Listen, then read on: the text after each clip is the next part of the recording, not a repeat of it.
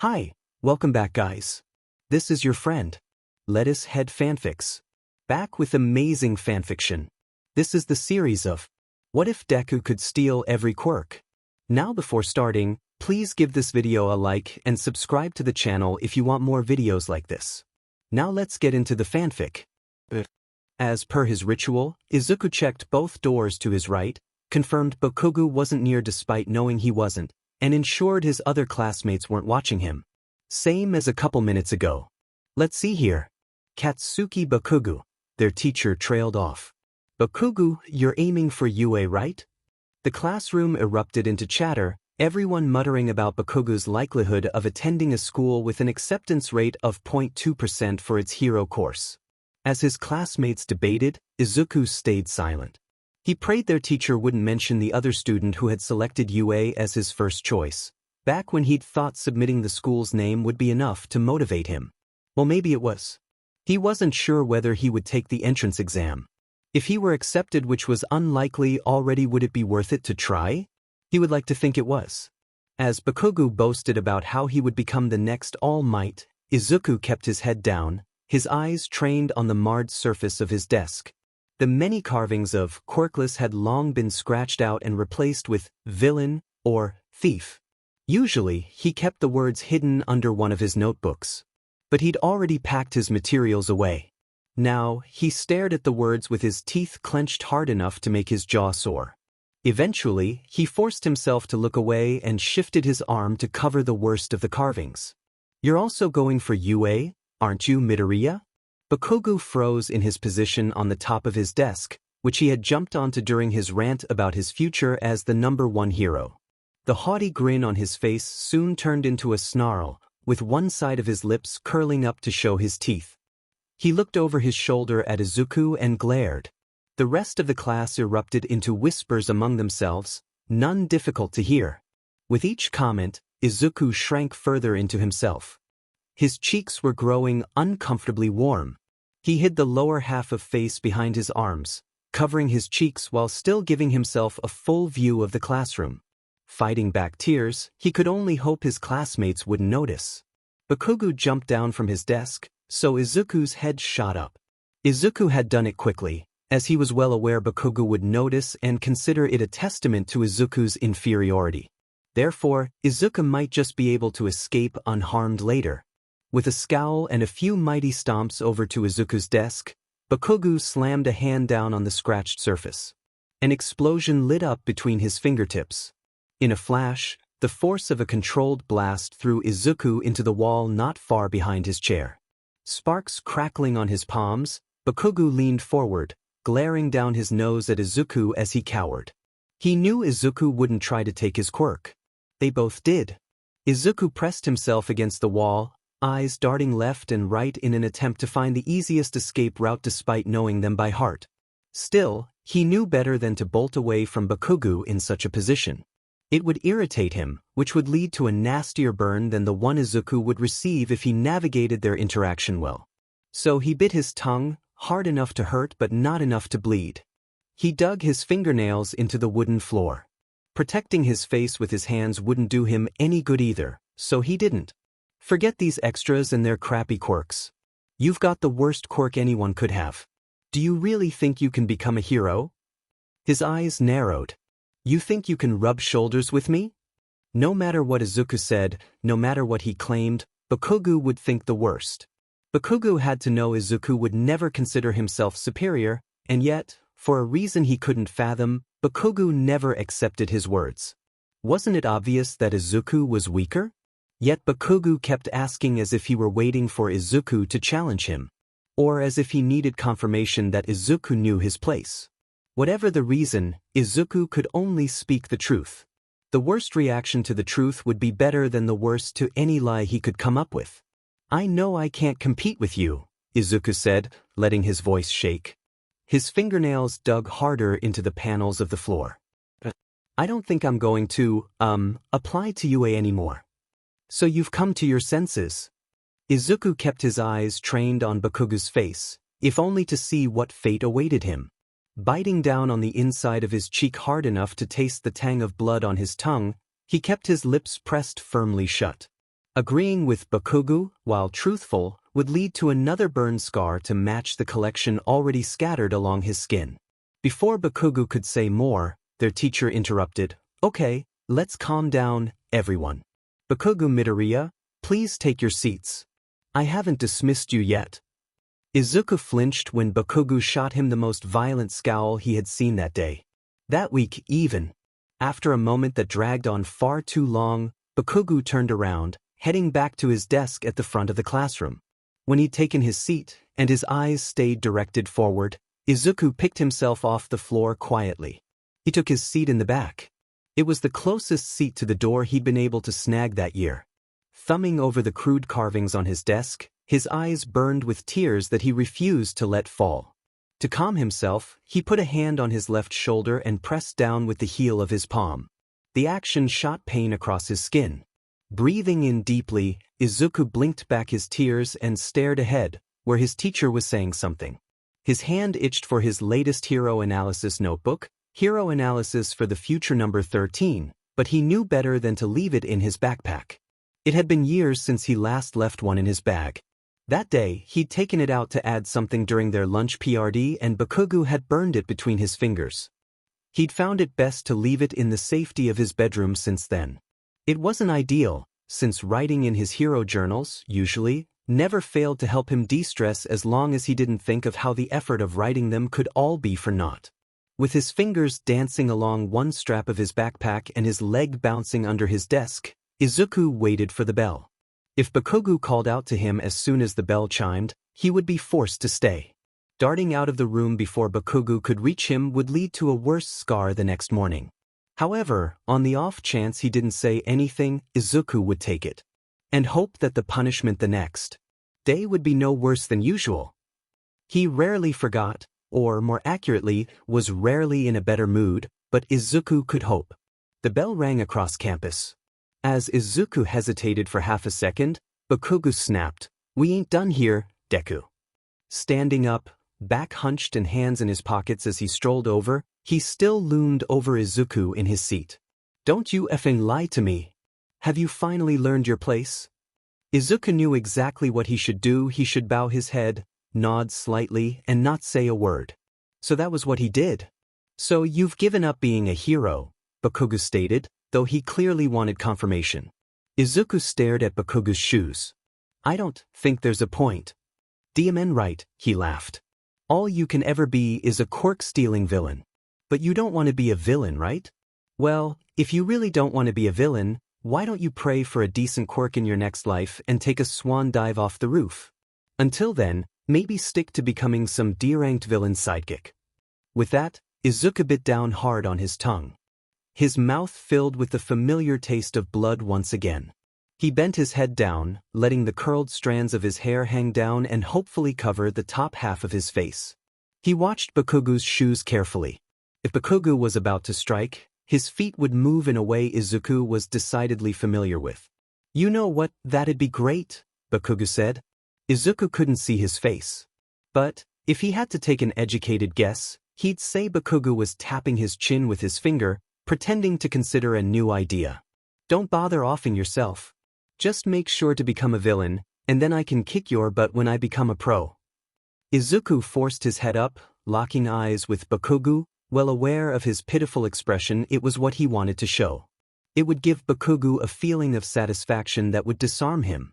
Would make him less likely to use his quirk. And it worked, because the silence dragged on for a moment, and when it had lasted a little too long, Bakugu slammed his hand down on Izuku's desk. Izuku flinched violently backwards. With a laugh, Bakugu lifted his hand and stepped away. Then, as he started towards the door, he said, "It's not even worth burning you." Now alone, Izuku reached down and grabbed his bag with trembling fingers. He let them rest there, eyes on the clock as the second hand ticked by agonizingly slowly. When 10 minutes had passed, and he was confident he wouldn't run into Bakugu or his friends, he heaved his bag up onto his right arm. He positioned it in such a way that he could balance it on the one shoulder. Years of practice made the task easy. The walk back home seemed longer than it had any right to be, but it had been that way for years. So Izuku trudged home, a mantra in his brain. He wasn't a villain. And he wouldn't become one, because his villainous quirk didn't have to define him. But he supposed it could define his career, because how many would be willing to see him as a hero? As he approached the underpass he passed every day, he swallowed hard. His tongue stung as he swiped it under a sharp canine. Focusing on the sting let him regain control of his thoughts, replacing the voice that told him he could never be a hero with the comfort that stemmed from focusing on the pain. The warmth from the sunlight beating down on his face disappeared as he walked into the shade created by the bridge above. He closed his eyes and took a deep breath. When he opened them, he was met with the sight of the sewer grate up ahead turning.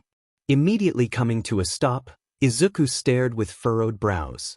It hit a snag only to JRK open. He took a step back. He'd been far too late.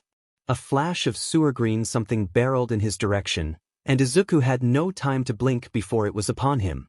A mass of sludge coiled around his waist and around his arms, pinning them to his sides as he struggled helplessly. His blunt fingernails tore at nothing. His muscles refused to cooperate. The slime clogged his nose, and his heartbeat started to roar in ears as he opened his mouth, desperate for air. The sludge slithered down his throat. Pain shot through his body, unbearable in a way that promised death. He was going to suffocate. With the last shreds of his consciousness, he forced his fingers to spread, against every fiber of his brain telling him not to. The action sapped the last of his strength. His body gave out and he collapsed. Izuku jerked awake to the sound of someone yelling. Well, maybe not yelling, but definitely talking loud enough to make his head throb. His eyes shot open as he shot 2 fingers to his throat to check his pulse, only to realize both his hand and neck weren't solid. Glancing down, his body was a moving mass of that same slime. His arms and legs were barely discernible. The urge to vomit bubbled up his throat. "Are you all right there, young man?" someone asked, his voice deep, resonant, and awfully familiar. Izuku glanced up, then away when his eyes landed on the figure just above him. Towering over him was the pro-hero that inspired millions, the hero that had saved millions, the hero that Bakugo was destined to become as powerful as. Belatedly, Izuku breathed, "All Might. Glad to see you're okay, young man. You had me worried there. Apologies for getting you caught up in my villain hunt." He glanced back at a man tied up behind him, body lying limp on the asphalt. "But I must ask you, what is your quirk? I almost apprehended you instead of the villain." He motioned towards the man again. Izuku dropped his head, letting the messy strands hide his eyes. He stared at All Might's shoes. Well. He couldn't refuse to answer the symbol of peace, of all people. Still, he wasn't exactly inclined to reveal the one quirk that even All Might might not be able to truthfully say could be heroic. It's the ability to take another person's quirk and use it as your own? Izuku nodded, eyes downcast. He forced his eyes upwards to gauge All Might's reaction, and he couldn't say it was a pleasant one. The pro had a smile on his face as always, but it was tight around the edges. He was clearly unable to think of a response that wouldn't be too harsh. "I know it's a villain's quirk," Izuku said. He tried to smile, but he could feel how awkward and unconvincing it was, so he dropped it. Can I give his quirk back?" "Oh yes," All Might said. He pulled 2 plastic bottles from his pockets, and Izuku wondered how they'd managed to fit, even in his cargo shorts.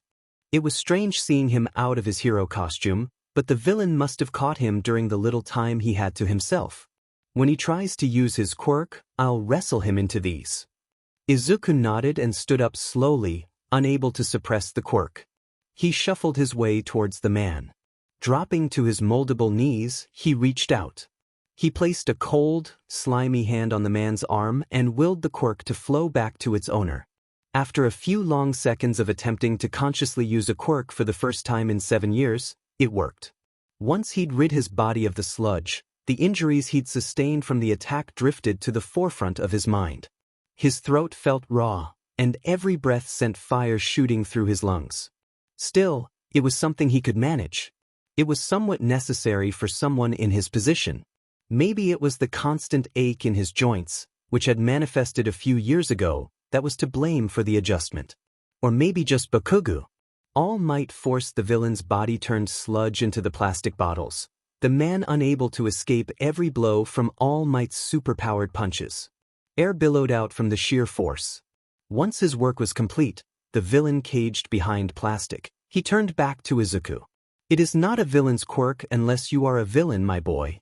It is what you do with it that determines whether it is villainous or not. Izuku stared at him. Do you really believe that? Of course. Do you think I could become a hero? Even with my quirk? Even when nobody agrees with you? For a moment, All Might seemed to hesitate, but his smile stayed unwavering on his face. At first, Izuku tensed, but then All Might said, "It would be difficult, I cannot deny that. But I believe you can be a hero," and Izuku's shoulders dropped. And just like that, he was crying. But he was smiling as well. He could be a hero. Had he ever heard those words before? Have you considered applying to UA? Izuku tilted his head. Did that question have anything to do with the rumors of All Might becoming a teacher at UA this year? Izuku nodded, sniffling. Did. It used to be my dream school. Maybe. I believe you should apply. I would say you have a good chance of being admitted into the hero course. He opened his mouth, hoping to find something to say when he did, but he didn't. For the most part, he'd stopped crying, but now he wasn't sure he wouldn't start up again. Of course, it was possible that All Might was only suggesting the option to appease him for fear of what he'd do otherwise. He had the quirk of a villain, after all. If All Might destroyed his dreams now, he'd take the option that was expected of him since the day his quirk manifested. Was All Might only encouraging him to put an end to a potential threat? To be able to supervise him? No, he shouldn't think like that. Here the symbol of peace was telling him the one thing he'd been craving to hear for nearly a decade. Izuku wasn't going to doubt him. Even if All Might was indeed looking to control him, the fact remained the same that he had said Izuku could become a hero. Why would he lie about that? Would he lie when, if it weren't possible, Izuku would eventually reach the same conclusion and become a villain in his indignation? Maybe Izuku could be a hero. All Might wouldn't know personally if it were possible. His quirk was too heroic for that. And while Izuku couldn't name a hero with a quirk truly comparable to his, and he knew just about every pro-hero in every hero-centric country, including the major underground heroes in Japan, there were some with seemingly villainous quirks. The top 10 list of heroes with villainous quirks didn't exist for nothing. Maybe Izuku really could get into a hero course. And become a hero. And prove to everyone that he wasn't villainous, that villainous quirks didn't exist. You really think so? Izuku asked, but it was a stupid question. He shook his head. I'll do it. I'll apply. Thank you. The sound of a blast of wind startled Izuku out of his thoughts, and he hoped All Might hadn't seen his instinctual flinch. But he couldn't have, because he was surrounded by steam. Where it had come from, Izuku had no clue. When the steam cleared, Izuku was met with the sight of a scrawny man, his face sunken like he hadn't eaten in weeks. His eyes darted around the dark underpass, searching for the All Might he'd grown up watching. He turned up empty. No, the scrawny man's bright blonde hair and black scara and blue irises were the same as All Might's. Had he been hit by a quirk? But nobody else was in the area. All Might? What happened? The man sighed, and a little rivulet of blood ran from the corner of his mouth. He swiped it away with the back of his hand without looking to see if he was even bleeding. Was it really that common an occurrence? Now you've seen the real me, kid. Don't go telling anyone about this, okay? Izuku stood in silence, gaping. What had happened to All Might's more muscular form? Had he always had two forms, or was this a new development? Was it permanent or temporary? If he was bleeding from the corner of his mouth, he was likely injured internally. And while that seemed to be something that should be temporary, he would have already sought aid from the best doctors the country, or world, could offer, so it didn't make much sense for him to be so casually bleeding unless he'd resigned himself to that life. Izuku found it best not to voice anything, figuring the hero wouldn't answer his questions anyway. So he waited for All Might to explain himself in a way he deemed appropriate for a civilian to hear. 5 years ago, All Might started, pulling the hem of his shirt up to reveal an old, gruesome gash in his side. A villain did this to me. I went through countless surgeries, and I've wasted away because of them. I can only do my hero work for about 3 hours a day now. Izuku cringed at the sight of the wound. 5 years ago? Was that when? Izuku began, but he didn't finish his thought, as any villain that came to mind surely couldn't have done so much damage. Not to the number one. This fight was never made public. So I'll ask that you keep it a secret. Of course, Izuku said. But why tell me so much? All Might sighed. Anyone who saw this, he said, gesturing from his face to his feet, would have questions. And they'd be more likely to voice them online if I didn't offer an explanation. They would be too curious to find an answer. There is still a chance you'll reveal my secret, but I trust you won't. He gave Izuku a pointed look. Izuku nodded. I'll keep it a secret. Thank you, All Might said, patting his pockets where he'd stuck both bottles to ensure the villain was still inside of them. He started toward the end of the tunnel on the side that Izuku had come from originally. Now, if you'll excuse me, I should be getting this villain to the police station. As All Might turned to leave, Izuku squeezed his eyes shut for a quick moment before opening them again, a smaller than before but stupid smile on his face. Thank you. For everything. I'll try for you, eh? I'll try my best to be a hero. The pro turned his head to meet Izuku's eyes. I wish you the best of luck, young man. As All Might shifted back into the form Izuku and the rest of the world recognized, jumped up with his quirk aiding him, and disappeared onto the top of a nearby building, Izuku watched him go. Maybe, just maybe, Izuku could be a hero. The first thing Izuku did after All Might disappeared was text his mother, who'd left 3 missed calls and 5 texts on his home screen.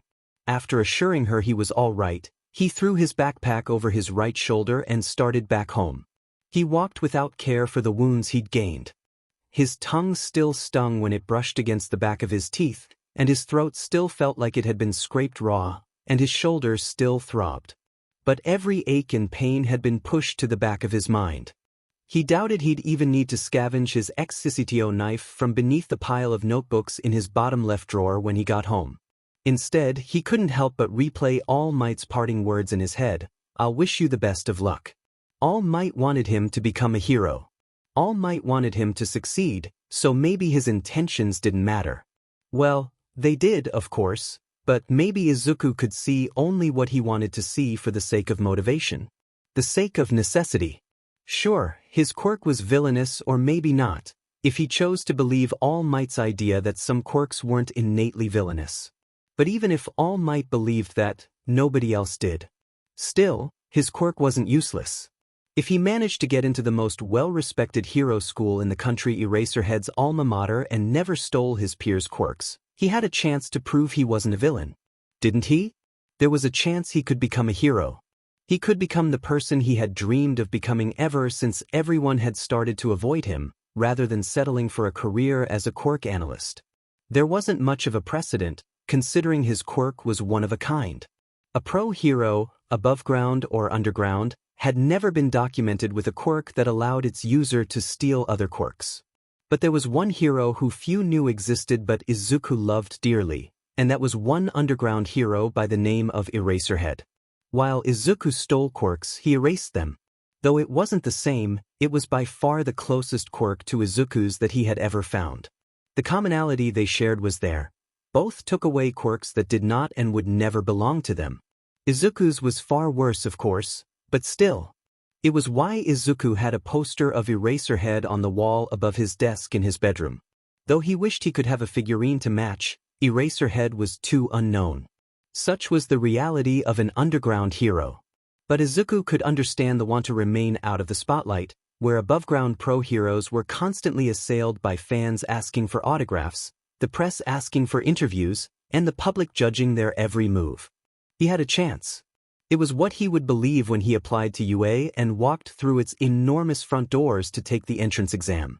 Because what had he been thinking, deciding it would be best to give up and rewrite the list at least in his head, as he could only submit his form once of his top-choice high schools.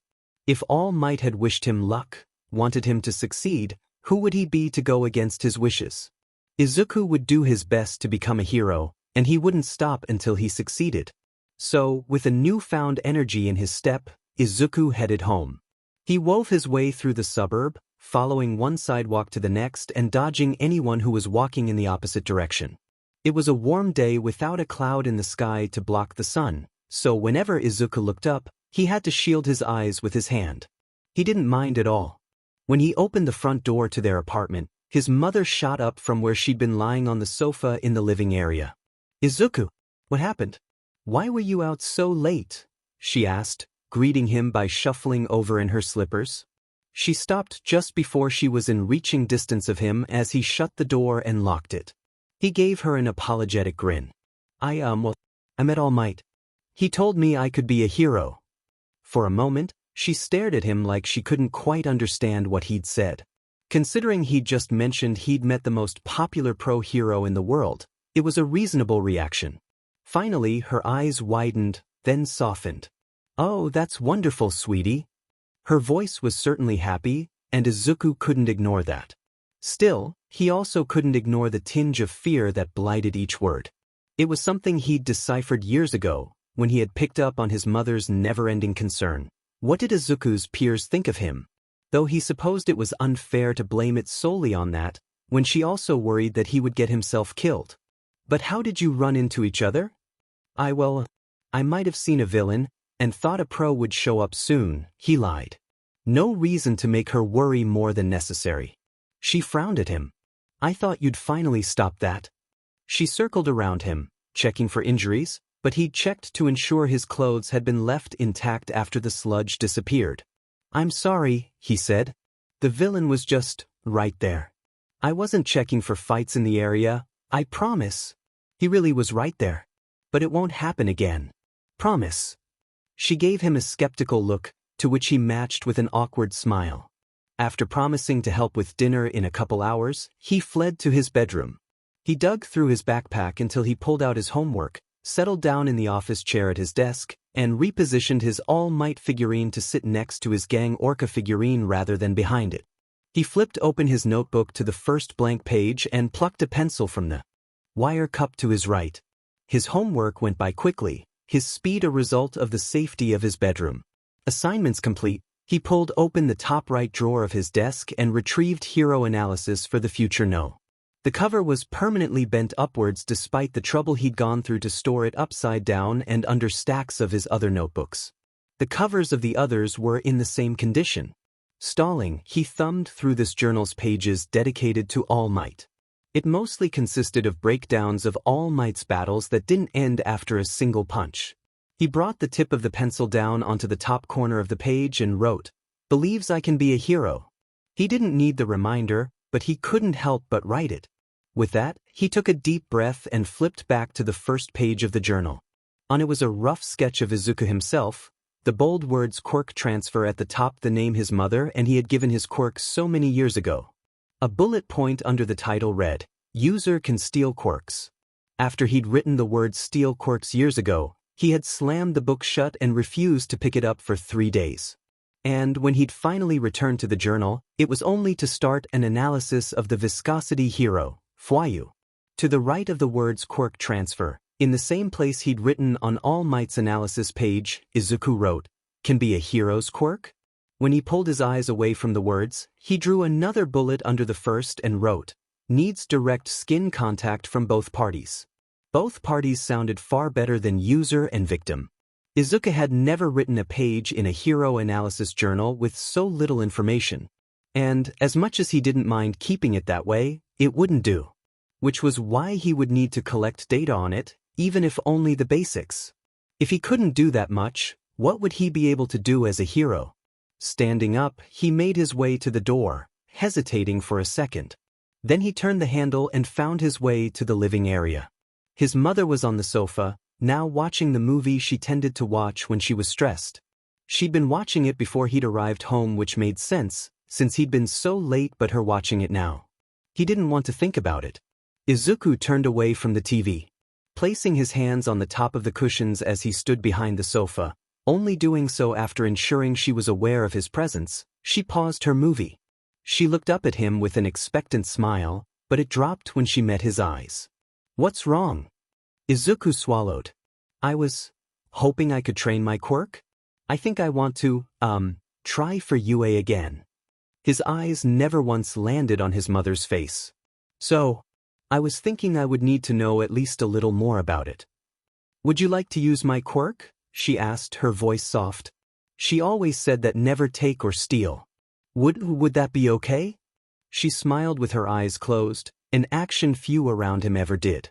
In fact, the only other person who consistently turned their back on him was Bakugo, as Bakugo was ever confident in his deduction that Izuku would never take his quirk. Maybe that was a kindness in its own right. Of course. She paused, then patted the cushion beside her. What would you like to try?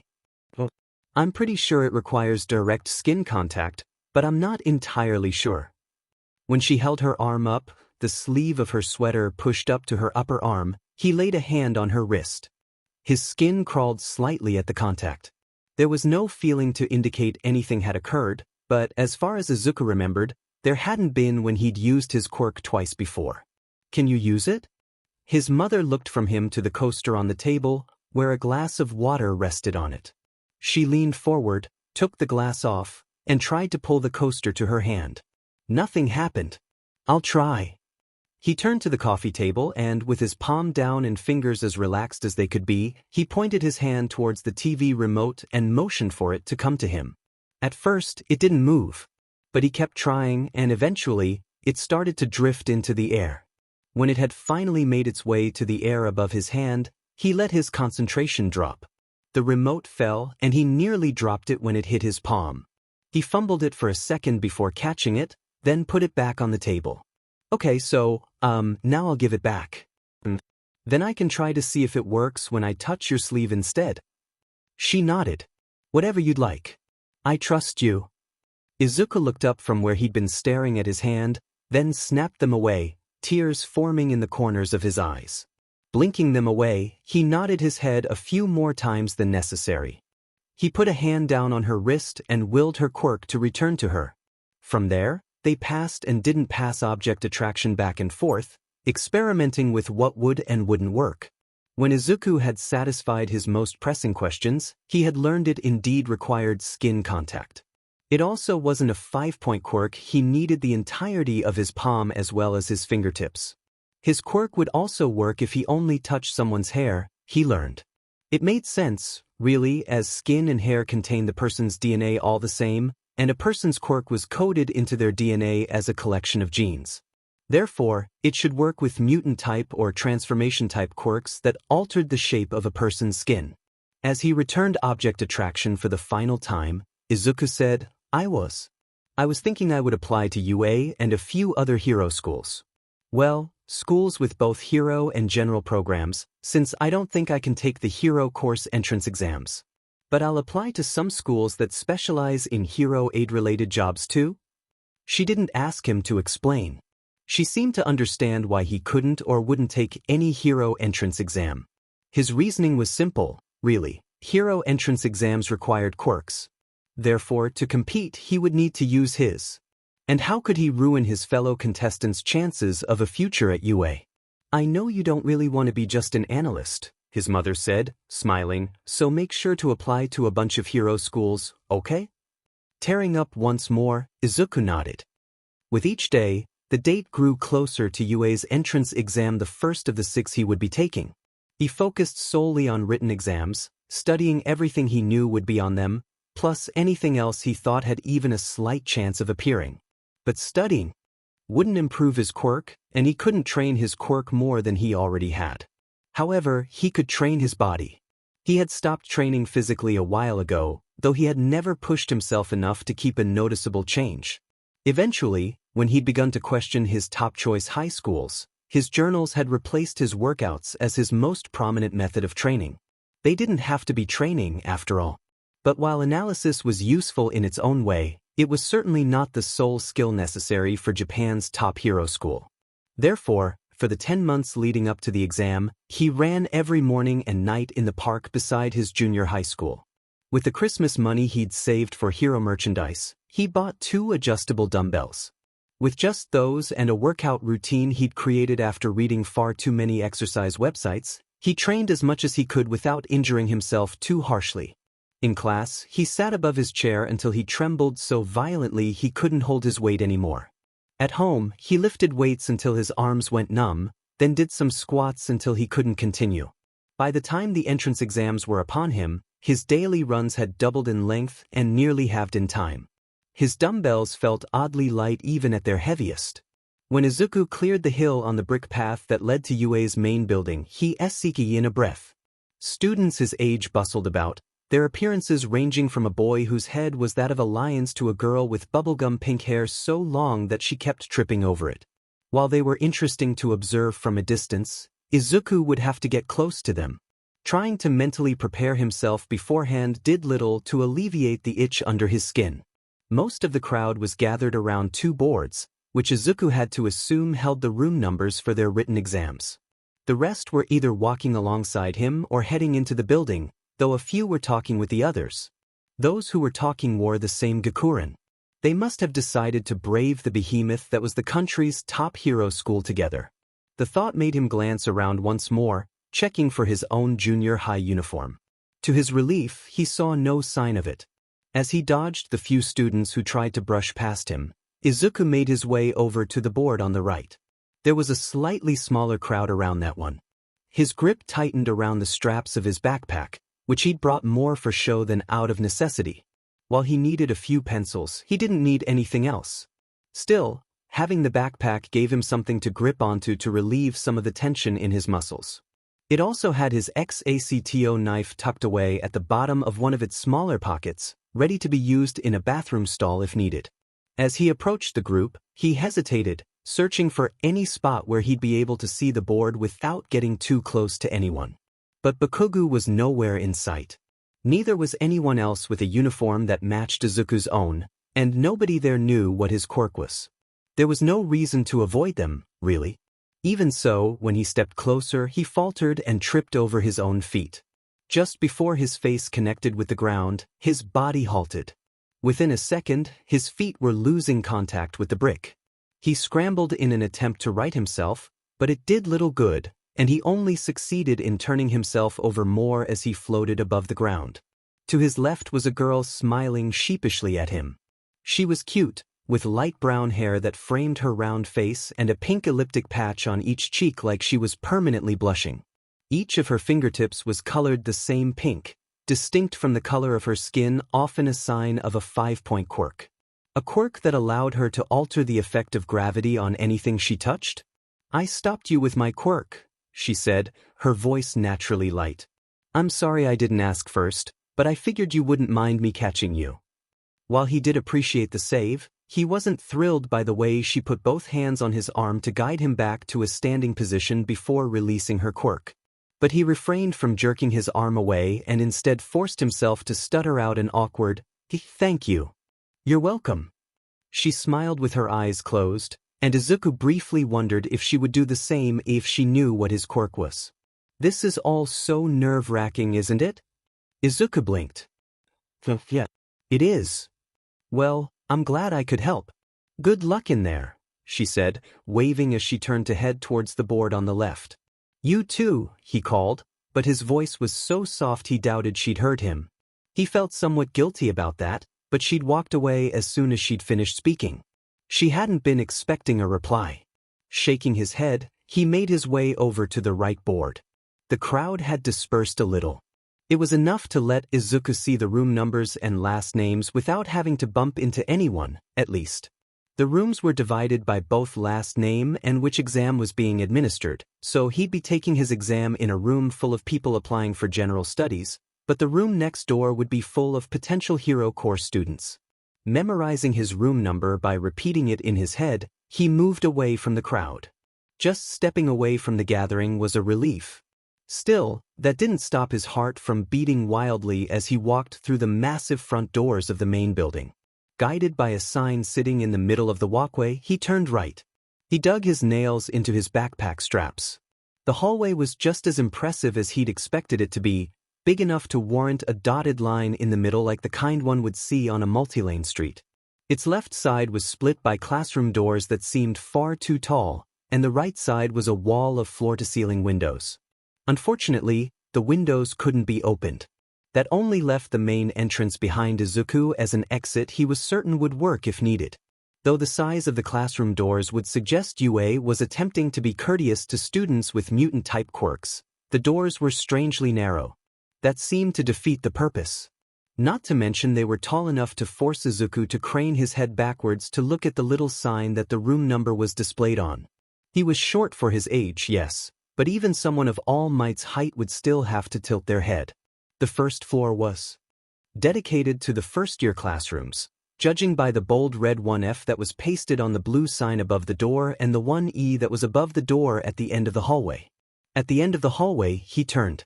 He made sure he kept to the left side of the dotted line. Though he could tell the hallway turned left again at the end, Izuku wouldn't need to take another turn. Just before the turn was Class 1 as classroom, obvious by the blocky 1A that was painted on the door. It was the only door to have its label painted on it. At least the school acknowledged its favoritism, Izuku supposed. His exam room, Class 1D, was the second door on his left, one that came after what he assumed was a janitor's closet. The door was open, and from his angle, Izuku could see the hunting dog hero, Hound Dog, sitting at the desk at the front of the room. He was wearing his hero costume, complete with a muzzle that he could talk through. Though he knew he'd be too nervous to talk to Hound Dog for anything not exam-related or even exam-related, honestly it was still rather exciting to see a pro-hero up close. As he walked, he glanced up at the other classroom doors down the hallway. When he did, he managed to catch a glimpse of the girl who'd saved him walking into Class 1A. If he wasn't mistaken, that was one of the rooms for the written portion of the hero course's exam. Izuku's eyes moved down to Class 1B, then down to Class 1C. Class 1C, he remembered seeing, was another room dedicated to the hero course examinees. Strangely, the door was closed, and a crowd of around a dozen students were loitering outside, clearly waiting to be let into the room. It seemed like the wrong time for a proctor to be late. "This is a general studies room, right?" a deep and raspy but clearly feminine voice asked. "Like, for taking the exam?" Izuku stopped in his tracks and turned to face the girl, unsure of whether he was the one she was talking to. Piercing brown eyes that were framed by black markings, a mutant-type wolf Quirk, stared down at him. It took him a moment to recognize her as the girl who'd been waiting with the rest of the group to get into Class 1C, though she'd been leaning on the wall instead of talking with anyone. One blue-gray furry ear on the top of her head twitched as she waited for an answer. The fur seamlessly blended into her partially tied-back, waist-length hair, as it was the same color. "Oh, yeah it is," he said. "What's the point of going to UA for general studies? Isn't it a little expensive to go to the country's best hero school just to take a general course?" It took Izuku a moment to respond.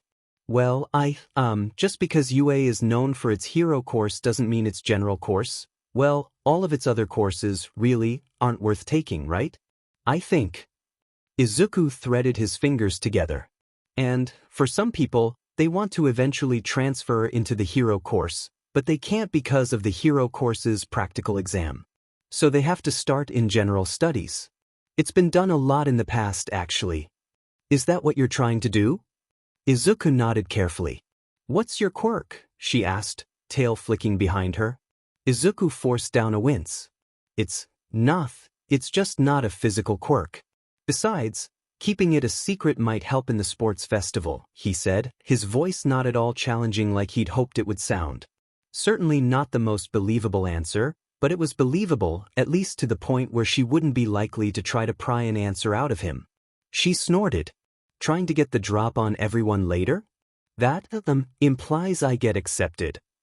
"You're not planning to?" "Of course," Izuku said.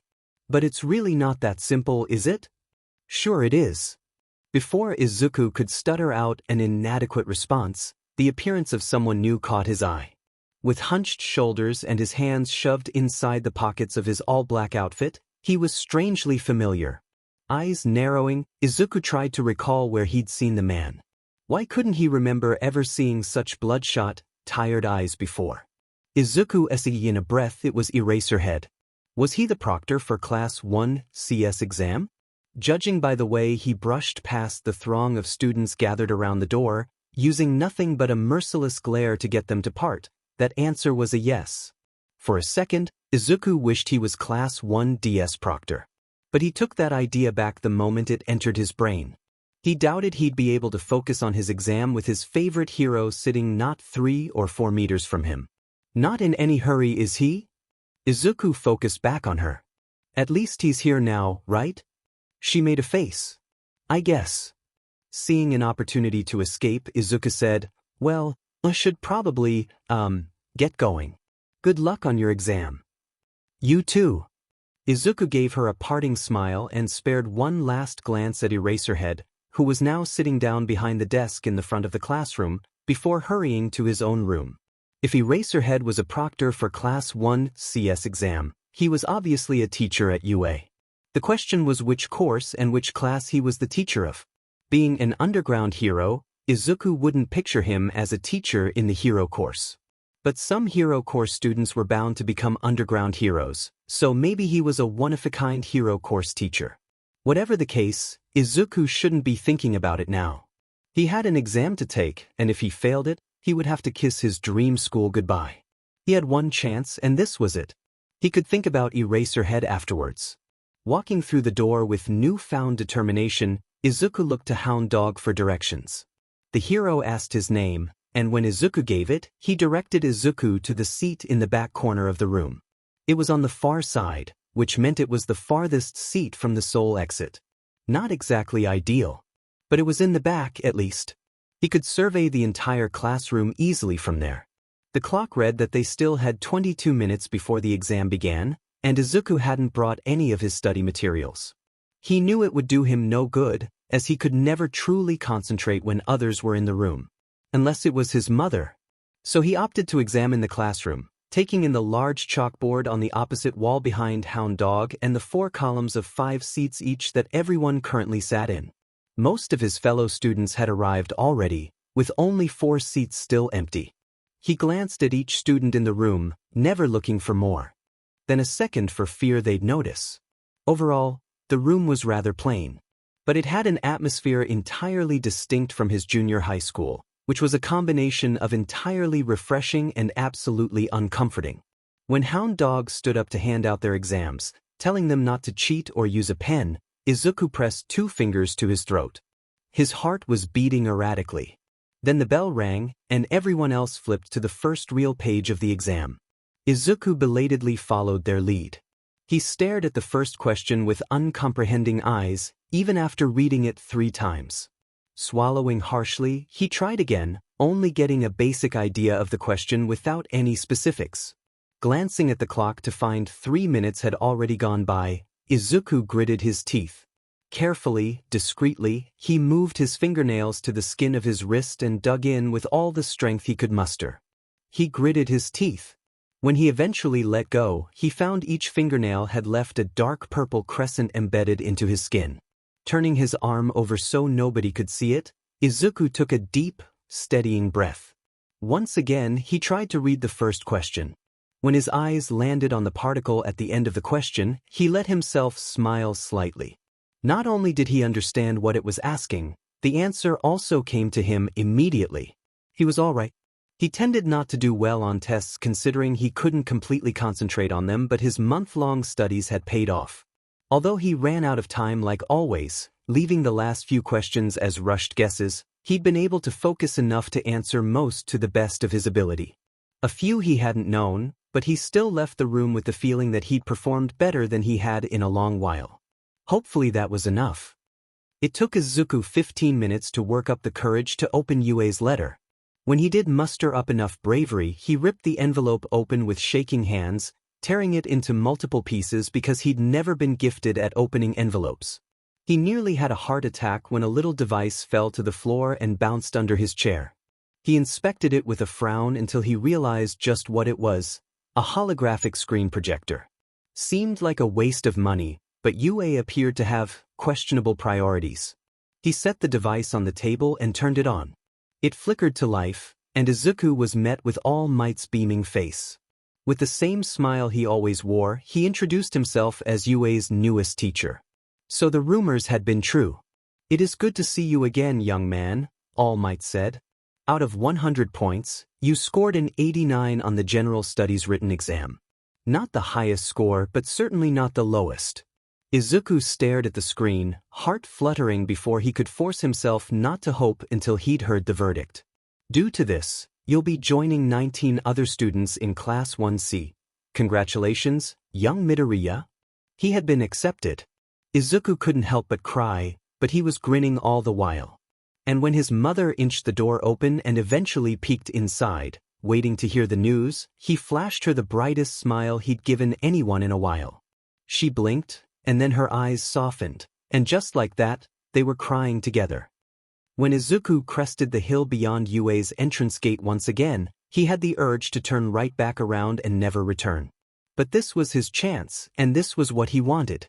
So he dug his fingernails into his embarrassingly sweaty palms and started walking again. Eventually, he put his left hand on his backpack strap and shoved his right in his pocket just to keep it from swinging awkwardly by his side. After nearly tripping on the walkway again, he walked through the front doors of the building, which had been left open. Would the doors be open every morning? There was no way a single student would be able to open them. Even a crowd of students working together would most likely fail. At least, a crowd of students without any strength-enhancing quirks. Izuku had his schedule in his pocket in case he needed it, but he'd already memorized it in preparation, as he'd prefer not to take his eyes off of his surroundings to glance at the paper. Turning right and then left, he walked by a few students loitering in the halls.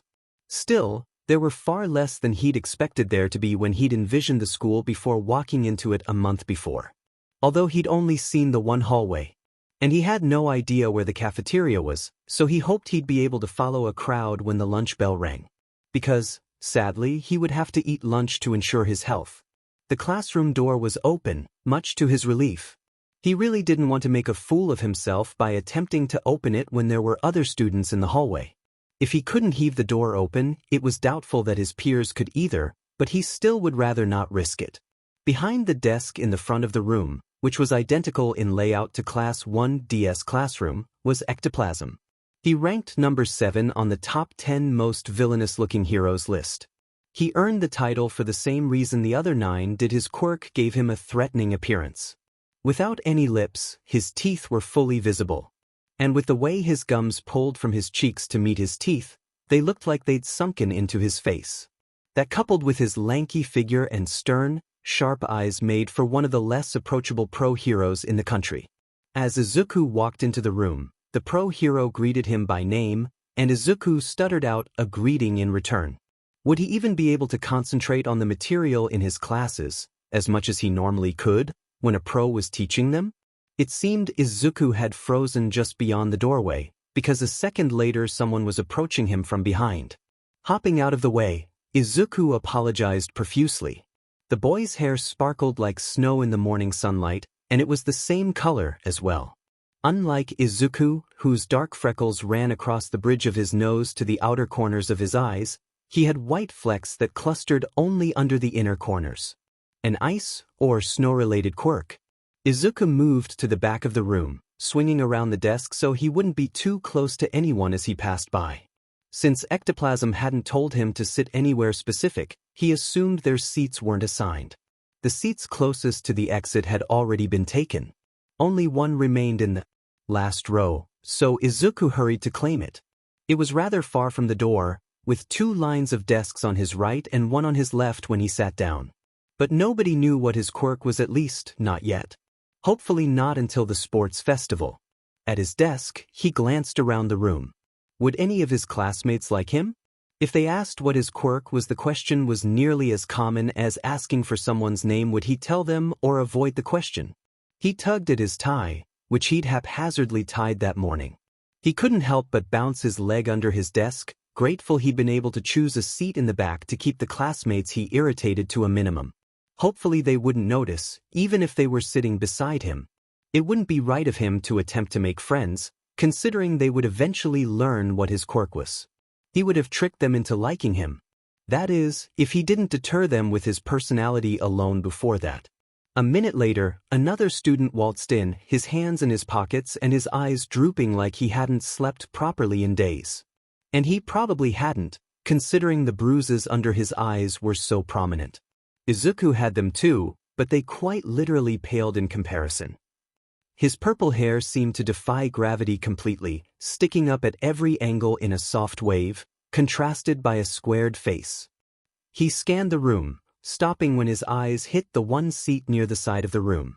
As soon as he sat down, he put his head on his desk and closed his eyes. Out of all the classmates Izuku could see, he seemed to be the least approachable. The last 3 students wandered in not soon after. "All right, now that everyone is here, I'll introduce myself. I'm the duplication hero, Ectoplasm. I'll be your homeroom teacher this year, so I hope we can get along. I won't bore you with a speech that you don't want to listen to. So I'll just tell you this. Today we'll mostly be meeting your teachers and getting accustomed to everything. But, first, we have an entrance ceremony to go to."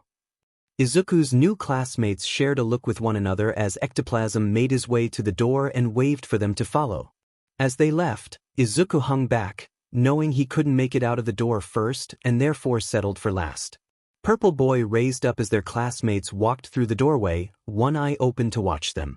Only when everyone had passed, including a reluctant Izuku, did he move towards the door.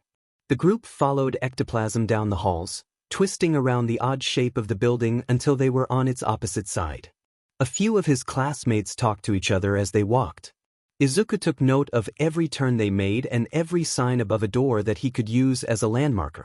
If he didn't want to get lost in the future, if he didn't want to give everyone another reason to mock him, he needed to learn where everything was and remember it by the end of the day. Once they reached the auditorium, Izuku wanted to cower at the sheer size of the building. It was detached from the main building, complete with 4 exits at the back and 2 down beside the wooden stage. But those 2 were emergency exits. His class filed into a line, and Izuku tried to fall back so that Purple Boy would have to take the spot in front of him, but he shot Izuku a glare. With that, Izuku somewhat scrambled to the next open seat in the row, unfortunately sandwiched between 2 classmates with only a thin armrest separating them. Izuku planted his hands in his lap with rigid arms and refused to move them. He searched for any faces he recognized, hoping to see Nice Girl and Wolf Girl in one of 2 hero course homerooms. But he couldn't spot them or Bakugu anywhere. Izuku knew for a fact that Bakugu had been offered a spot in Class 1A. His mother had called Izuku's to give her the good news, and Izuku's mother had relayed it to him. But, from the looks of it, Class 1C was the last class to arrive. The voice hero, Present Mike, took the stage a minute later with the announcement that everyone was there, so the hero courses weren't coming then. Did they have a separate orientation? Or were they skipping it because it was only useful for the other courses? At least, at the beginning, the entrance ceremony was similar to any other schools. It lasted about an hour, and most of that time was spent by their principal, a bipedal mouse that couldn't be taller than Izuku's waist. He introduced himself as Principal Nizu, then wished his audience the best of luck during the year in the most roundabout way possible. But when he finished his final anecdote, the teachers were introduced.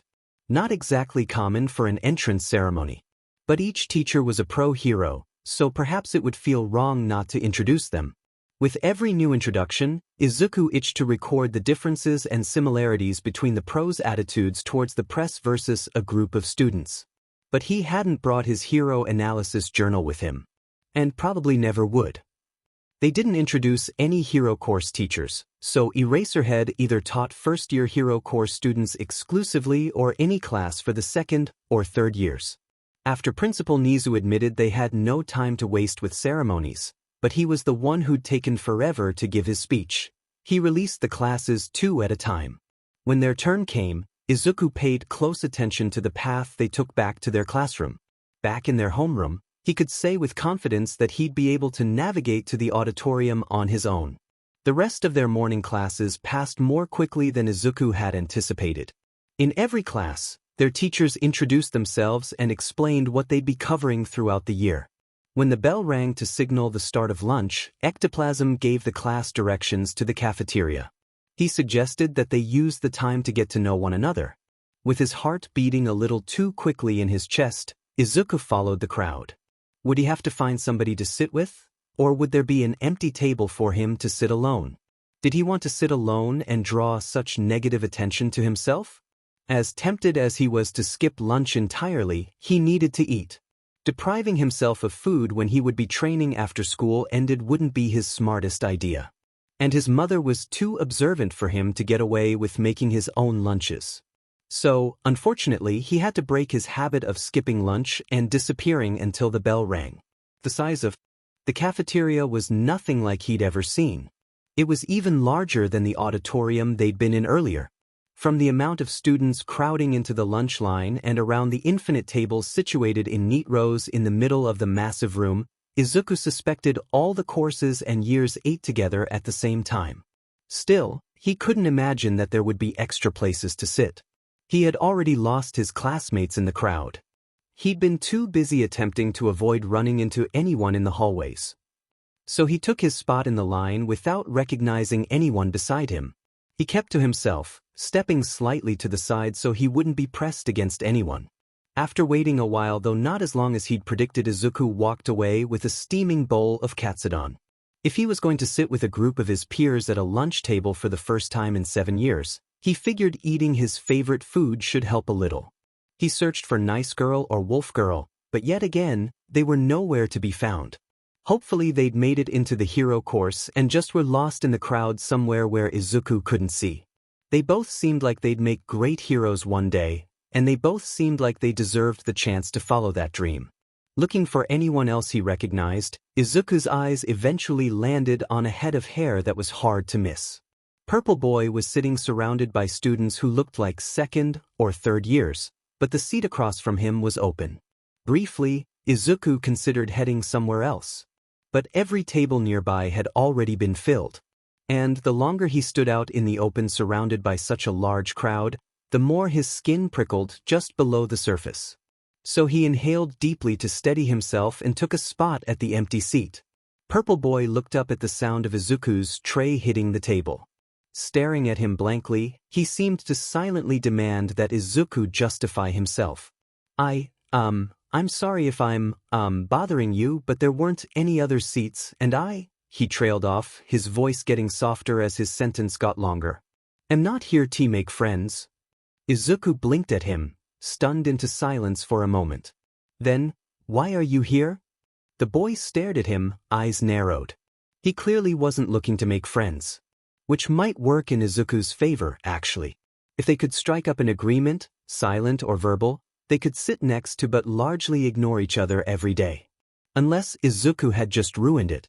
Gruffly, he said, "To be a hero." Izuku's heart skipped a beat. "Me too." The boy raised his head from where he'd been staring at his rice, clearly more interested in their conversation now despite his face remaining neutral. He stared at Izuku as if he were prompting him to continue, so Izuku did. I actually didn't take the hero course's exam, since, well, I knew my quirk, it wouldn't work with the practical portion." "Did you take the hero course exam and the general studies exam, or just the general studies?" "Both." "So you didn't score enough points? Or did you not score any?" he asked, then cringed. I'm not.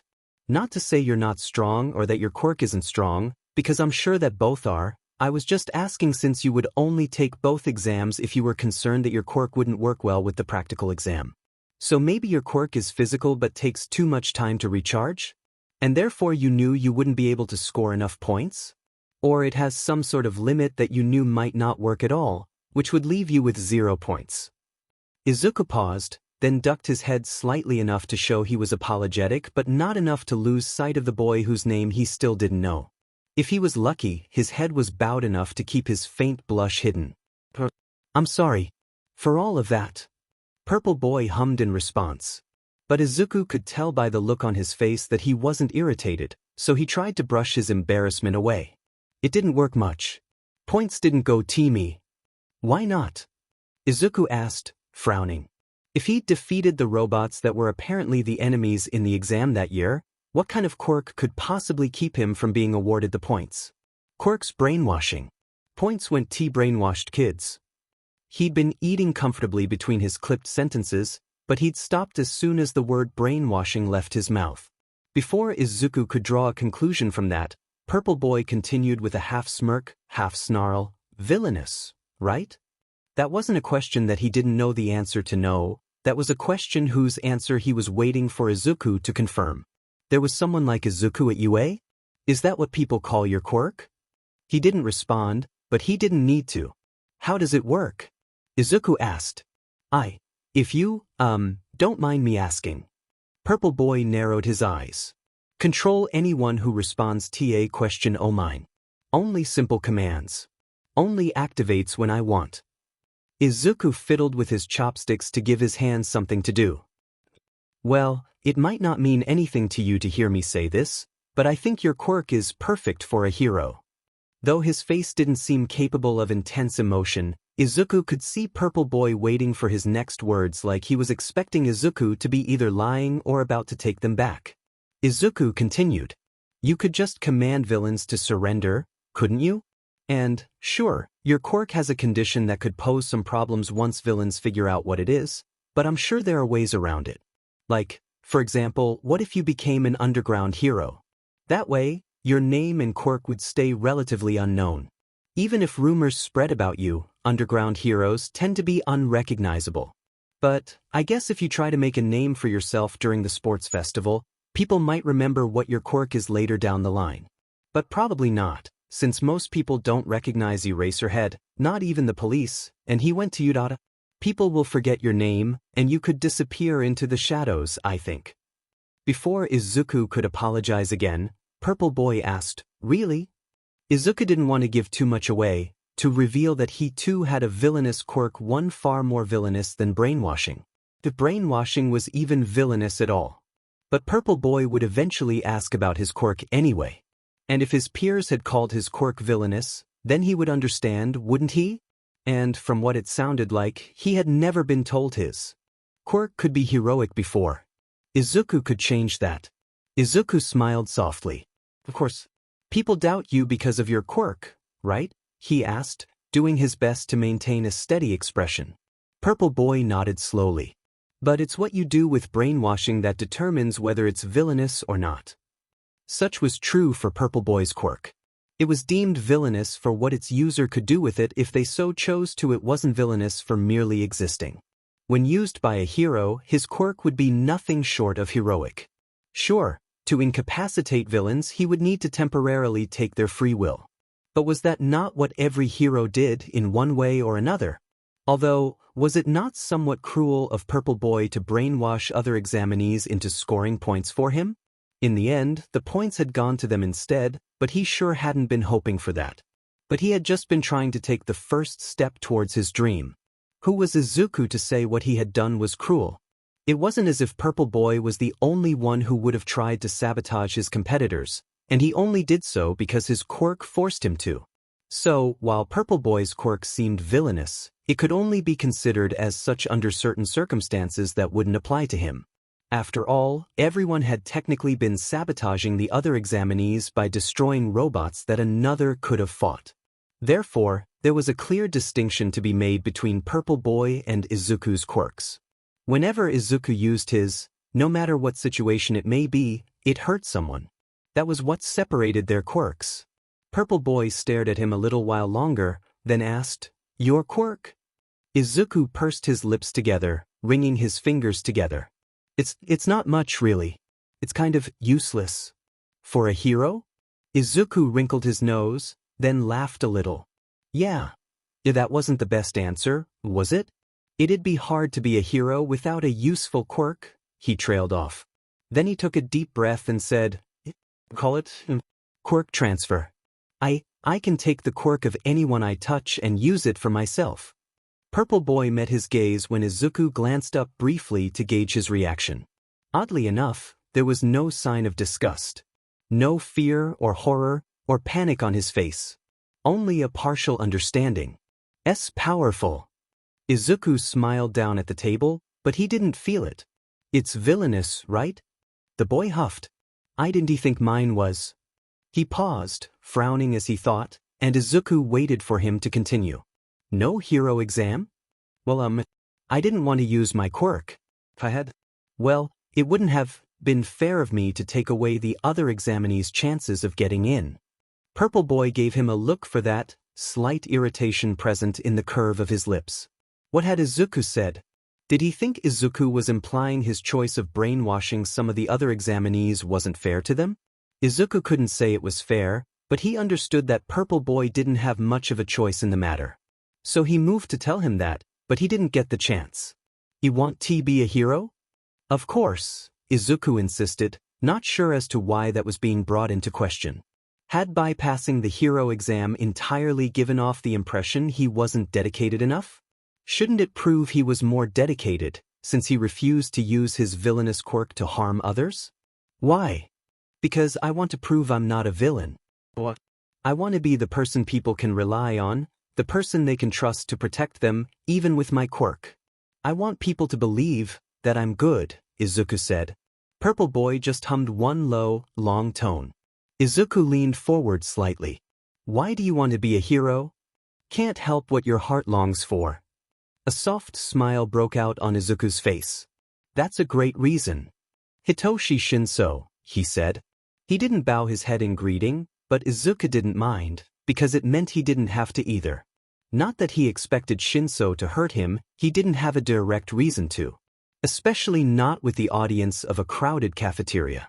Izuku Midoriya. The bell rang not long after, and they walked back to their homeroom in a comfortable silence. Well, calling it comfortable might have been slightly generous. However, Shinso clearly wasn't much of a talker, so Izuku let the silence linger. They both were able to make it back to the classroom of their own volitions, with neither following the other. Much to Izuku's relief. It was their first class after lunch that Izuku had been looking forward to, simply because it was Quirk studies. Physical education came next. They spent the PRD taking physical fitness tests, from a sitting toe touch to grip strength. Izuku was happy to see that in every test, his results had gone up considerably since junior high. Well, except for the sitting toe touch. He'd need to incorporate more stretching into his daily training. The day ended after their 7th PRD, and when there were 5 minutes left, Izuku started to pack away his notes out of habit. When he glanced toward Shinso, he saw him doing the same. Did he too pack his belongings away early to escape the classroom before someone could catch up to him? Shinso had experienced at least some of the same treatment as Izuku had, so what if it wasn't simply a desire to go home quickly? But he didn't look nervous or cautious as much as he just looked bored, so maybe not. When everyone began to filter out of the door after ectoplasm dismissed them, Izuku lingered in the back. Shinso did the same, both straps of his backpack around his shoulders. Once the rest had cleared out, surprisingly enough, Shinso waited for Izuku. He didn't have the look in his eye that Bakugo always had when he waited for Izuku, so slowly, Izuku walked over to his side. Train with me. After school, Shinso said. You want to train with me? Shinso gave him a look. Right. Obviously, Izuku said. But where? And in what? I mean. Or, no, that last one is obvious. Sorry. But am I really a good choice? Park near here. Sparring. Oh, that's a pretty good idea, actually, since we'll both run into situations where we won't be able to use our quirks. If we become heroes, that is, or even transfer, Izuku blinked. Not to say I think you won't transfer or become a hero, of course. Well, it's never guaranteed. Start tomorrow. Okay, tomorrow. Thank you for offering, Izuku said, grimacing at the sound of his own words. Luckily, Shinso had already turned around and walked a little ways ahead. After a moment of hesitation, Izuku decided to let Shinso walk home alone, where he couldn't bother him with his inability to hold a conversation. When Shinso was far enough ahead, Izuku started home as well. The sports festival was rapidly approaching, and Izuku and Shinso were preparing in the best way they knew how, by sparring. Which was why they were headed to their favorite training site. As they turned right to walk into the hallway, Izuku glanced down the hall and waved at Uraraka Nice Girl when their eyes met. They had bumped into each other on the last day of their first week at UA, as she had earned a spot in Class 1A.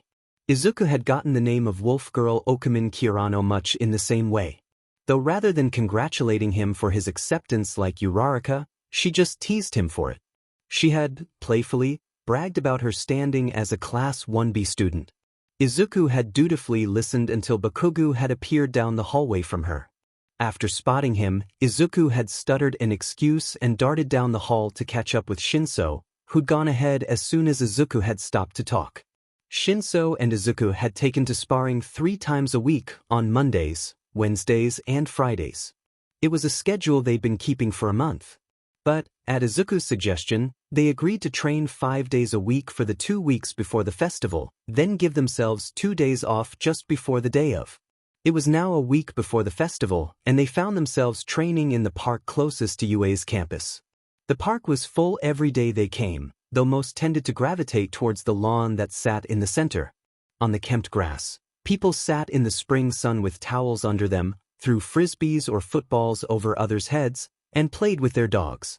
A wide sidewalk wrapped around the lawn, and dotted along the sidewalk were vendors who could convince nearly anyone to buy a popsicle or a taiyaki. Shinso and Izuku had learned to give the vendors a wide berth when they headed to their spot. But, on more than one occasion, they'd gotten themselves a snack on their way home.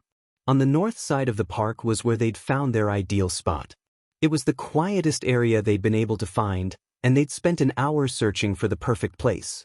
It was hidden behind a cluster of towering trees that dropped pine cones on the pine straw below.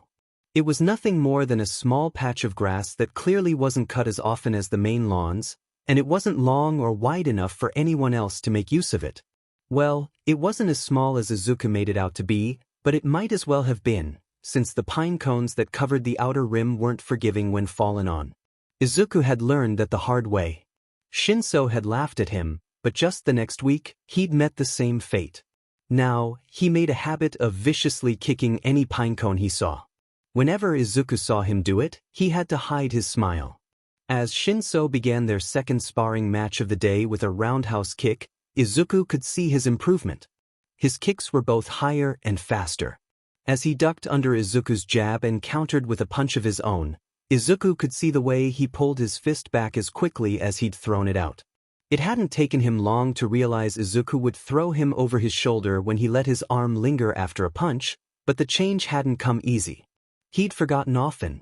And Izuku never passed up an opportunity to try a new throw he'd learned from watching martial arts videos. Now, however, any attempt Izuku made to grab his arm ended in failure. While Izuku had never had a problem pulling his punches back, his most glaring limitation was dodging attacks. Just as he'd expected it to be. He was surprisingly gifted at predicting Shinso's movements. He was able to decipher in a split second whether Shinso would be throwing a punch, hook, uppercut, or a kick depending on the way the fight was going and the way he shifted his weight. However, despite knowing what attack was coming before it had been thrown, Izuku's body froze when faced with a blow about to land. And when Shinso landed a hit, it was solid and brutal. His power was a testament of his brute strength and nearly perfect form. This habit of Izuku's was one that had left him with too many bruises to count for far longer than it took Shinso to learn to pull his punches back. At first, he'd only improved his ability to counter a kick. Catching a kick came easier to him. After all, it required him to take the brunt of the attack in order to pull Shinso's foot out from under him. Closing in on Shinso before he could put true power into his kick also came easy, since Izuku was still letting himself take a hit to do so. But, over time, Izuku had started to walk home without quite as many parts of his body aching as before. He'd learned to slip just out of the way of Shinso's punches, letting Shinso's knuckles graze his cheek instead. It was the only compromise his body seemed to allow, so he worked with it, learning to move his body so slightly that he essentially stood still. Still, he occasionally took a blow full force. When the attack seemed too familiar and his body locked up, Izuku pushed forwards, grabbing the back of Shinso's neck and driving his knee into Shinso's chest. It was the best place he could think of, as it would only knock the breath out of him. Against a different opponent, Izuku's knee might drive into a nose. Without his breath, Shinso was easy to knock over with a sweep to the back of his knees and a push to the shoulder. Izuku stared down at Shinso, watching him to ensure he was all right. Shinso groaned and sat up. "Happy now?" Izuku replied, and the next thing he knew, he was on the ground, lying on his back. Shinso gave him a smug grin from above, showing his perfectly straight teeth. "That's cheating," Izuku said. "We agreed on not using our quirks." All's fair. Izuku pouted more for show than anything else, then got to his feet by himself. Shinso had stopped offering a hand ever since Izuku had stuttered out an, it's okay. You don't ever have to, during their first week of sparring. Clearly Izuku's face had, unfortunately, betrayed the true reason for his words. Shinso didn't ask why, though. Izuku would forever be grateful for that. Instead, Shinso had made a comment about how he didn't like to be touched either. While it didn't achieve its desired effect, Izuku understood his intention all the same. "Another?" Shinso asked. Izuku nodded and they put some distance between each other and raised their fists to rest just beneath their chins. Shinso made no move to resume their fight and instead said, "Have an idea what the festival be? What the 3 events will be?" Izuku asked, just to give Shinso an opportunity to correct him, but he didn't take the chance. Instead, he launched himself forward and toward Izuku, pulling his right arm back slightly. He had a habit of telegraphing his first moves no matter how many times Izuku suggested he try to stop.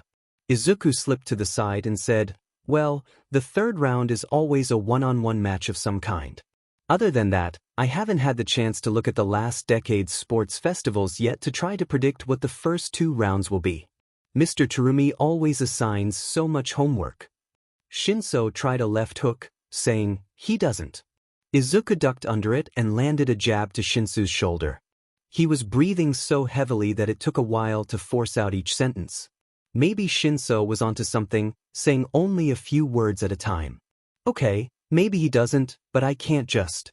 A nasty kick to the back of his knees payback for earlier, Izuku suspected sent him to the ground. Izuku let himself fall backwards, rolling over his shoulder and hopping back up just to meet a punch to the face. At least Shinso had the decency to hold back enough to not clobber him like usual. Either that or he was getting weaker from exhaustion. They had been sparring for a while, and neither of them had the most impressive levels of stamina. Izuku shook his head and snapped his eyes open. Shinso stayed where he was, so Izuku backed up a few steps and let out a breath. "I can't not write everything I think of," Izuku continued. Shinso rolled his eyes. "Quirk studies is too interesting. How can you only write the bare minimum?" "I think those villains'll show up. The ones from the USJ attack?" Izuku asked, his foot connecting with Shinso's sternum and sending him stumbling backwards. Again, they backed off and took a moment to catch their breaths. "I don't think so. While it would definitely leave an impression if they could get past security, they would also have to get past security. And with the lengths UA has been going to keep the campus safe enough to hold the festival this year, I really doubt they'll try. It's just not worth it. They attacked the hero courses training for All Might, so I don't think it makes sense for them to try to start a rematch when he'll be surrounded by other pro heroes in the stands and patrolling the stadium. They'll be back." Izuku frowned and looked down at the ground, but he kept an eye on Shinso's grass-stained sneakers to ensure he didn't try anything. "Probably. I think they only know where All Might is when he's at UA. Which is pretty concerning because that means there's someone with access to UA's private information, or someone at UA is close enough to All Might to know where he is. Which could mean there's a mole. Besides, when he's at UA, nobody really knows where All Might will be. UA is probably the only place they can attack and know All Might will really be there." The idea wasn't exactly a pleasant one, especially considering what Izuku knew. He'd heard of the attack on the USJ from Uraraka, and she'd spoken of an inhuman monster with an exposed brain and multiple quirks that the villains had brought to kill All Might. How the monster had been created to hold multiple quirks, Izuku wasn't sure he wanted to know. Apparently, the fight had dragged on for a while. The monster the Nomu had been an equal match to All Might's strength. All Might had won eventually, but Izuku had a terrible feeling that the fight had lessened All Might's 3-hour time limit. The monster had been captured and had been taken into custody, so it wouldn't return. But how much damage had it done? Izuku looked back up, tilting his head and squinting when he saw the look on Shinso's face. Eyes widening, Izuku strode closer to him. "Have you been asking me questions to stall for time? How many hours of sleep did you get last night? Come on, let's take a break." He sat down in the grass, letting the blade stab through his pea uniform pants, and waited for Shinso to do the same. Shinso huffed a laugh. 2? 3? It had been during one of their previous sparring sessions when Izuku had discovered just how little sleep Shinso got. With the ever-present dark bags under his eyes, Izuku knew he couldn't be sleeping much. Still, after Shinso had nearly collapsed after a particularly grueling day of training, he admitted to having insomnia. While Shinso could fall asleep relatively easily, he couldn't stay asleep. In his words, it was the result of bad genetics. He woke up just because his mind had forced him to. Sleeping pills seldom worked on him, and avoiding electronics a couple hours before bed or changing the temperature in his room never had an effect. It was an issue Shinso had been dealing with for years, so he had shifted to copious amounts of iced coffee in the mornings. It was a rare day when Shinso walked through Class 1C's door in the morning without a cup in the largest size his favorite coffee shop offered. "You should have told me," Izuku said. "Let's call it a day and skip tomorrow, okay? One day off won't kill us." Shinso hummed. "I'm fine." "You're not," Izuku insisted. Shinso yawned, not bothering to cover his mouth with his hand. Dropping his chin into his palm, he stared at the ground, struggling to keep his eyes open. They stayed in that position on the ground, and Izuku let the silence linger. A cool breeze rustled the trees around them, and it felt wonderful as it cooled his skin. It seemed to be having the same effect on Shinso, as he looked less likely to vomit now. His chaotic locks blew in the breeze, and if his hair wasn't already a mess, Izuku would worry it would get tangled in the wind. Izuku's hair was always a curly mess as well, so much so that the breeze could do no more damage to it. Another 15 minutes passed before Shinso got to his feet, and he turned to see if Izuku was following. It was certainly a contrast to the looks Bakugo gave him that almost beckoned him to walk into a beating willingly. Sure, the expectant look Shinso gave him was a reminder of that. But Izuku knew Shinso meant no harm the way Bakugo always had, so his caution stayed at a relative minimum. He had no particular reason to attack Izuku, after all. Still, Izuku hesitated before standing up to take a place by Shinso's side. As they headed down the slight incline of the park, walking alongside the sidewalk but far enough away from the vendors, Izuku asked, "What will you do for the sports festival? Can you do anything? To get enough rest?" "Pray." Absent-mindedly, Izuku noted that asking Recovery Girl to heal the aches that had stuck with him the day before was one of his best ideas as of late. He'd fallen asleep in record time, strangely. The exhaustion that came with her quirk forced him into a deep sleep that wasn't interrupted until his alarm went off the next morning. Izuku woke up often in the night, by just about any slight noise, from his mother moving quietly to the bathroom to the hoot of an owl in the tree outside his window. Eventually, he'd turn to listening to ambient music an hour before he fell asleep. That way, he could grow used to it. Then, it could drown out the sounds that would normally startle him awake. It worked about as often as it didn't. But, the night before, he'd been so fatigued that he hadn't had time to start his playlist before he was asleep. And yet he'd slept through the night. Such a feat was worth remembering. He might just have to take advantage of Recovery Girl's quirk more often, because it was likely the only reason he'd been able to fall asleep at all. Expecting such a stressful event the next day almost guaranteed he wouldn't be sleeping on an average night. Of course, the reason he'd asked for Recovery Girl's help was because the bruises he'd accumulated over the weeks had finally become too abundant to ignore. So he and Shinso had journeyed to the nurse's office in hopes of not entering the sports festival on the verge of collapse. Hopefully, her quirk had had a similar effect on Shinso's sleep as it had had on Izuku's. As he broke out into a jog and set a decent pace for himself, confident that the speed wouldn't sap his energy, Izuku reviewed his predictions for the day in his head. Hopefully it would bring some comfort.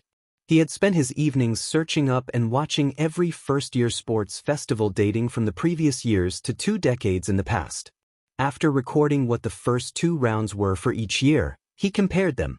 The third round was always a one-on-one match.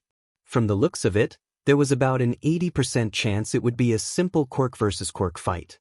It wasn't a perfect number by any means, but it would do. Izuku figured UA wouldn't reuse events that had been seen in the past few years, so he immediately eliminated a handful of possibilities. There was always a chance they would come up with a new event, But there were only so many options with the space and equipment they had. And, judging from his notes, Yue wasn't averse to rehashing old ideas. Not as long as they were old enough. However, obstacle races seemed to be Yue's go-to for the first round. It hadn't been used in the past few years, either. So, if the first event could be anything, Izuku had a strong suspicion it would be an obstacle race. It had always been done in the first round in previous years. It was best for a qualifying round, after all. Realistically, Izuku had nothing more than a vague idea of what the day would hold. But researching was always necessary, always calming when he was forced into a situation that he could not choose. He increased his speed slightly, feeling the morning breeze brush his hair out of his face. It calmed his nerves just a little. His heart was beating erratically, and running accounted solely for a portion of that. Yue's main building began to take shape in front of him, and after jogging through the entrance gate, he slowed to a hurried walk. He took the narrow brick path that wrapped around the left side of the building. Another left directed him towards the first of 3 stadiums behind the school. In front of each was a path framed by food stalls, and Izuku breathed in the distinct smell of steaming takoyaki as he watched another vendor place some skewered dango in a miniature display holder. He saw no sign of a vendor selling something that would require them to create smoke or melt sugar.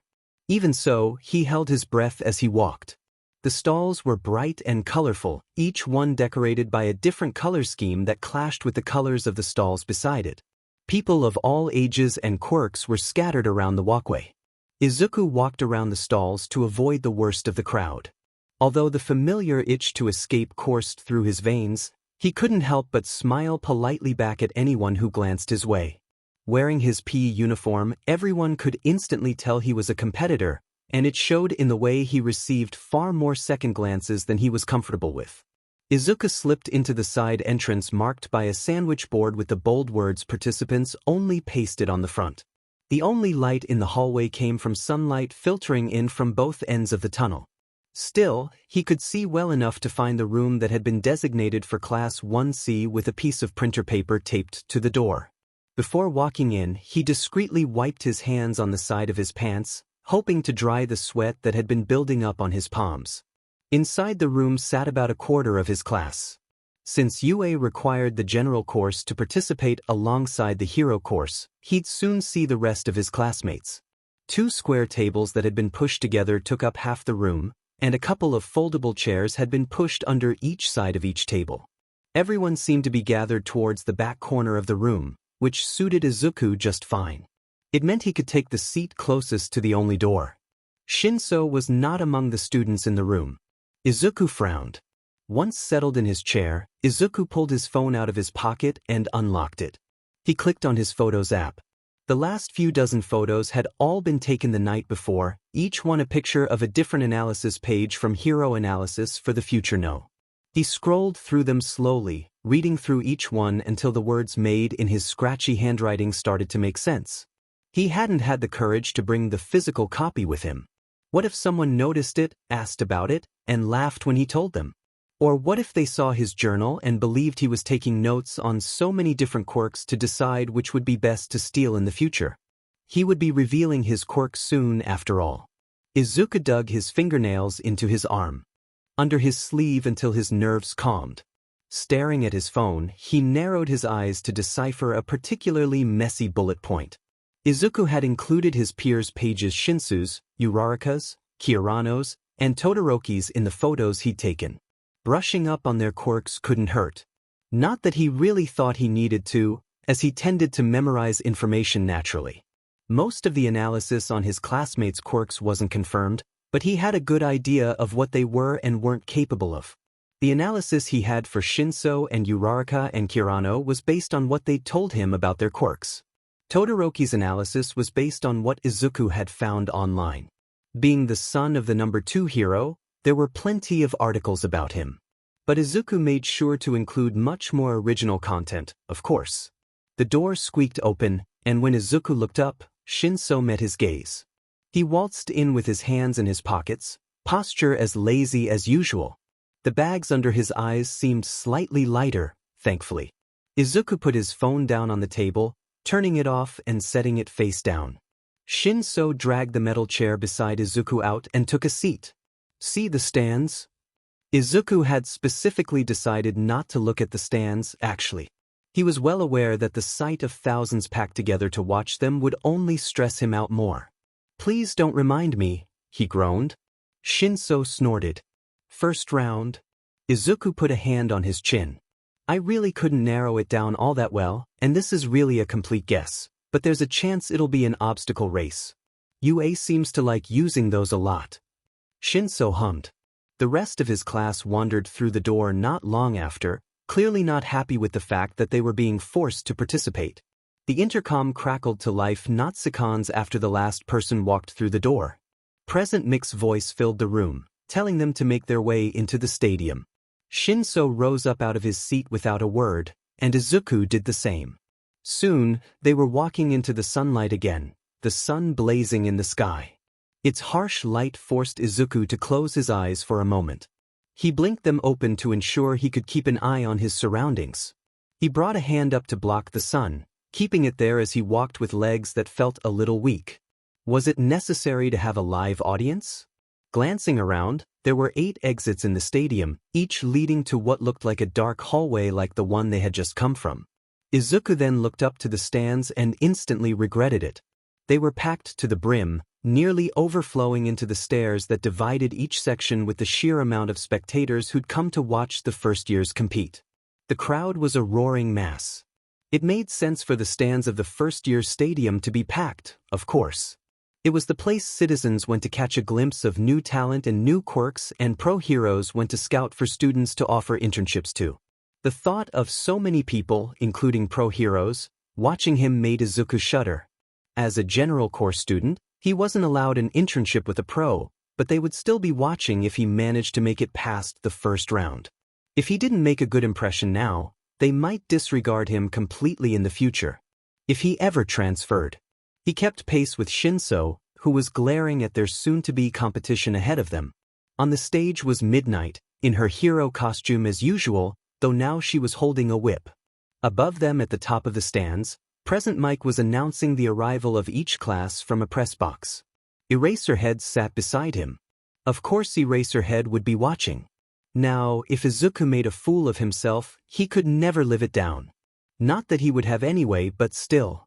While Class 1A and Class 1B got more flattering introductions from Present Mike, the General Studies classes were introduced by name only. Shinso scowled at that, and Izuku couldn't blame him. At first, the animosity towards the hero courses had surprised Izuku. But they did have All Might as their teacher, and they clearly had preferential treatment over the other courses. Many despised the cancellation of UA's events that were open to the public, which was a result of the USJ scare. It was to protect the students from villains, so Izuku saw no problem with it. But he also wasn't a fan of events that included crowds of people, so he might have been a bit biased. Sure, sometimes even he could find the school's blatant favoritism irritating. But no school was perfect, and by the way Izuku came home injured solely from his training with Shinso, it was far better than his junior high had been. Even if only because nobody knew what his quirk was. As they stopped at the back of the crowd, Midnight yelled over the crowd, "Silence, everyone!" She paused for a moment to let the audience quiet down.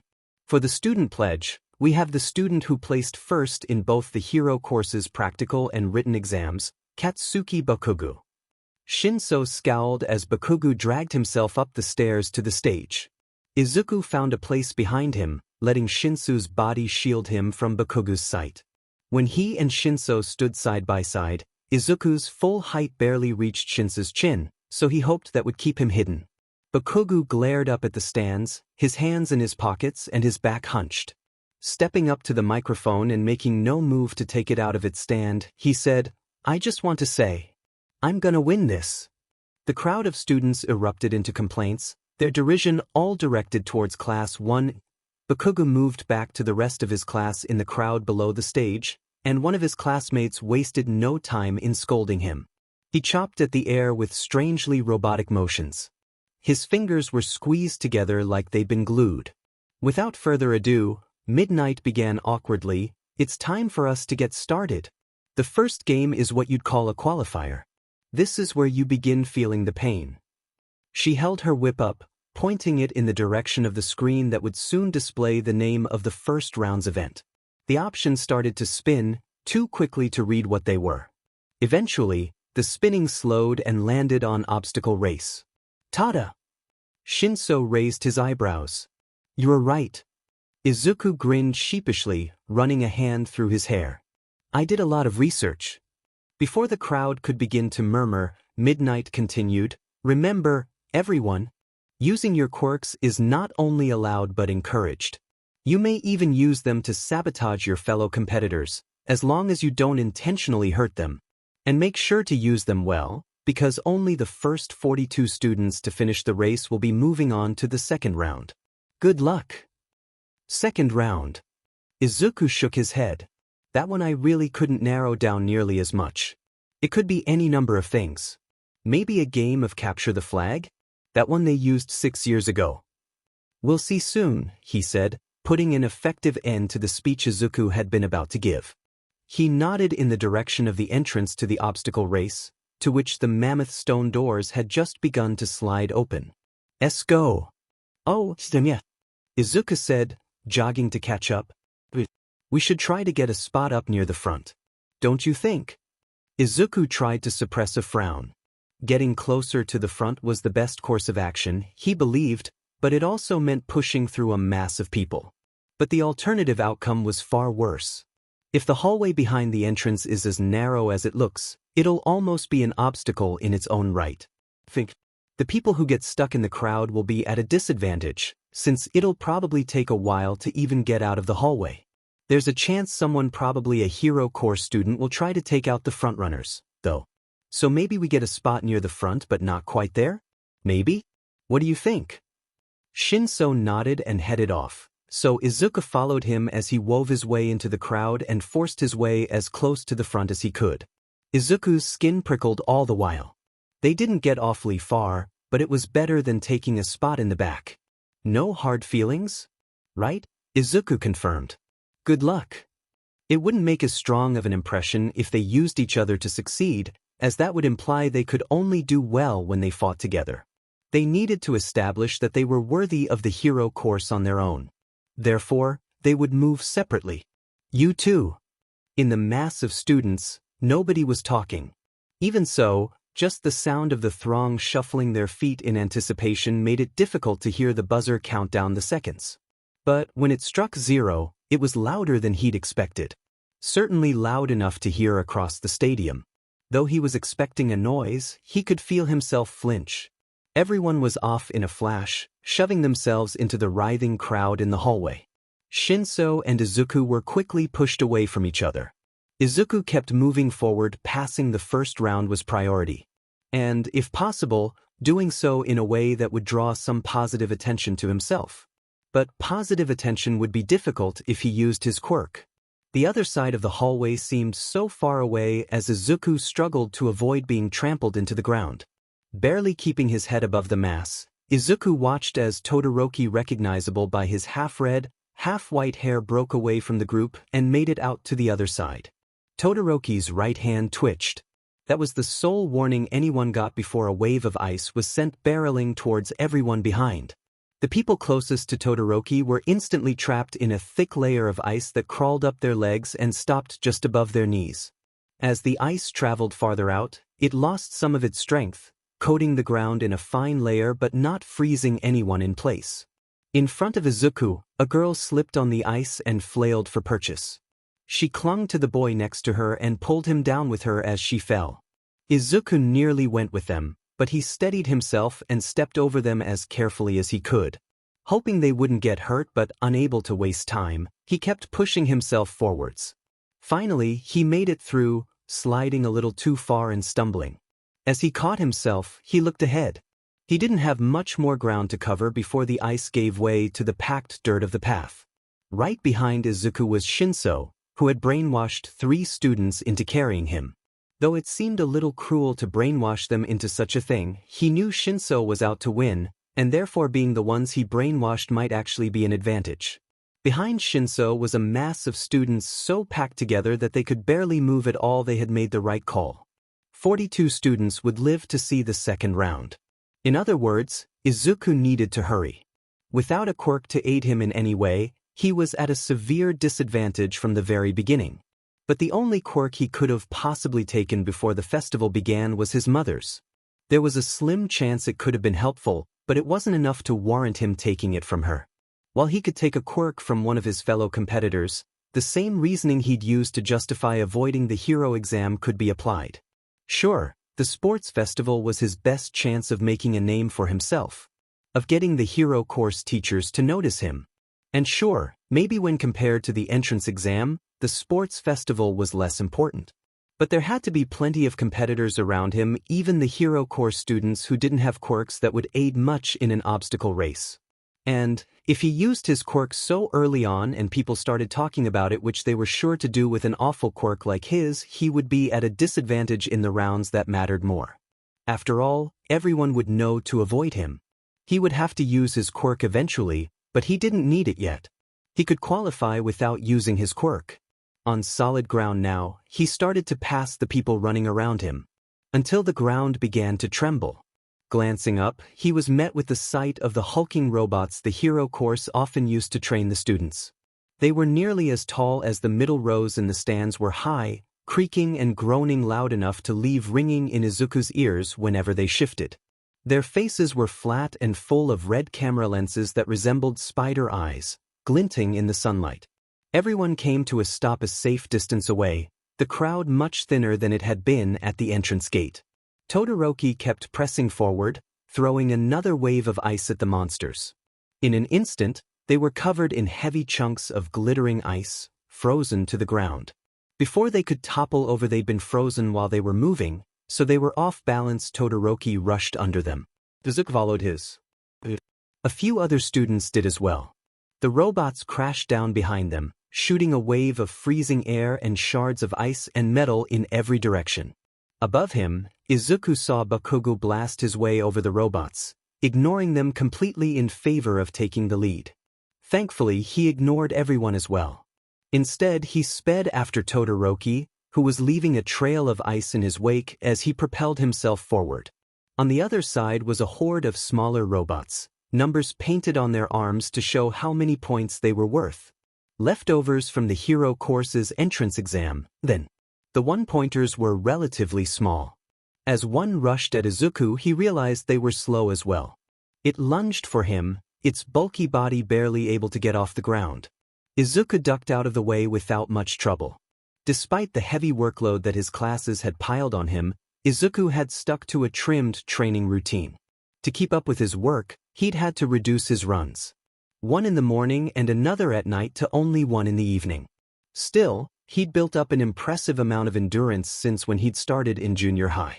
Now, he could feel his blood pumping, but for the amount of time he'd been exerting himself, he felt good. On the ground were a few intact pieces of the zero-pointer's armor. Although there was a minuscule chance they'd prove useful in the next obstacles, it wasn't worth the risk. There was no way to carry them easily, and lugging around a piece of metal that was half as tall as he was and equally wide would slow him down.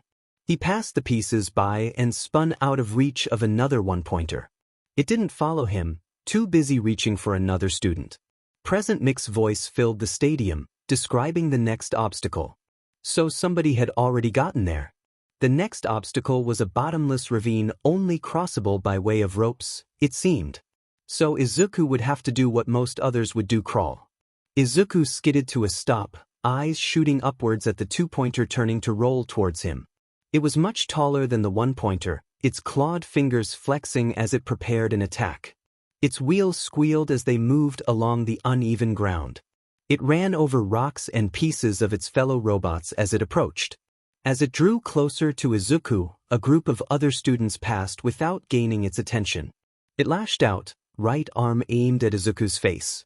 He barely had time to throw himself out of the way.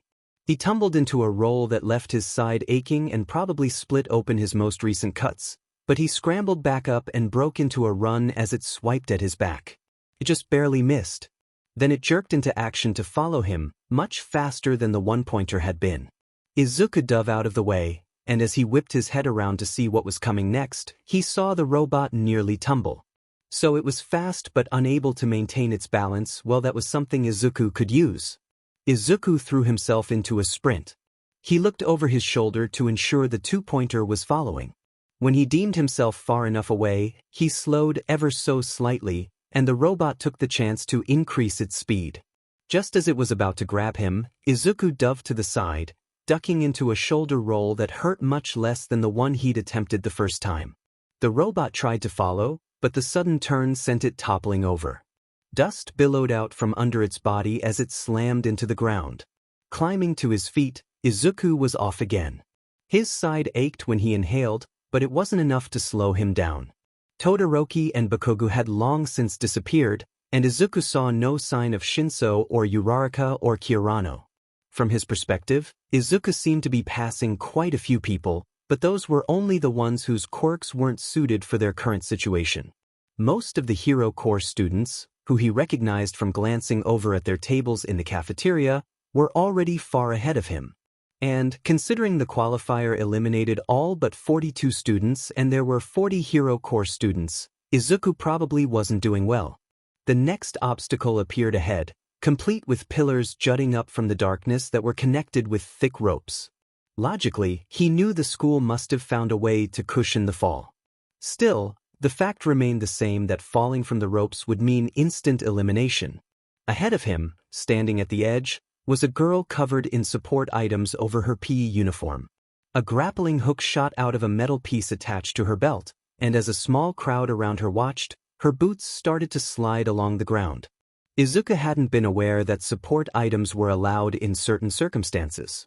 If he had to take a guess, he'd assume they were allowed as long as they were made by the person wearing them, because they certainly weren't necessary to control her quirk. And Present Mike would have called her out for breaking the rules if she wasn't following them. She slid off the edge and into the ravine, swinging down and stretching her arms and legs out like she was on a ride at an amusement park. When she was close enough to the pillar she'd latched onto with the grappling hook, she swung her legs forwards. Just before she crashed, her boots stopped her from hitting the rock. Then she was propelled upwards. Todoroki and Bakugo were far in front of her, easily clearing the final stretch of the ravine by either sliding across the ropes with ice or blasting over each drop. They both set down at the end of the obstacle at the same time. As they ran, they pushed and shoved at each other to try to take the lead. Just behind them were a few members of their class. Gritting his teeth, Izuku scanned the ravine in front of him, taking note of the fastest route he could take. With that memorized, he crouched down and grabbed the rope. He took a breath and let himself fall. Wrapping his arms around the rope to keep himself from plummeting down, he swung underneath it. He pulled himself across, rope under his crossed calves. The rope bounced as he moved, but there wasn't much wind to throw him off, at least. He reached the end of the first rope and turned to grab the side of the pillar. It crumbled as his fingers tightened around it. He dropped. He caught himself with his other hand, which was now burning from the sting of the rope's coarse fibers. Twisting around, he was able to put a hand on the flat top of the pillar and heave himself onto its solid platform. His ribs ached and his lungs burned. The damage he'd taken from hitting the ground to avoid that one-pointer was starting to take effect. Still, he ignored the pain. Clambering to his feet, he started again. When he was halfway across, he heard Present Mic's voice again, describing the next obstacle, a minefield. That, of course, would not be something Izuku would be particularly skilled at clearing. But it was something Bakugo could clear easily, and depending on how sensitive the mines were, Todoroki might be able to clear it with his ice under his boots. Izuku was on the last rope now, but as he turned to look at where his other competitors were, he saw two climb over the edge from their ropes and start their run to the final obstacle. Though he couldn't get a clear view from where he was, he knew there were plenty of contestants already at the minefield through Present Mic's commentary. The crowd was even louder now, clearly cheering on whoever was about to take first place. Just as Izuku was about to reach for the edge of the cliff, the rope jerked to the side. He nearly tumbled to his demise. But he held on. When he turned to look back at the cause, he saw a student on the other end of the rope. She was struggling to move, wrenching the rope side to side as she tried and failed to pull herself across. With the rope so unstable, Izuku could only grip the jagged edge of the cliff. If he tried to lift himself up as he'd been doing, the rope would pull out from under him and he'd fall. Present Mick's voice boomed louder than ever before, announcing that Bakugo had taken first place and Todoroki had taken a close second. The rope stopped jerking. With a sharp inhale, Izuku threw himself at the edge of the cliff. He gripped it with all the strength he could muster and prayed the rock under his fingers wouldn't crumble. His shoes scraped helplessly against the side of the ravine. With a burst of strength he hoped would be enough, he pushed himself up, muscles straining against his own weight. He stopped. His arms couldn't move him any farther. But before he could give in and let himself fail, he gave one last attempt and threw his leg over the side. From there, he slid his body to safety. Flipping over onto his back, he desperately essayed in air. Third and fourth and fifth and sixth place all disappeared before he caught his breath. Struggling to his feet, Izuku ignored the way his lungs screamed at him to stop. He started to run again, too tired to sprint but too determined to jog. Present Mike announced the competitors who took 7th and 8th and 9th place. By the time he reached the minefield, 26 places had been taken. It was nothing more than a field that was littered with ditches and mounds of dirt that the landmines had created. The most damage was contained in the middle of the field, clearly where the majority had decided to run.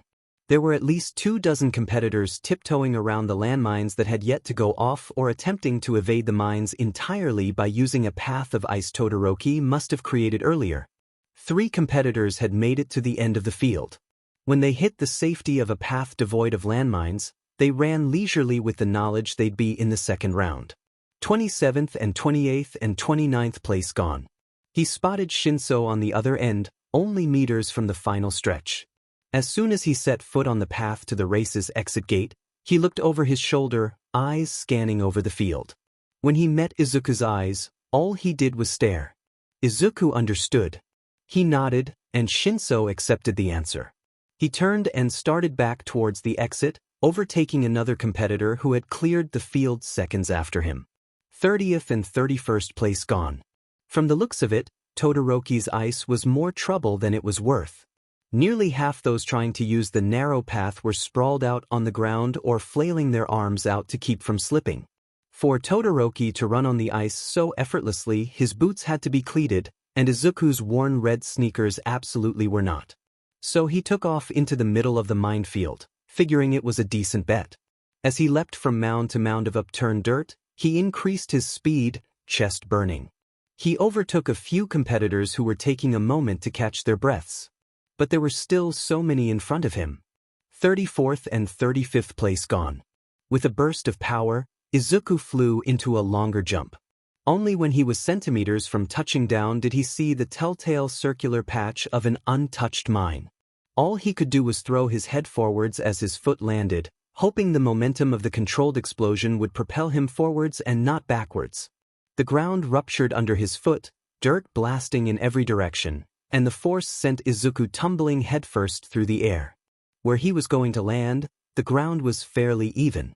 No landmines to hurl him in a different direction.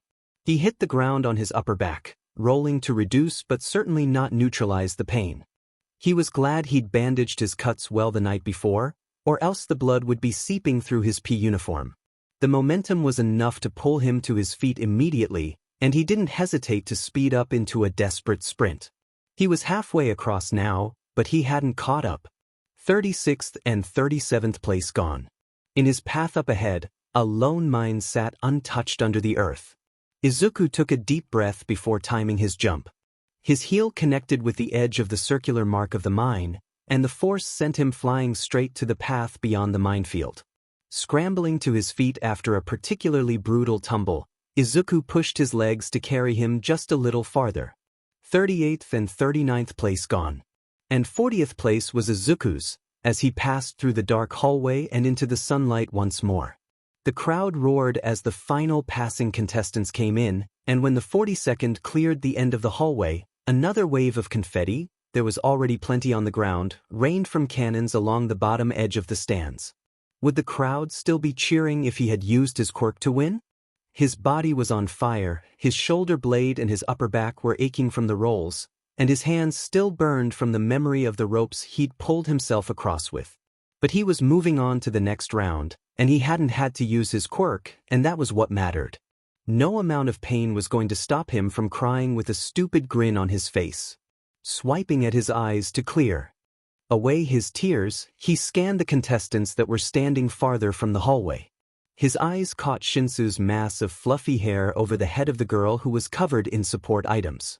As soon as he'd wiped away the last of his tears, he made his way over to Shinsu, waving as soon as his classmate caught sight of him. Shinsu didn't bother waving back, but he did take a couple of steps towards Izuku to meet him in the middle. Cut it close. Izuku half grimaced, half grinned. I know. But why? Midoriya, Uraraka's voice called, waving to him as she jogged over. You made it. Before he could respond, there was a firm hand on his shoulder, and Izuku jumped but didn't instinctually wrench away from her grip, alerted by a voice behind him before he'd been touched. Immediately, the hand let go. When Izuku checked to see if anyone else had noticed, he cringed. Shinsu and Uraraka were staring at him, faces both concerned but one scarcely noticeable and the other far more obvious. Behind him, Kirano blinked at her hand, checking her claws like she thought she'd accidentally pricked him. Sore, I'm sorry, Izuku said, eyes downcast but watching the three's hands at their sides. He resisted the urge to snake his fingers under the sleeve of his uniform and dig into the flesh on his upper arm. Something? It's not personal. I'm sorry. The following silence made Izuku squirm, but he couldn't find the voice to fill it. Shinsu sighed and asked the two, Who are you? Izuku shot him a grateful look, to which Shinsu kept his face blank, but Izuku knew he'd seen it. As the two introduced themselves, he let his shoulders relax partially. When they finished their explanations and Shinsu solely offered his name in return, Izuku smiled and said, I'm glad you all made it. Same, Kirano said. But you might want to rank a little higher this round if you want to get noticed. Izuku grinned awkwardly. I know. Midnight cut their conversation short. Now, the real fun begins. As she had the first round, she raised her whip and pointed to the screen. Let's see what we have in store for you next. On the screen, a selection of events spun and spun, giving the illusion that the event would be randomly chosen. Of course, the next event had already been determined, as they had to set up for each. But that didn't provide any comfort. The wheel's spin slowly died down until the board displayed the words Cavalry Battle. Well, that was new. As far as Izuku knew, this was the first time UA had used a cavalry battle as one of its sports festival events, which meant it was either new or hadn't been used in 2 decades.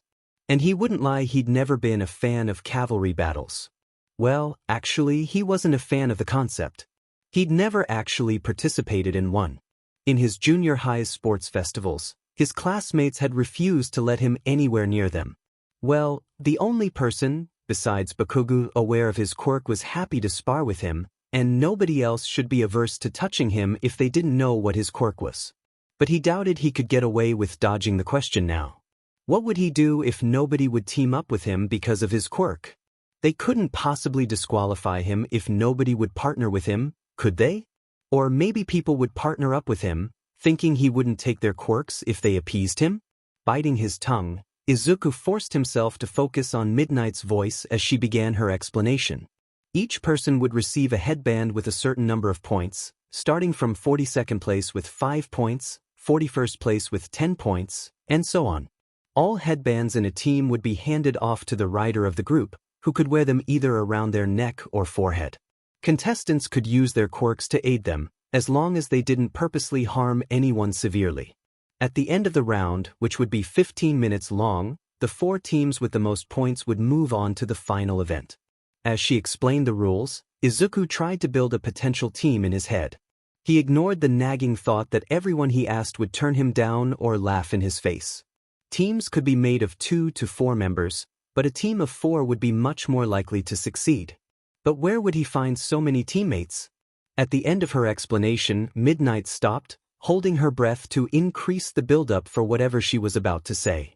Then, she opened her mouth and revealed first place would have not 210 points but rather 10 million, and Izuku's mind stuttered to a stop. Even with 10 million points, Bakugo would have no trouble finding teammates. No, He would create a team of the classmates he deemed worthy to be his comrades, and he wouldn't settle for running away like any other team would do. With that many points, he was guaranteed a win if he held on to them. But Bakugo was himself. He would fight to take points from the other teams, and Izuku had a feeling his team, if he found one to be a part of, would be Bakugo's prime target. After all, Izuku had no right to stand on the same playing field as him. If his partners didn't run after he explained his quirk, would they run after he explained what Bakugo would undoubtedly do? Well, if they weren't afraid of him enough to leave, Izuku doubted Bakugo would be what made them reconsider. Still, the only person Izuku could think of who might possibly be his partner was Shinso, but they weren't enough to face Bakugo. Nobody was enough to face him, really. Still, if they wanted to have a chance of survival, they would need 2 more partners. But Izuku was confident that Uraraka and Kirano would partner up with their classmates. "Midoriya," Shinso said, his voice louder than usual. He wasn't yelling, because Shinso never took the effort to yell, but it was close. His lips were pursed together in a tight, subtle frown. "You're mumbling." Izuku swallowed harshly, squeezing his eyes shut for a second before reopening them. "I'm sorry. This is a lot of pressure, huh?" He chuckled, but it wasn't convincing and he resisted the urge to bite into his cheek for it. Well, who are you guys going to partner with?" "I'm gonna go find my classmates," Kirano said. "I know their quirks the best, so it'll be easier." Her logic was better than what he'd been thinking, which he knew was stupid, because he'd never told her his quirk. And she hadn't been around him often enough to grow tired of him yet. Probably. Unless she was. Lying, that is, but Izuku didn't see her as the type to lie solely to spare someone's feelings. "I think it'll be best to partner with my classmates too," Uraraka said softly. "Sorry." "No, I mean of course," Izuku said, waving his hands in front of him. "I understand. I'd do the same." Both she and Kirano left, one giving them a little wave and the other a mock salute. "You and me," Shinso drawled. Izuku turned to him, eyebrows furrowed, and nearly whispered, "What?" Shinso gave him a look that told him he wouldn't be repeating himself, as Izuku had obviously heard him. So Izuku continued, "You'd really partner with me?" "One condition." "A condition? What is it?" "You've to use your quirk." Izuku inhaled sharply. "Well, yes, I should use it if it's necessary, but if it's not." There was no reason he needed to use his quirk. Well, yes, there was. He knew he needed to use it, but what would everyone think of him when he did? What would his victim think? And what would his peers think? And what would the audience think? And if he used his quirk, that would make Bakugo hate him all that much more. Then they'd be in bigger trouble and they wouldn't have any chance of winning. "It barely got here," Shinso said, glaring. "I know. But if I use my quirk, everyone will," he trailed off. "Wouldn't it be villainous, using my quirk to succeed when it ruins someone else's chances of winning?" "I'm a villain?" "Of course not," Izuku said. How did Shinso draw that conclusion? Brainwashed people last round. That's different. How? Izuku bit into his tongue until he tasted blood, then relaxed his jaw. Your quirk isn't villainous. People only think that because of what you could do with it, not what you actually do. He bit down on the tip of his tongue again, opening the wound wider, as he let his nails dig into his palms. But when I use mine, it always hurts people. I'll hurt people. Entrance exam, Shinso said. Tried to sabotage people. It's not villainous. But you had to. If you wanted to succeed, you had to use your quirk. You'd be in the hero course. If you'd used your quirk. But I couldn't just take away someone's quirk. Izuku said. They wouldn't have stood a chance in the exam without one. Shinso scowled. I can spare enemies.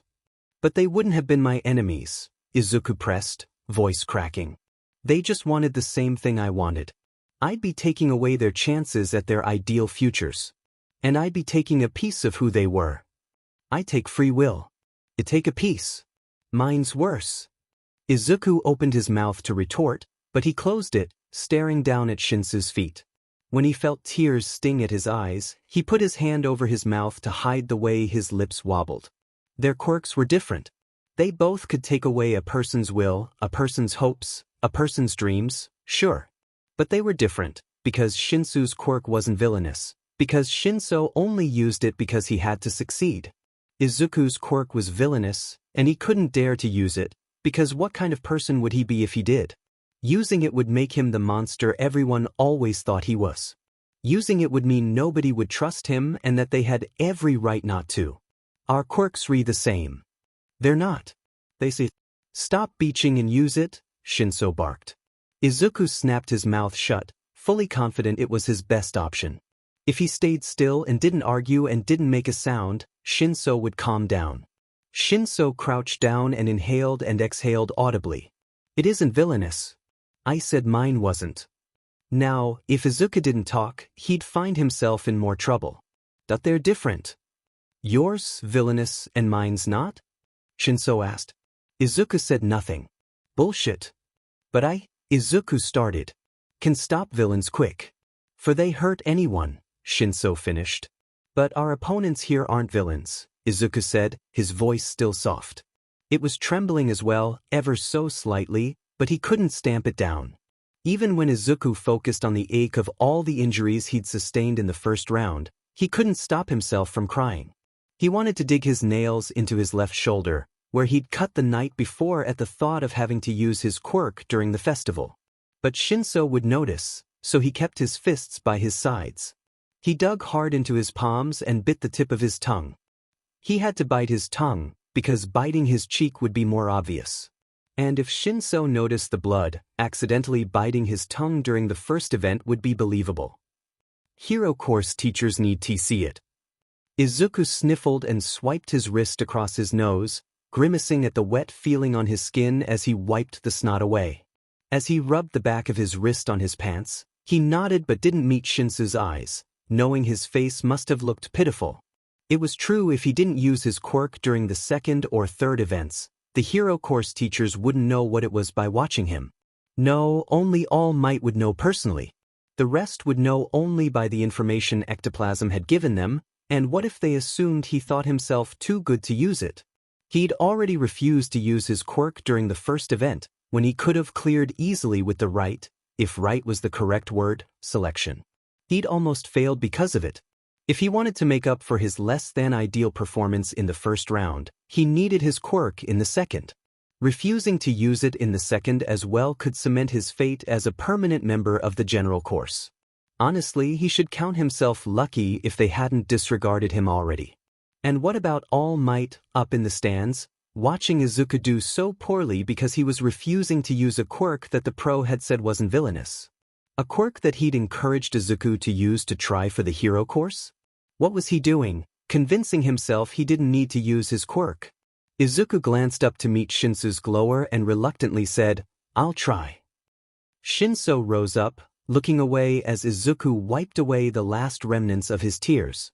His eyes would still be red and puffy, but Izuku couldn't do much to fix that.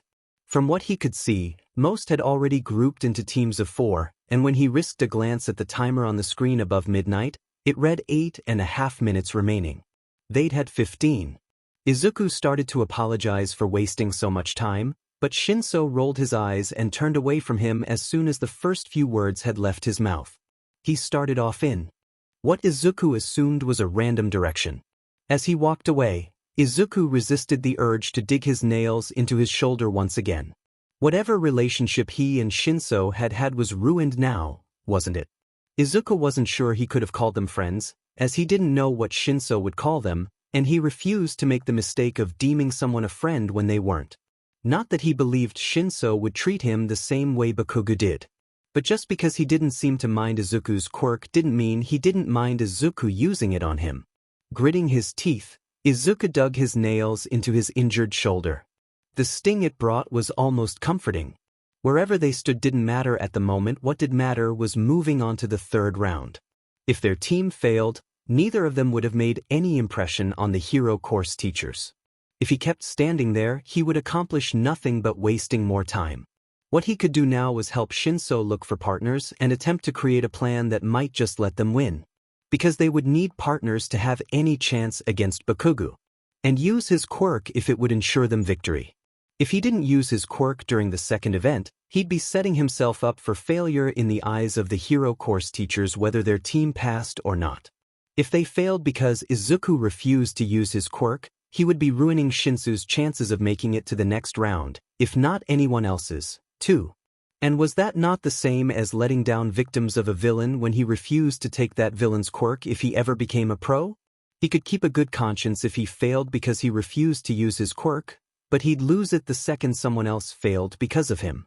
Either he refused to use his quirk and aided the other teams, thereby hurting his own team, or used his quirk and harmed the other teams to help his own. In the end, he would lose either way. He sniffled one last time and lifted his head up to scan the field for anyone still searching for a partner. Shinso had already disappeared behind the sea of other contestants. But Izuku knew he'd gone left, so he turned right and slipped around each group who were already planning their strategies. Just as he cleared the worst of the crowd, skin crawling, the girl who'd been covered in support items in the first round skidded to a stop in front of him. She just about launched herself in his direction. Her face stopped centimeters from his, and Izuku flinched back and nearly fell. "Are you in the general course? Please tell me you are. I've been searching forever," she whined. She didn't acknowledge Izuku's reaction to her approach, though he suspected it was because she hadn't noticed. Up close, Izuku could differentiate between each item she was wearing, though he could only guess at the applications of about half.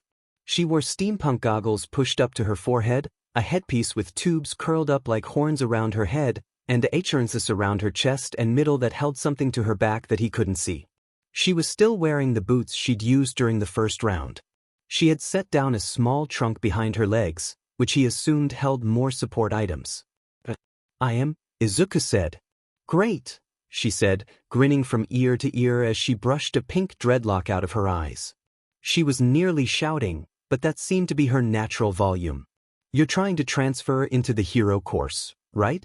Most general course students barely put in the effort to make it halfway through the first round." That's right." "Then team up with me. We can help each other. I want all my babies to get noticed by the support companies up there," she said, gesturing to the sections in the stands that were full of men and women in suits. "And you want to get noticed by the hero course teachers. I assume you'll be trying to make yourself stand out in this round." So he'd been right about her making the support items herself. Izuku stopped himself before he could ask why she wouldn't ask Bakugo to team up with her. Surely Bakugo would stand out more than Izuku. But she most likely had asked already, and Bakugo had probably declined in a more than impolite manner that made Izuku cringe just imagining it. Bakugo. What could Izuku ever do against him? Support girl might join his team, and maybe it would help against other teams, but against Bakugo? Could anyone ever help them stand against Bakugo?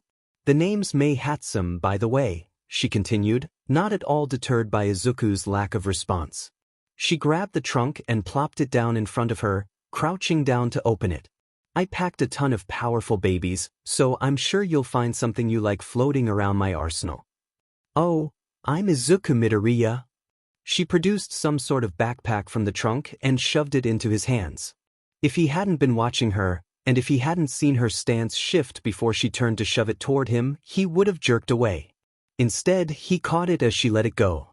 Immediately, she returned to digging around in the trunk while he stared down at the compact metal box in his arms. "Nice to meet you. Though I won't remember your name. Now, what you need is something to watch your back while you go after other teams.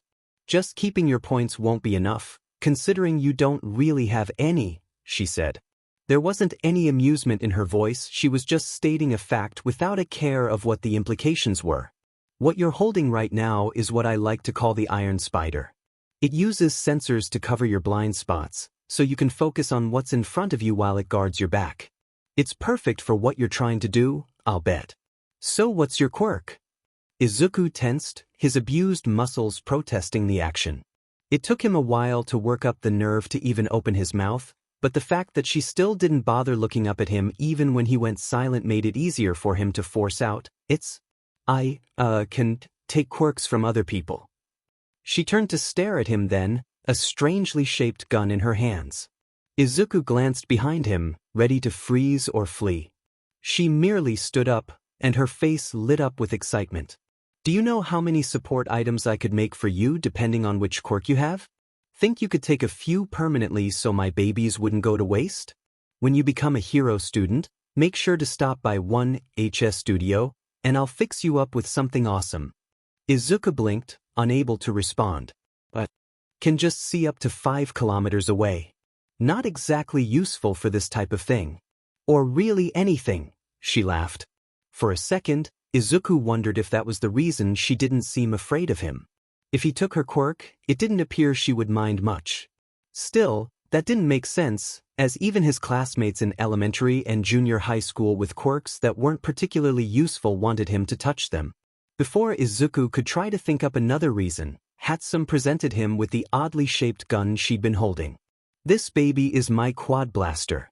It shoots cartridges that release capture nets. It can shoot 3 nets before it needs to be reloaded.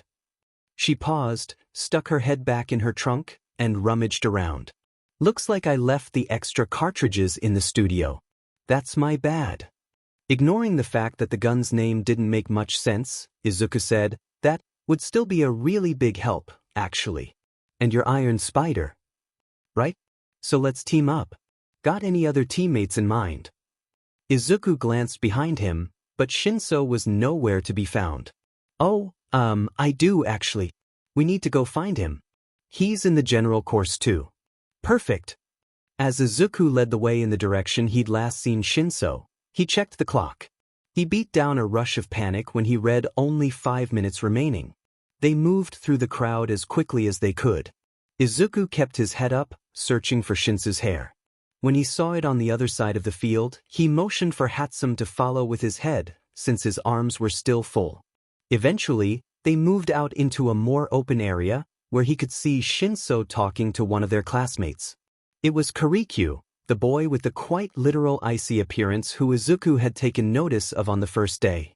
Though they occasionally sat at the same table during lunch, it was odd sitting next to people during lunch, but his class was still oblivious to his quirk, so there was no glaring reason to avoid him. They knew little more than each other's names and motivations for joining the general course. Which was why it was strange to see he'd made it to the second event. Kirikyu had no intention of transferring like Shinso or Izuku did, though he had mentioned how much he hated how the general course received so little attention. Shinso, Kirikyu, Izuku greeted, mainly to alert them of his presence. Shinso kept his eyes on Hatsum, who was standing at Izuku's side. Who are you? Mei Hatsum, she said, shoving herself into Shinso's face just the same as she'd done with Izuku. He stared back at her with a frown, leaning back slightly so their noses wouldn't touch. And you are? Shinso. She, wants to be on our team. She's in the support course, so she can use all the support items she brought, and some of them seem like they'll be a really big help. And, Kirikyu, are you? Yeah, I'll be on your team, he said. He huffed a laugh. A team of only non-hero course students. If we can pull this off, it'll be a pretty big upset. It'll definitely be something to take note of, Izuku supplied, catching Shinso's subtle smirk right before it disappeared. Since we'll have to steal other headbands to get enough points. Izuku paused, bringing a hand to his chin. For a moment, he couldn't start up again, but his teammates had a right to know. Well, not, necessarily. The Bakugo will probably try to take everyone's points. He won't just settle for the 10 million points he has. He'll still go on the offense, so maybe if we can just avoid him, we'll be able to move on to the next round, because I really don't think we'll be able to fight him fairly, since he's, well, the guy who got first place? You know him? Kirikyu asked. Izuku hoped the grimace he made wasn't obvious. Yeah, kind of. And you think he'll take everyone else's points? I think so. He's not the type to go on the defensive. He has to win, and when he wins, he wants it to be by the largest margin possible. So he'll go after everyone's points, probably. Especially ours. Izuku couldn't help but move his hand from his chin to cover his mouth and nose. He doesn't like me all that much, so I'm afraid he'll target us specifically, probably towards the end of the round when we won't have time to steal back any points. And he's strong, obviously. Really strong. Why doesn't he like you? Izuku didn't suppose there was any use attempting to lie. As soon as Bakugo targeted him specifically, Shinso would draw the same conclusion whether Izuku spoke up now or not. So, in the end, Izuku needed to quickly reveal his quirk, hope Kirikyu didn't leave because of it, and hurry through their basic strategy. They needed to prepare for Bakugo. And, at least with this, Izuku could transition into the concept of his quirk. Though he was introducing it through the idea that somebody already hated him for it, so maybe it wasn't as convenient as he would have liked. But it truly didn't matter, as he would have had to say it eventually. He'd made a promise to Shinso, and he wasn't going to ruin his teammates' chances of success to protect himself. He, doesn't like my quirk. Which is? With his hand still covering his mouth, Izuku said, can take other people's quirks. He forced his line of sight up so he'd be able to gauge Kirikyu's reaction. Then he forced out, and used them for myself. Kirikyu huffed. I can see why he wouldn't like that, he said, his voice abnormally calm. No panic, no fear, no backing away, no calling him a villain. No, just an elusive edge of hesitation in his words that stemmed from apprehension. In a way, it was better than Hatsume's reaction. While Hatsume had seemed to grow even more excitable at the mention of his quirk, Kirikyu grew hesitant. That was to be expected. It was what he should have done. It was almost better because he was reacting in a genuine way, but he was trying to suppress his fear to avoid provoking Izuku. And that was what everyone would do if Izuku became a hero. They would see him as a villain, and he would fight to prove that he was different, that he was good, that he could be trusted. And one day they might just trust him. That was all he could ask for. Still, is that really worth hating someone for? It's not like you had any say in it, Kirikyu continued. Izuku frowned, confused.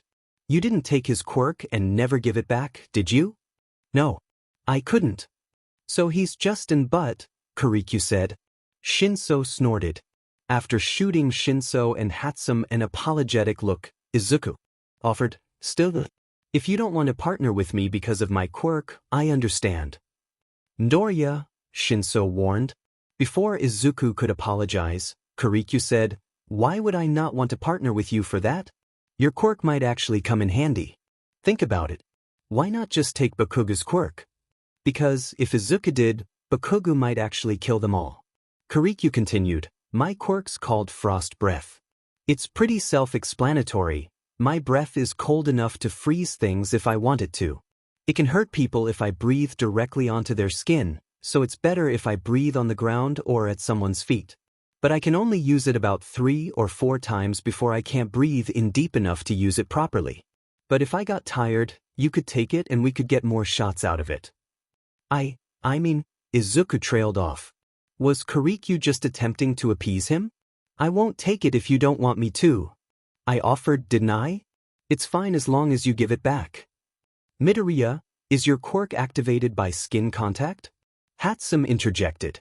He nodded to Kirikyu, then to Hatsume. Then you should be the rider. That way you'll be able to use any of our quirks plus anyone else who's stupid enough to get close to you. Izuku glanced at the timer. 2 minutes remained. If they didn't hurry, they wouldn't have a plan for defending themselves against Bakugo. They would lose before they ever had a chance to stand out in the crowd. Well, they would stand out, but not for the reason they wanted. They really needed to hurry. Shinso, Hatsume, can you tell us what your quirks are again? Just so everyone knows. As soon as they'd finished explaining their quirks, he continued, the board says we have 105 points in all. Most teams will end up with 0 points by the end of the round. Hopefully. But we won't be safe unless we take some headbands from the other teams. And that assumes we keep our points. Using my babies will help, Hatsume said. She turned to Izuku. You wear the Iron Spider. And you'll have to hold the Quad Blaster too, since the rest of us will have our hands full. Izuku nodded hesitantly, fitting the pack around his shoulders as quickly as he could and ignoring the pressure it put on the wounds on his shoulder. It'll activate automatically after you press the button on the left side. Kirikyu should be in the front, since it'll give him a wider range of places to use it without putting us in danger, I think. Right? And Hatsume and Shinso, you guys could take the back, if that works? And Hatsume, would it be better to take your boots off? If only you have them, I don't think we'll be able to use them as a team, and they're hard to walk in, right? Is that okay? Her shoulders dropped in visible dismay as she agreed, and she knelt down to undo the straps that connected her calves to the boots. At the same time, Shinso and Kirikyu agreed to their positions. Izuku once again checked the timer on the screen. Only a little over a minute remaining. We need to prepare for Bakugo, Izuku blurted. Izuku didn't miss the way Shinso's eyes narrowed, and he knew exactly what Shinso was thinking. It made his heartbeat stutter and speed up its rhythm, but how could he not mention Bakugo again? So what did it matter if Shinso suspected Bakugo's and his relationship was less than ideal? In the end, it wouldn't matter. Soon enough they'd know for certain. They would figure out that Bakugo had hurt him, that Izuku couldn't defend himself, that he was weak, that he had every right to leave covered in scars because he couldn't even convince himself to use his quirk to help his allies. Because he'd needed Shinso, who was most likely only on his team because he was too lazy to find someone else, to convince him to aid his own teammates. But there was no stopping Bakugo, because he did whatever he wished when he wished, and he was right to do so because it was Izuku he was attacking. Would Izuku never be a hero, because he couldn't even come up with a strategy to protect his teammates from certain failure, because he couldn't think of anything but Bakugo's quirk on his skin? Because he knew Bakugo would come for them, and all he could do was think about his flesh melting instead of what was important? They were going to lose, and it would be his fault, because he was the one Bakugo was after, because he couldn't think of a strategy in time, because he couldn't. What about the other teams? Kirikyu asked. Izuku's eyes flicked over to the sound of Kirikyu's voice, smooth and soft like fresh snow rather than frost. He ran a hand through his hair and dug his nails into his scalp for a split second. What was he doing, wasting precious time? Well, Bakugo, I know he'll come after us, Izuku said. But I bet at least a few teams will go after Bakugo's 10 million, especially if they're in Class 1B and haven't yet seen him in action. The one advantage we might have is that none of us are Hero Corps students. Nobody will expect us to put up much of a fight, so we won't be seen as a threat that needs to be taken out. But that's also a disadvantage. If we're not seen as a threat, there will probably be a few teams who come after us to take our few points before disregarding us entirely. We could try to take advantage of that and let our points be taken early on, and then we wouldn't be targeted, and then we could take back enough to move on when time is about to run out, but that's awfully risky. He glanced at the clock, heart stumbling. There's nothing we can do to stop Bakugo from targeting us. When he comes, I think the only The buzzer rang, booming across the stadium and echoing off its walls, and Midnight raised her whip and yelled, "Everyone, come get your headbands and get into position. The cavalry battle will begin in 30 seconds. They were going to lose. And it would be Izuku's fault." Their team scrambled into formation, and when Izuku was balanced, supported by his teammates' hands, he let his fingers slip underneath his right sleeve. He forced his nails down into his skin as far as they could go without drawing blood, pretending he was rubbing some soreness out of his shoulder. The pain distracted him from the itch under the skin of his feet. They were only touching his feet to hold him up, and his socks kept their skin from making direct contact. Even so, the discomfort didn't fade with something as unreasonable as logic. If he had spent his time searching for a teammate rather than attempting to convince himself Shinso was in the wrong, he might have been able to come up with a plan. Instead, he'd wasted their time.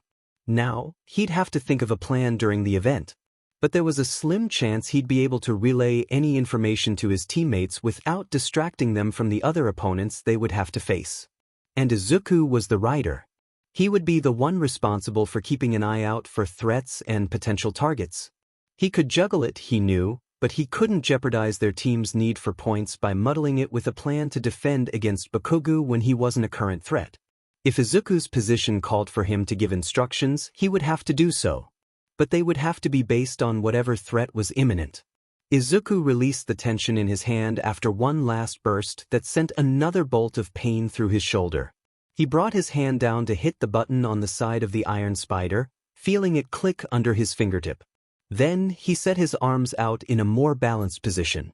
"We just have to fight and take a bunch of headbands, right?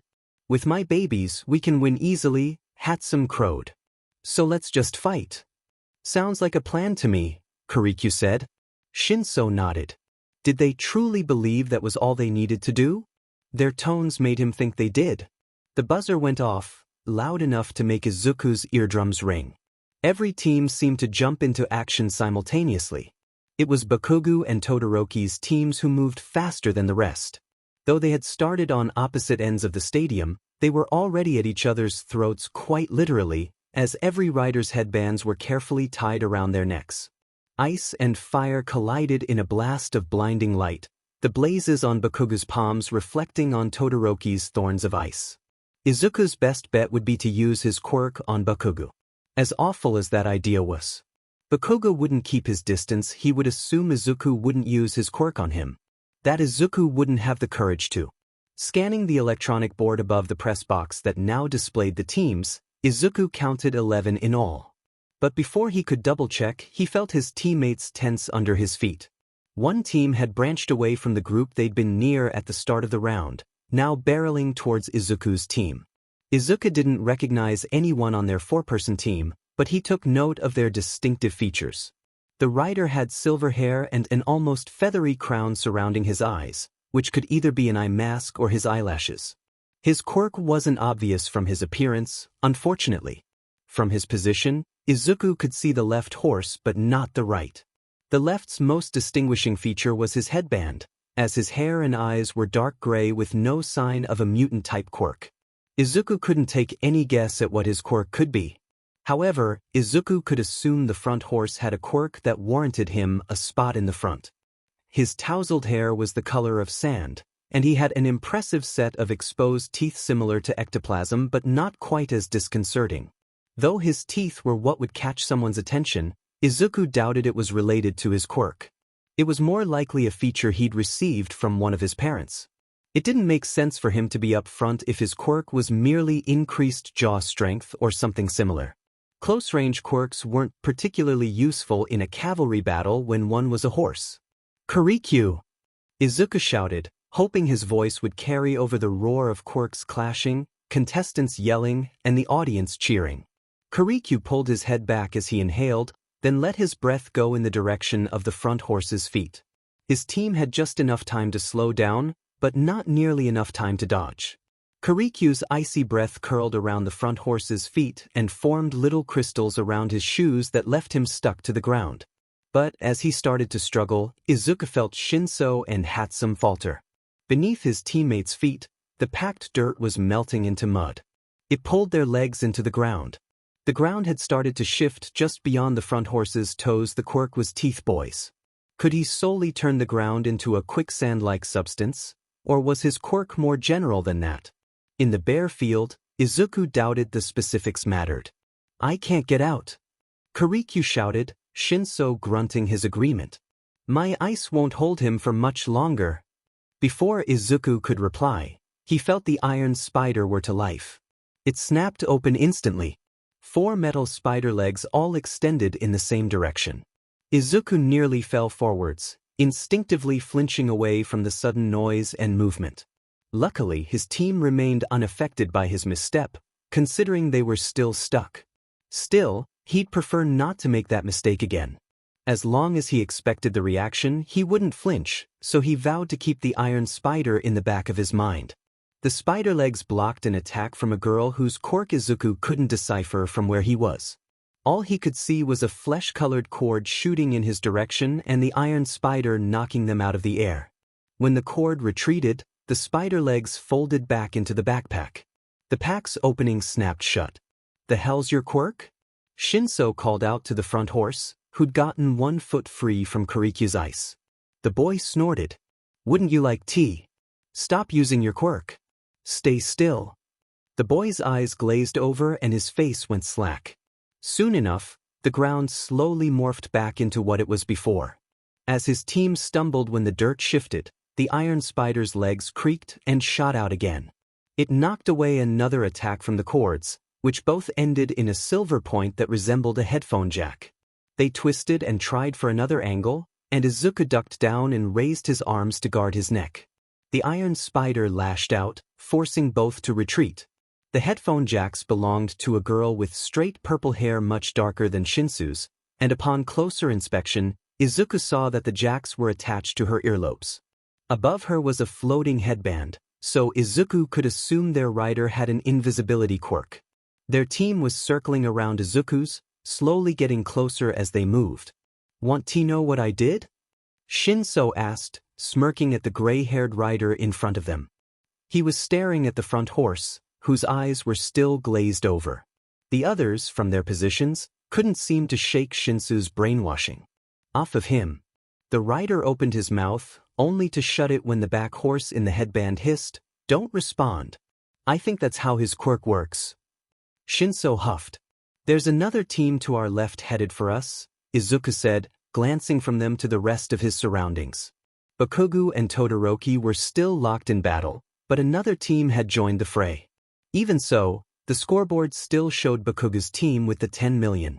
After checking the timer, Izuku scanned his surroundings again. If they were going to get points before Bakugo attacked them, now was their chance. Because Bakugo would come for them, and he'd make it personal.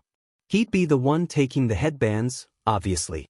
Izuku would have to take his quirk while simultaneously defending against that. When Bakugo reached for his throat, he'd have to use one hand to take his quirk and use the other to swat his hand away. Without an explosion, it shouldn't be as difficult. Izuku continued, "But it looks like they're the only ones. I think we should retreat but maybe meet that team? The girl with the purple hair has a pretty useful long-range quirk, which isn't ideal, but they're not going to leave us alone. Do you guys think we should try for their points?" "Sounds good to me," Hatsum said. Shinso nodded. Entirely free from the mud, his team followed his suggestion. Together, they sped away. As they did, the back horse of the other team finally shook the front horse's shoulder forcefully enough. Blearily, he blinked Shinso's brainwashing away. Still, he was too disoriented to move immediately, and when his team did start to move, it was only to run into a net from the quad blaster. The team struggled to pull it away, clawing fruitlessly without any quirk that would help untangle them.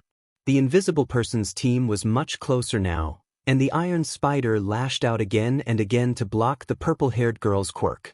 She was the front horse, with one back horse that had worryingly large lips and another with a rock-like head. Neither had a discernible quirk. Izuku raised both hands to guard his temples, figuring he didn't need to keep the quad blaster pointed at them and net wouldn't do much against the headphone jacks. In fact, he bent his knees and offered the quad blaster to Hatsum, explaining that it would be better for him to have both hands free. She took it, holding it by the grip with 2 fingers while keeping the rest on Kiriku's shoulder. Headphone Jack Girl could make it past the Iron Spider's defense, but if Izuku kept his arms by his face to cut down on time needed to move, he should be able to keep her from taking the headbands around his neck.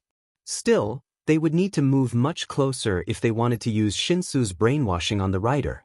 That would be putting their points at more risk, though. Maybe Izuku could grab the 2 headphone jacks and keep her from attacking again. Then they could move closer and Shinso could brainwash the rider.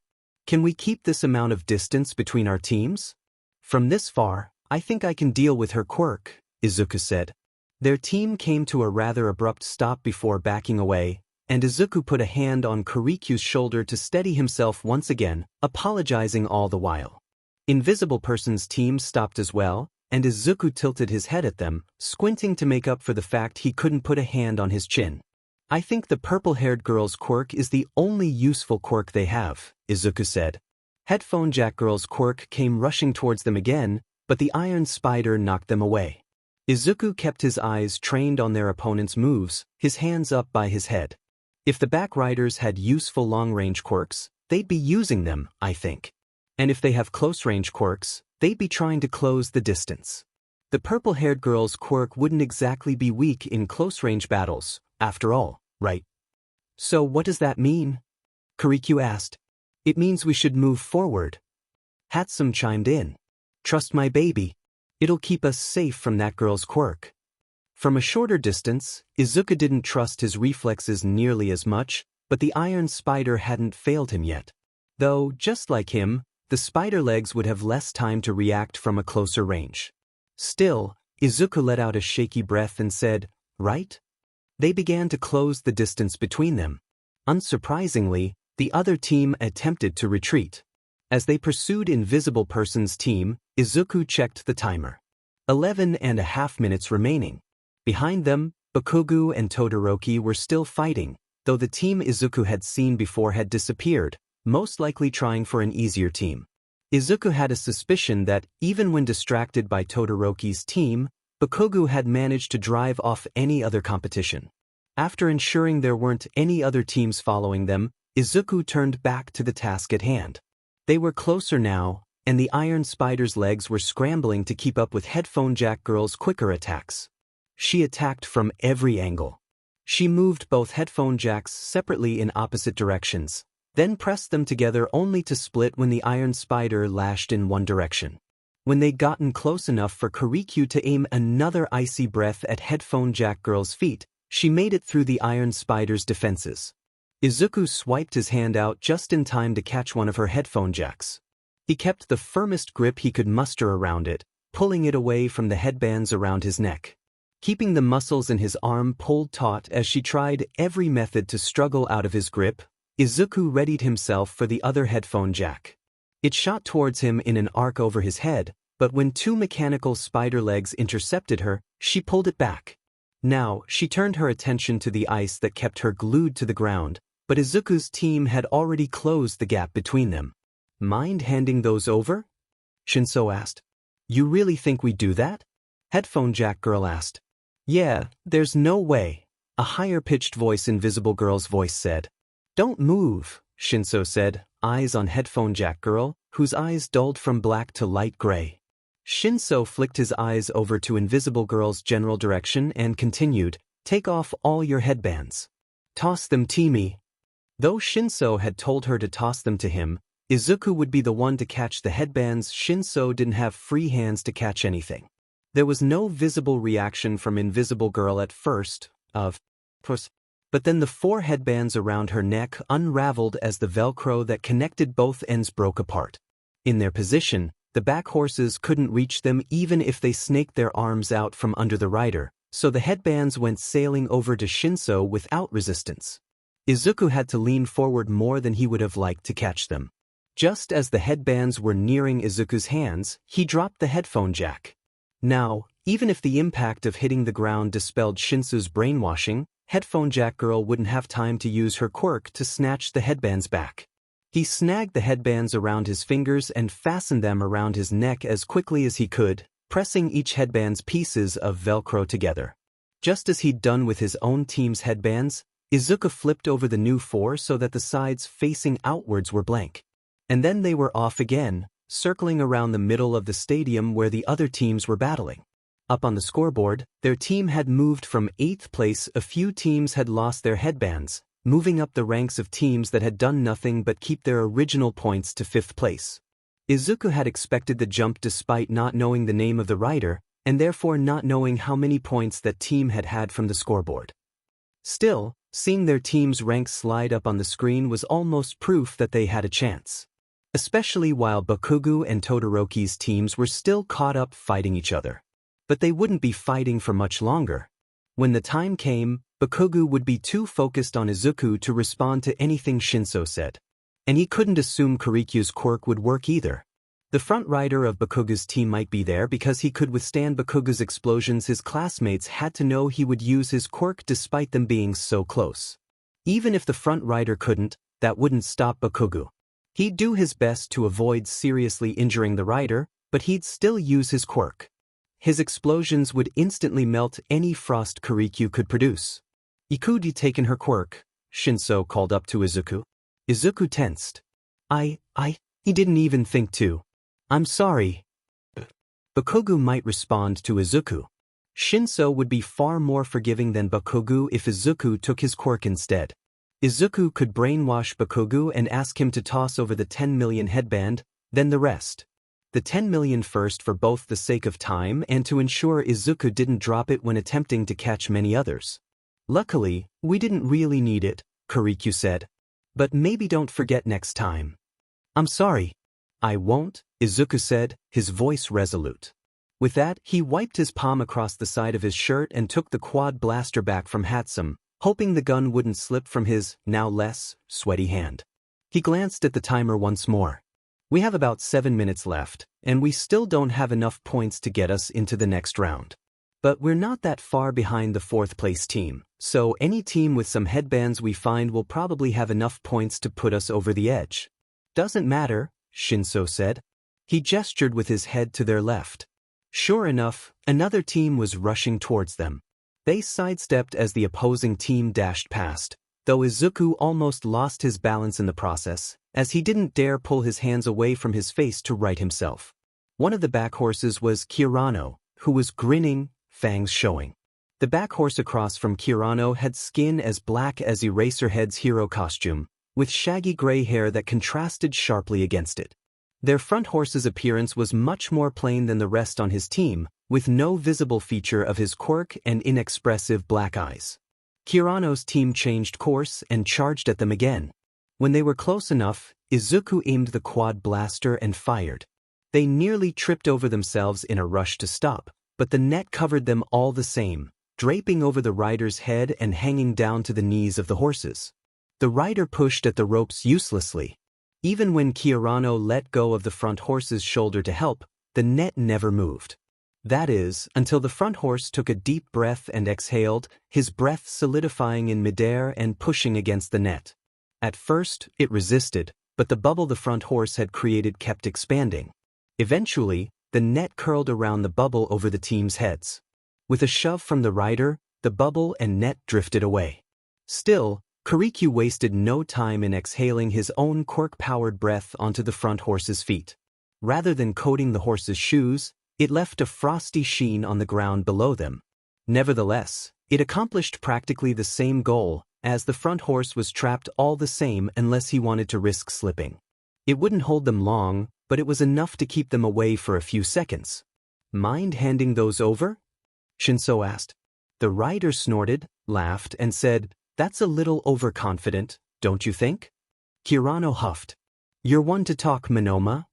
At the same time, the rider's Monoma's eyes paled, and he slowly pulled the headbands away from his neck at Shinsu's command.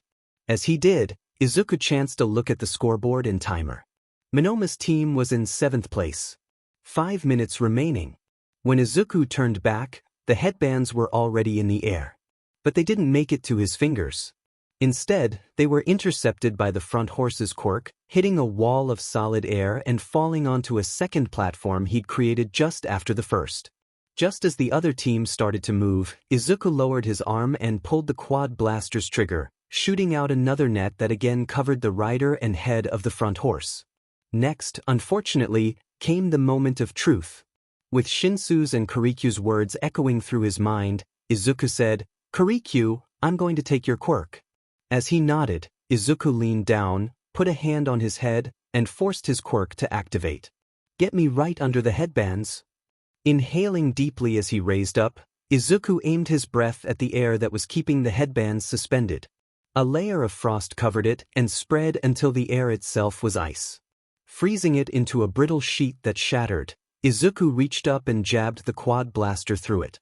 The headbands fell into his left hand, and Izuku apologized to Hatsum as he dropped the now useless gun to the ground.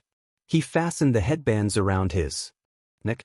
Before the front horse could make another air bubble, Quirk directed the team away. They started off again, heading away from the other teams in the area. They moved to the outer edge of the field, stopping when they reached a portion of the field that was free from any other team. With their backs meters from the line that determined what was in and out of bounds, they could focus on what was in front of them or to their sides. "I'm sorry," Izuku said, reaching down again to return Quirk's quirk. "I said it was fine," Quirk said. Izuku forced down another apology for irritating him, knowing it would merely exacerbate the issue. But he still couldn't quite grasp why Quirk was irritated. Was it not better for Izuku to make his remorse obvious, even if Quirk had given him permission to use his quirk on him? Was it not better than taking his quirk without asking? After all, when was using his quirk ever something that could be done without an apology to dispel at least some idea of evil intentions? Shaking his head, Izuku checked the scoreboard and relayed to his team. 3.5 minutes left. "We're in 4th place now." Bakugo had finally bested Todoroki's team, who now sat in one of the last places with 0 points. Todoroki's team had moved closer to Izuku's team, where they were now battling Teeth Boy's team, who must have earned some points back after losing them to Izuku's team. Just before Izuku turned his head, he heard someone on Todoroki's team shout, 1.3 million volts. A boy with electric blonde hair shot out a wave of electricity while the others disappeared under what Izuku assumed was an insulation sheet. Could one of their teammates create objects? The wave hit the other team and shocked them to a standstill, and the boy smirked as his team charged forward. Bakuga's team, on the other hand, was on the same side of the field he'd always been on, much closer to Izuku's team than before. So we just need to defend until time runs out, Quirk said. Slightly to their left and a quarter of the way across the field, Bakugo leapt off the supporting hands of his team's horses and into the air. He propelled himself with his explosions to a four-person team that Izuku didn't recognize. He landed on the front horse's shoulders, swatted away the rider's hands with a smoking palm, grabbed the two headbands around the girl's neck, and blasted himself backwards. One of the horses on his team pointed his elbow at Bakugo's back. He shot out a piece of tape from the part of his forearm just above the elbow and pulled Bakugo back to safety. Izuku could assume that was what Bakugo would do to them. So it would be even more personal than he'd originally expected. Well, his plan should still work. Nothing had really changed. As Bakugo added another two headbands to the already impressive pile around his neck, he flicked his gaze sideways and met Izuku's eyes.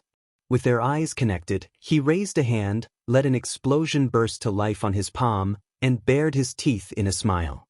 "Bakugo's coming," Izuku said shakily, then cursed himself for how pathetic he sounded. "Not just him," Shinso said. To their left was a boy with 6 arms connected with fleshy webbing and a blue mask covering the bottom half of his face. His arms were positioned behind him to cover his back, where at least one other person had to be hiding. He picked up his speed, sprinting towards them at an incredible pace. In a flash, something pink shot out from the opening between his arms, and Izuku barely had time to flinch before the iron spider's spider legs darted out to meet it. They knocked it to the side, where it hesitated a second before it disappeared back into the darkness between Webbed Arm Boy's arms. When it reappeared, the iron spider met it above Izuku's head, where it wrapped around one of its spider legs. It was a tongue, coated in a thin but shiny layer of saliva that dripped onto the metal of the iron spider. So the person or one of them under Webbed Arm Boy's arms had a quirk that made their tongue long. Most likely an animal-related quirk. A chameleon or frog. The tongue pulled at the spider leg it had wrapped around. Izuku nearly toppled forwards as the pack jerked upwards. If it kept pulling, Izuku would fall, and his team certainly wouldn't have time to fix their formation with Bakuga's team already closing in on them. So Izuku shrugged the pack off, letting the tongue pull it over his head and toss it aside.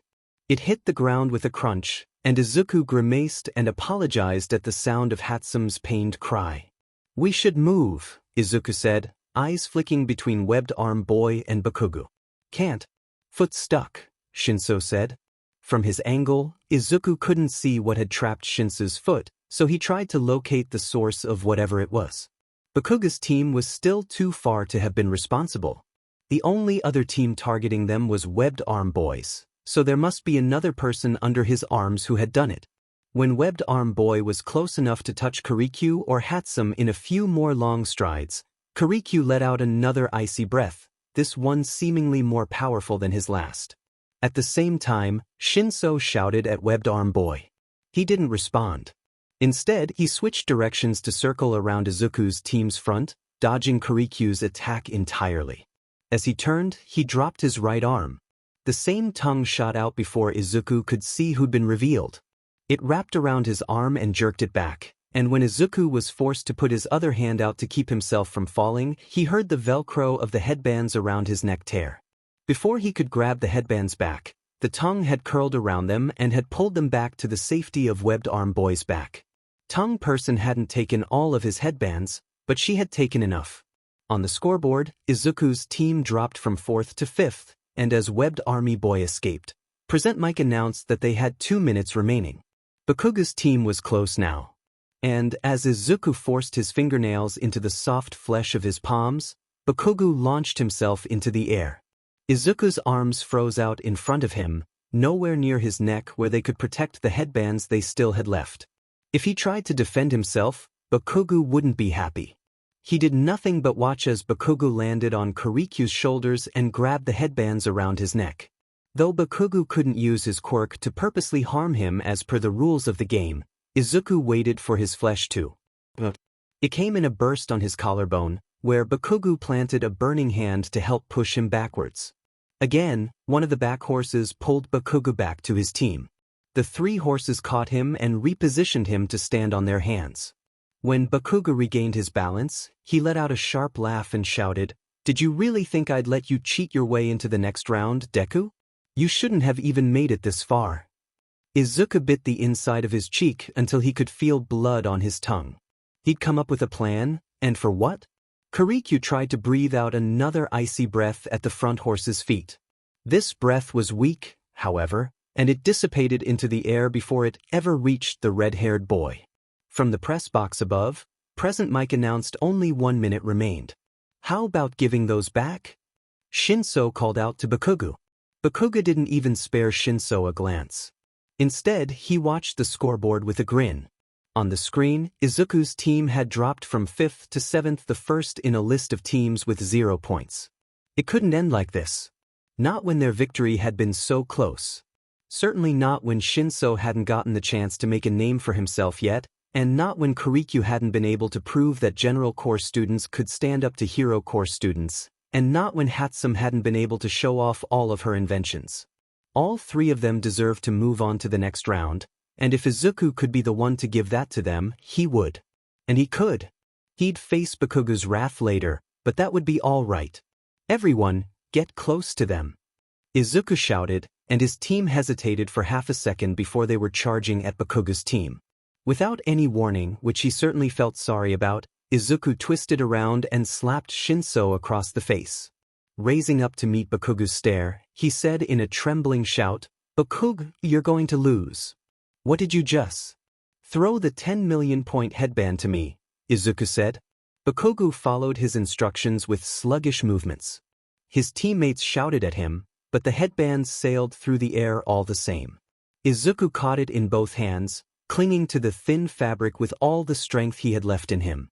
With shaking hands, he wrapped the band around the back of his neck and pressed the Velcro strips together. And then the buzzers sounded across the stadium. And Present Mike announced the end of the round. And Izuku stared up at the press box with disbelieving eyes. That is, until Hatsum let out a cheer and let go of Izuku's foot. He plummeted gracelessly to the ground. And there we have it, folks. What an upset. Present Mike cheered, and Izuku heard Eraserhead groan into his microphone beside him. Just barely managing to make up for the points they lost, Team Midoriya takes first place. In second place is Team Bakugo, in third is Team Todoroki, and in fourth is Team Minoma. Congrats, listeners. Unfortunately, Izuku hadn't had time to call for Bakugo to throw the rest of their headbands. But this would do. Izuku immediately turned to Shinso. "I'm so sorry for taking your quirk. And for slapping you," he hurried. "But he didn't respond to you, and I knew he wasn't going to, but I knew he'd respond if I said something, and I couldn't reach your arm. We didn't have much time left, but I didn't even ask first," he trailed off, his voice getting quieter until he was muttering under his breath with a frown that would leave his eyebrows hurting if he kept it up. "Es fine. Did hurt though." Izuku cringed, stuttering out another apology. "Kidding. Barely felt it." He gave Shinso a skeptical look for his horrible joke, but eventually he dropped it. After warning him, Izuku transferred Shinso's quirk back to him. "I really wasn't expecting us to win, but now I'm pleasantly surprised." "Good job, Midoriya," Kirikyu said. "What the hell was that, Deku?" Bakugo snarled. When Izuku turned slowly around to face him, he stormed up to Izuku with his teeth bared. His palms were smoking, and Izuku instinctively stiffened. When his mind snapped into action, he didn't change his position. He stayed where he was, tilting his head back when Bakugo grabbed his shirt collar, fully aware that letting his fear show would aid him. Most of the time, the best escape was to accept whatever burns Bakugo decided he deserved that day. Still an escape, though, because it would always be worse if Izuku tried something that Bakugo didn't like. And Bakugo didn't like much. But occasionally, Bakugo would go too far, leaving too many new scars at once. In those cases, it was better to tell him to stop. A stuttered-out warning that he wouldn't be able to move the next day was enough to get Bakugo to back away. After all, he would prefer Izuku's mother be left in the dark. So he stayed frozen as smoke filled his nostrils and his mind supplied him with the stench of burning flesh despite Bakugo having not yet used his quirk on him. Bakugo's voice was somehow even harsher when he asked, "What did you do to me?" If Izuku didn't respond, Bakugo would grow angrier, so Izuku forced out, "What you?" "It was Shinsu's." "No, I don't fing play with me." "What did you do?" "Borrowed my quirk," Shinso answered, voice cold and sharp. "And that is not your business," Shinso said. His hair blocked the sun and cast a shadow over his eyes that made the bruises under them even more prominent. Bakugo barked a laugh and leaned in closer, though he had to tilt his head up slightly to keep meeting Shinsu's eyes. "I think it is my business, since Deku used it on me." Shinso raised an eyebrow. "Too bad." Shinso could only challenge Bakugo because he didn't understand. But if he wasn't careful, he would understand, and it would be because he was trying to defend someone who'd nearly cost him his future for his own selfish reasons. Why was he even defending Izuku after all he had done? Izuku wanted to take a step in their direction, to stop Shinso from incurring Bakugo's wrath, because Shinso was about to walk away with the same kind of burns that were forever stamped onto Izuku's skin. So Izuku urged his body to move, using every ounce of strength he had left, to put himself between them. He would much rather take one more burn than let Bakugo put a first on Shinsu's skin. "You want to fight? You want to be disqualified?" Bakugo scoffed, glancing up at Present Mic and Eraserhead in the press box. "Try not to lose before I can kill you myself." Shoving his hands in his pockets, he shot another glare at Izuku before stomping back to his teammates. Shinso watched him go and muttered, "A hole."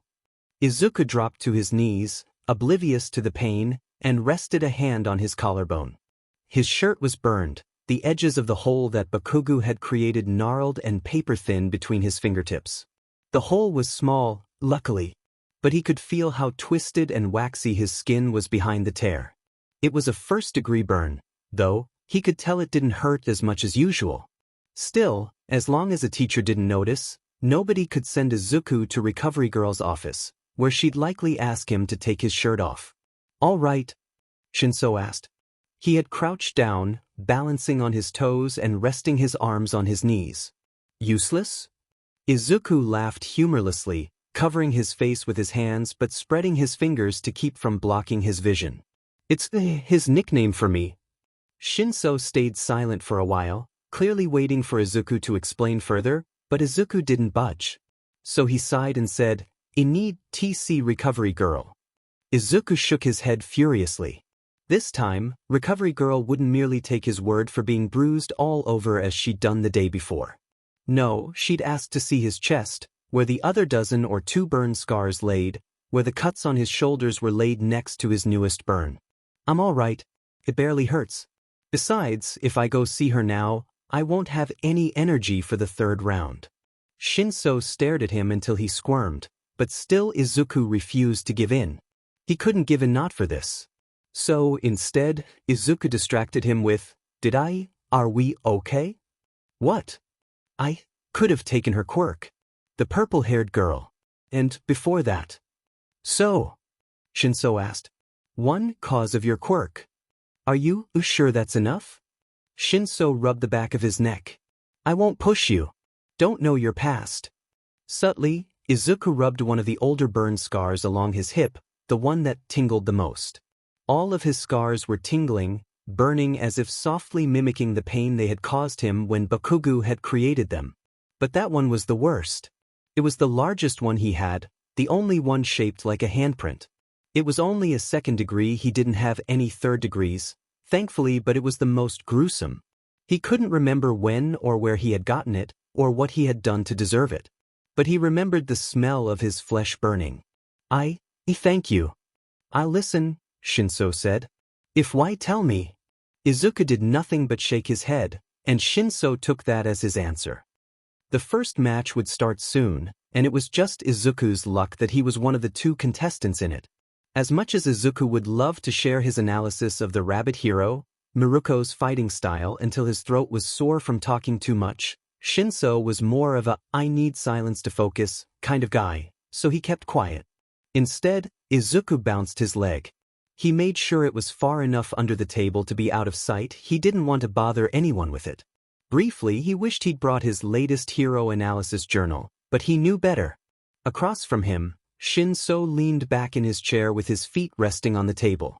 He was scrolling through something on his phone, not once glancing up. Izuku was rather grateful for that, considering he was positive he looked awful. They were the only two in the room, as everyone else in their class had already moved up to the stands to wait for the first match to begin.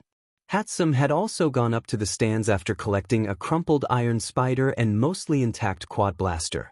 After apologizing profusely, Izuku had asked her why she gave the quad blaster its name, hoping it would cheer her up to talk about her invention. It did. The gun's name paid homage to the 4 tries it had taken her to perfect its design, in which the first 3 times the gun had exploded every time it fired out a cartridge. Why Shinso was sitting with him, Izuku wasn't sure.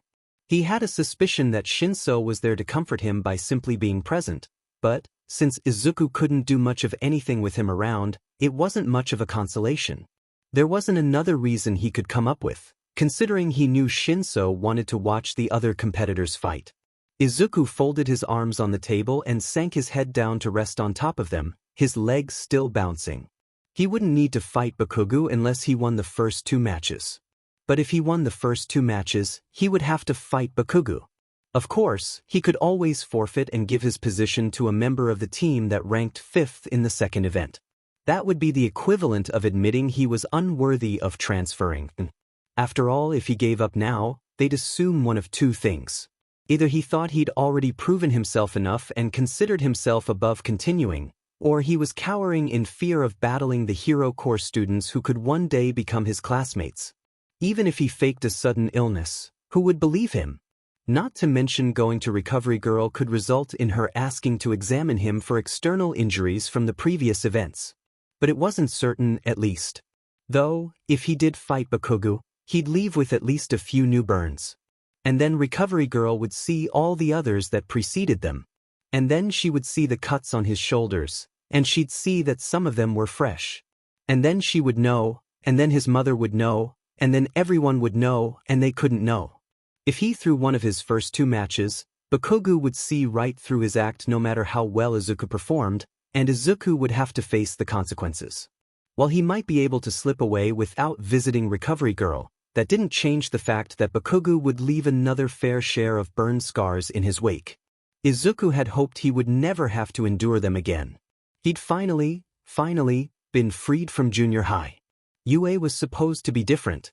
It was supposed to be the place where nobody knew his quirk, the place where Bakugo wasn't a constant threat sitting a few seats in front of him. At least, not for a while. Had he asked for too much? "I'm going," Shinso said suddenly, kicking his feet off of the table and standing up.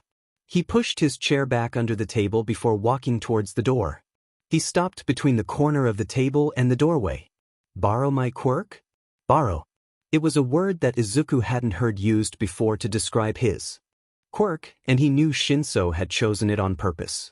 From that alone, Izuku let himself smile just a little. Still, that couldn't stop his face from dropping again. If he took Shinso's quirk, a win against Shiozaki or Todoroki or Shiro could be so much easier. That was exactly what he'd prefer to avoid. Oh, it's okay. If I want to take Shiozaki's quirk, I shouldn't take yours too. I've never tried taking 2 quirks at the same time, so I don't know if I'd even be able to," Izuku said. The lie left an acidic taste in his mouth, but it couldn't be helped. Besides, it was a truth. Just not the truth he was using to justify this particular course of action. Shinso nodded, then pulled the door open. "Good luck." Izuku gave him a strained smile. The door swung shut as Shinso left. Though Izuku certainly appreciated Shinso attempting to comfort him, with him gone, Izuku didn't have to maintain, or try to maintain, his composure. So, standing up with enough force to knock his chair backwards with the backs of his knees, He started to pace circles around the waiting room, mumbling to himself all the while. Of course, there was always a chance that he would lose one of the first 2 matches while still truly attempting to win. Especially with Todoroki, considering he was easily one of the strongest students in the first-year hero course. Honestly, Todoroki could beat him without taking a step. As long as Izuku never got a chance to use his quirk. Zero could too. With his tape, he could swing Izuku out of bounds before Izuku could get close enough to touch him. Because, if he entered that arena, he'd need to use his quirk. There was no point in participating in the 3rd event if he wasn't going to use it.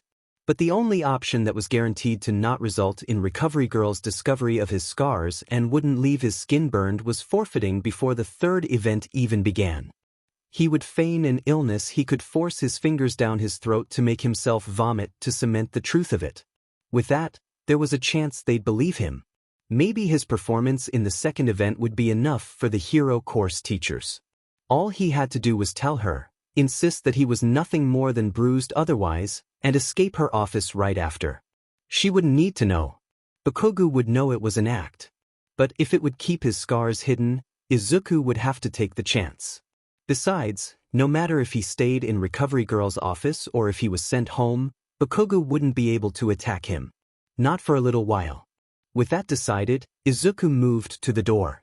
His hand shook as he reached for the handle. But before he could grip it, the door handle turned. Izuku leapt back, leaning to the side to look around the door, and he was met with All Might's hulking figure hunching over to squeeze through the doorway. When he made it through, he stood up. His head centimeters from hitting the ceiling, the pro-hero planted his hands on his hips. Was All Might there to ask him why he hadn't taken the hero course entrance exam? It was a little late to be asking, but maybe this was the first time he could talk to Izuku alone without drawing unwanted attention. Maybe he'd been looking for a chance to do so since the school year began. "It's good to see you, young Midoriya," he said. "I'm glad to see you're doing so well. Your performance in the last event is causing quite a stir in the stands." "It is?" Izuku asked. Depending on what he meant, that could either mean the audience was impressed or horrified, and Izuku was inclined to believe the latter. Still, All Might sounded enthusiastic. Therefore the latter logically couldn't be correct, right? All Might laughed his signature boisterous laugh. "Of course, my fellow teachers have been talking about you as well. All good things, I assure you." "What about Shinso?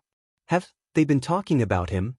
"Shinso," he muttered, clearly trying to put a face to the name. "Ah, do you mean your purple-haired classmate? I do remember Ectoplasm mentioning 2 students who wanted to transfer, though I'll admit I was more concerned for you. I was quite shocked to discover you hadn't taken the hero course's entrance exam." "I'm sorry," Izuku said, pursing his lips. I couldn't take the exam if it meant taking other examinees' quirks. I couldn't ruin their dreams like that." All Might hummed. "I see. That is understandable, my boy. I cannot blame you for that decision." That sounded truthful. So, are they talking about Shinso? Does he have a chance? "Oh yes, they are also talking about Shinso. Don't you worry. If you both have strong performances in this event, I assure you that your hard work will be rewarded." So they hadn't made enough of an impression yet. His performance so far wouldn't be enough, then. Or maybe it would, as long as Izuku faked an illness well enough to convince the teachers that he couldn't have continued. They'd be forced to extrapolate the data they currently had. If they had been hopeful of his future performance, maybe they'd give Izuku another chance. Or maybe they wouldn't, because he hadn't done enough. Because they'd realize he'd been lying about being ill, and he'd be forever stuck in the general course. "Based on the previous event, I expect a great performance out of you in this one," All Might encouraged. He patted Izuku on the shoulder, and Izuku stiffened and accepted the touch. "Well, I just wanted to inform you of your current position and wish you luck, my boy. Now, I must return to the stands to watch your performance." He opened the door, slipped out, and let the door shut behind him with a click. How could Izuku forfeit after hearing that? Here he was, about to disappoint again by lying and escaping because he was afraid. What pro-hero faked an illness to flee from a fight they would rather not participate in? The hero course teachers were waiting to make a call. If Izuku wanted that call to be in his favor, he knew what was necessary. So, when Present Mic's voice boomed throughout the stadium and drifted into the waiting room, and the clock struck 1, Izuku opened the door with unwilling fingers. All he could do was pray that one of his opponents was stronger than him. Izuku wrung his hands as he walked, scanning his surroundings before glancing towards the part of the arena visible through the end of the tunnel-like hallway. From what he could see, they'd created an impressive stage for the matches to take place on.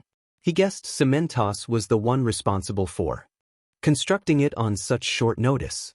It was little more than a tiered slab of concrete sitting on the packed dirt of the stadium's floor, with stairs climbing up the shorter sides.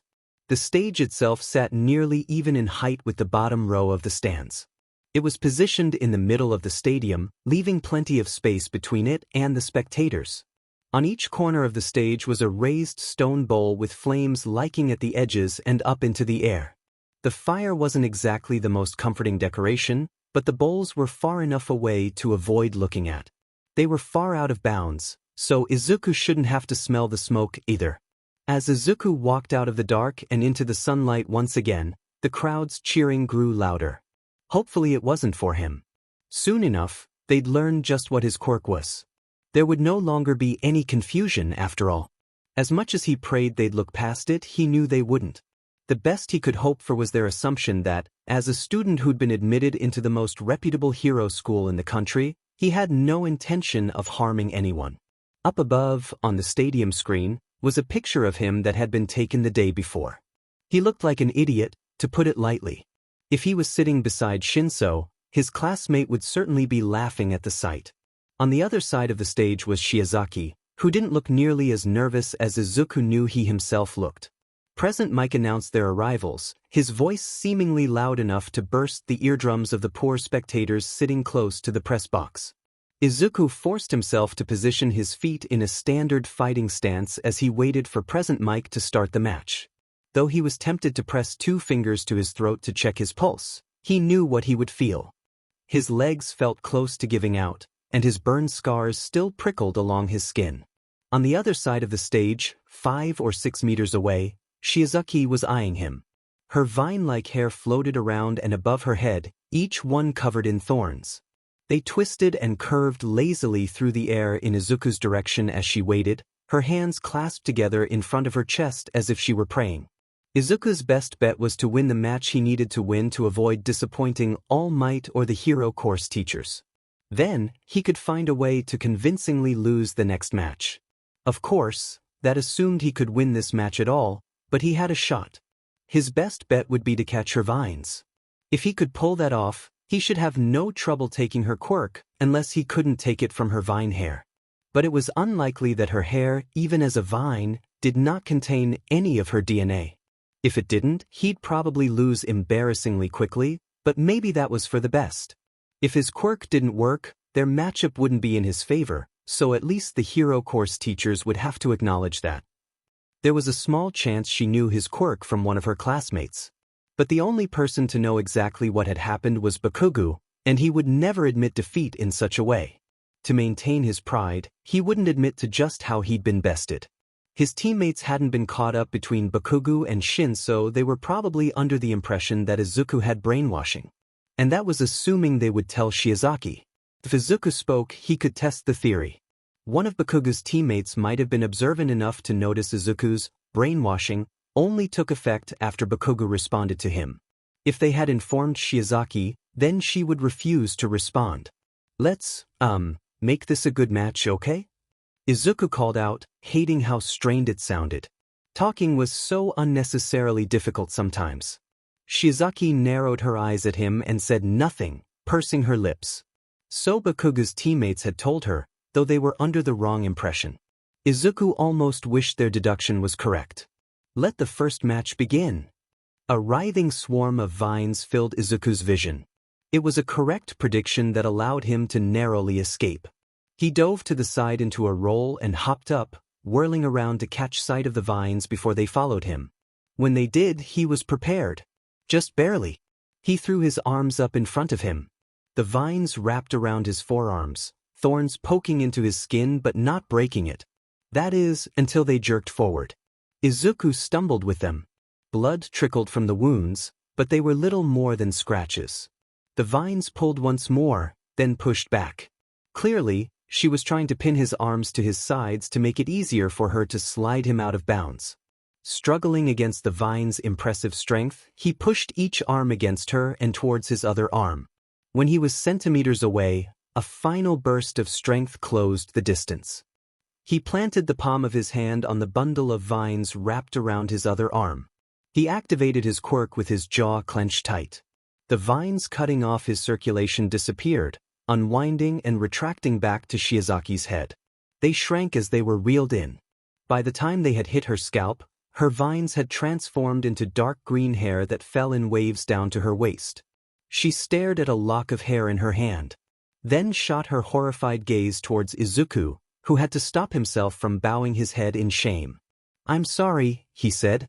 On his own head, his messy curls had shifted into short vines. It took him a few seconds of anxious attempts to grow out to a length where he could examine them. They were darker in color than Shiozaki's vines had been, these a mossy green that matched the nearly black portions of his half-green, half-black hair, only green when sunlight hit it directly. The thorns that dotted them were sparse, far less common than Shiozaki's had been. Strange how they differed. Her face had shifted from horror to confusion, then back to horror as she realized her means of defense had been stolen. Apologizing again, Izuku lengthened a few vines from both sides of his head. He urged them to move, attempting to wind them in patterns.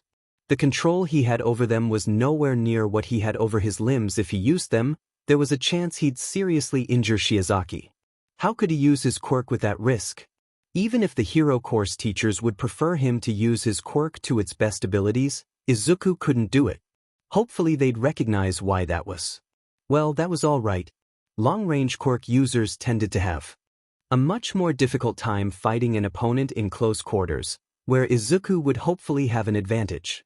It was unlikely she had much knowledge of close combat, if she had any knowledge at all. As a first-year hero student so early into the school year, she was most likely just learning how to use her quirk properly in battle. If she knew anything about sparring or grappling, it wouldn't be from UA. Izuku knew plenty, however. He hoped his, hopefully admirable for a general course student, grasp of how to fight Quirkless would impress the hero course teachers. He broke out into a run towards Shiozaki. The few thorns on the short vines near his face pricked his forehead. When he reached her, she was the first to attack, throwing a wild punch that grazed his cheek. Izuku pushed forward, forcing her back. Refusing to step back himself, he kept driving ahead, leading her to the white line that he only needed to make her cross to win. As they moved, Shiozaki mostly dodged. Occasionally, she threw a counterattack that Izuku blocked. He had been right. It was obvious that she had no practical training with close-range fighting techniques. Shiozaki glanced behind her, finally realizing just what Izuku was attempting to do. She took to the offense. The line wasn't much farther behind her, however, and her attacks were nowhere near the barrages that Shinso was capable of. Her blows, even when she snuck one through Izuku's guard, had no power behind them. She didn't pull them back quickly either. Izuku occasionally took the opportunity to counterattack, though he didn't put much strength behind them. But he did ensure his form was still as perfect as he could make it. She threw a punch that was more of a haymaker. Izuku grabbed it like he had so many times before, back when Shinso still struggled with the same issue. With one hand wrapped around her wrist and another around her upper arm, Izuku ducked under her arm and drove his shoulder into her armpit. Turning, he tossed her over his shoulder, careful to hold her properly to lighten her fall. Her foot hit the line. With that, Izuku let her go and backed away. He couldn't say the match had been impressive in any way, but it would have to do. Because Izuku couldn't win the next match. Besides, if the online posts Izuku had been reading the day before could be trusted, Todoroki was expected to be the winner of the festival. He should be able to win against Zero with ease. And it was only natural for an inexperienced general course student to lose against the number 2 hero's prodigy of a son. Shiozaki has gone out of bounds. Midoriya wins. Midnight shouted. The crowd erupted into cheers, and Izuku stared up at the stands with a frown.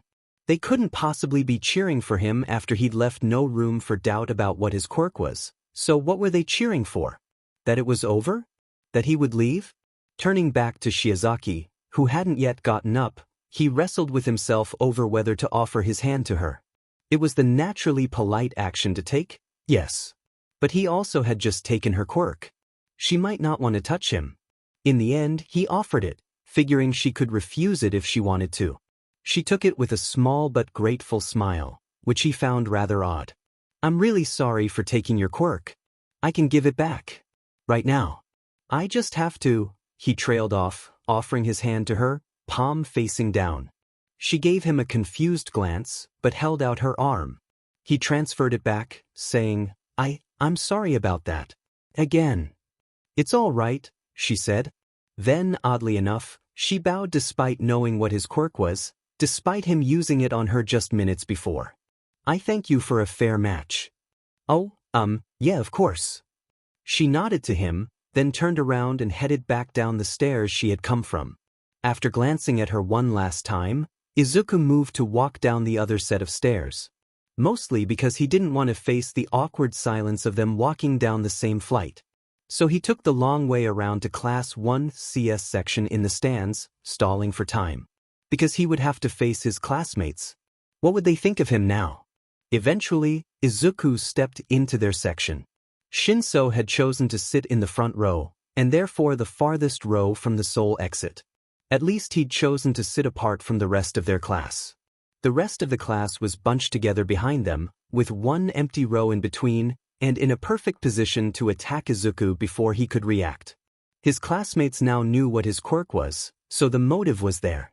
But, actually, who besides Bakugo would go near him now that they knew?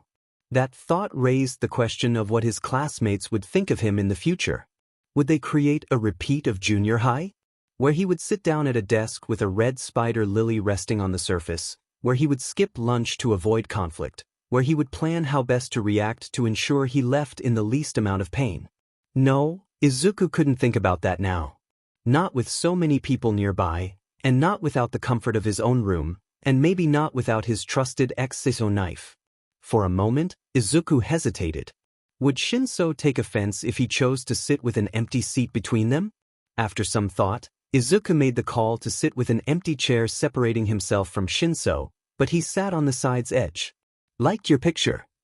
I was nervous, Izuku defended. Shinso snorted. Didn't he need luck? Izuku smiled at that, but he could feel how unnatural it was. I guess so.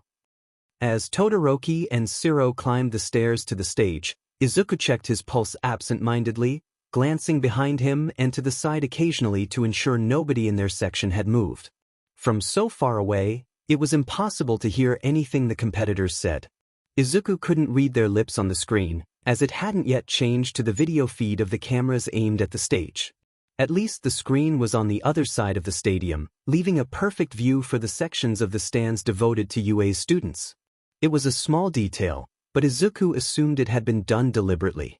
Todoroki stood motionlessly after he reached the top of the stairs and stepped over the white line that signaled what was out of bounds. Across from him, Shiro was stretching his arms, mouth moving. It didn't seem like he was talking to Todoroki. Izuku presumed he was muttering under his breath about Present Mike calling him plain in his introduction. The commentary was a bit insensitive. Present Mike started the match.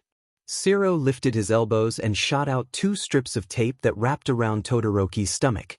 He cut one of the strips and swung Todoroki to the side. Just before Todoroki could slide across the line, however, he threw out a wall of ice that he slammed into. Without flinching, he swept his arm through the air. The action launched a line of ice that grew larger with each second. By the time it reached Shiro, it had covered his body below the neck in ice. But it kept going. The ice shot up past the stage entirely, sweeping over the bowls of fire and snuffing them out instantly. It spiraled towards the stands, angled up just enough to avoid impaling any spectators. In an instant, it had passed the rim of the stadium. It didn't stop until the ice had formed into massive spikes that jutted out over the top of the roofline. Covering nearly half of the stadium, it was just the kind of power that nobody would expect Izuku to overcome.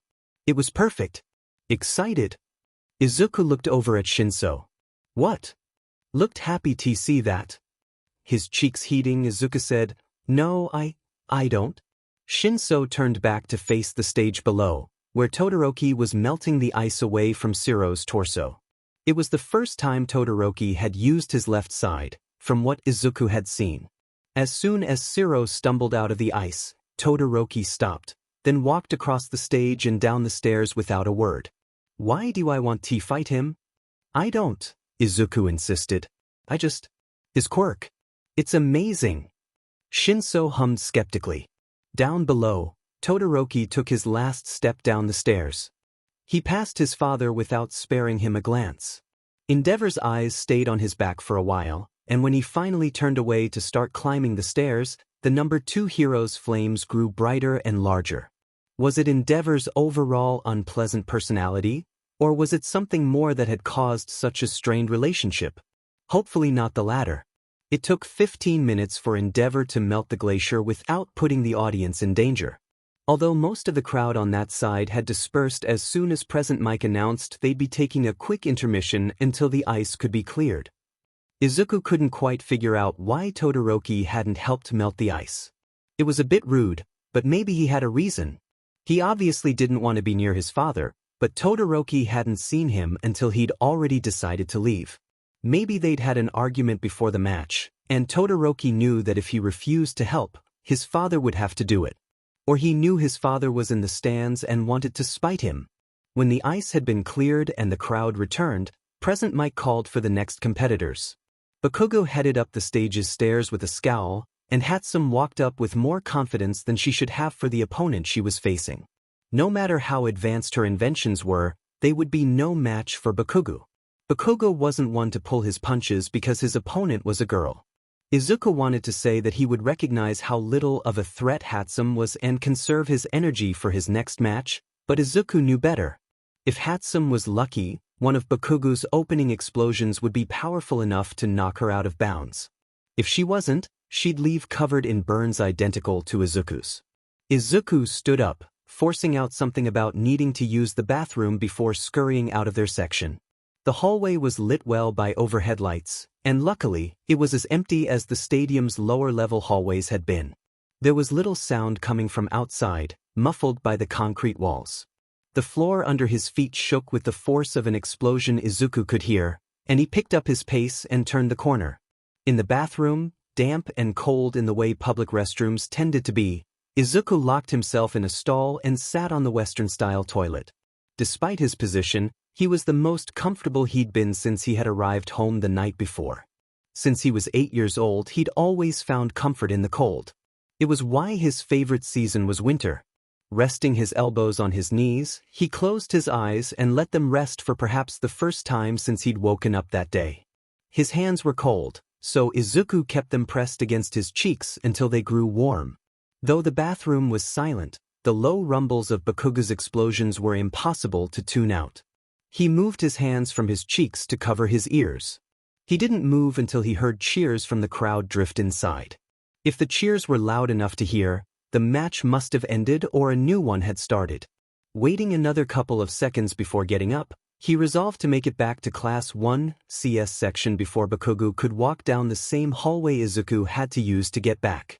If those cheers had indeed been for the end of the match, that is.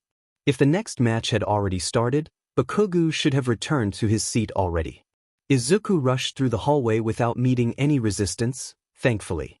Slipping through the doorway, he headed back to his seat as gingerly as he could. The cheers must have been for the end of Bakugo and Hatsum's match. The stage was empty. Next came Uraraka and Kirikyu's match. They stood facing each other, both crouching as they waited for Present Mic's word. Their match was over rather quickly. Up in the air, Quirkyu could do nothing but wait for midnight to consider him immobilized and for Uraraka to release him. If only they both could have lost somehow. Now Uraraka had to face Bakugo in the next round. When their match ended, Shinso stood up. Izuku wished him luck as he turned to leave. His match was against Kirishima, a boy in Class 1A who he could easily win against if he made him talk before the match began. If not, their match would devolve into an endurance competition that Shinso would lose. Gritting his teeth, Izuku willed himself to focus on the match about to start. While the screen wouldn't switch to video feed until Present Mic started the match, Izuku could see Shinsu's mouth moving. Kirishima's back was facing him, so Izuku couldn't tell if he was responding. But Shinso was making no move to suggest he was growing desperate. No taking a step forward, no opening his mouth wider to yell, no hand gestures that could indicate sudden anxiety. Shinso didn't even open his mouth again. He had already won.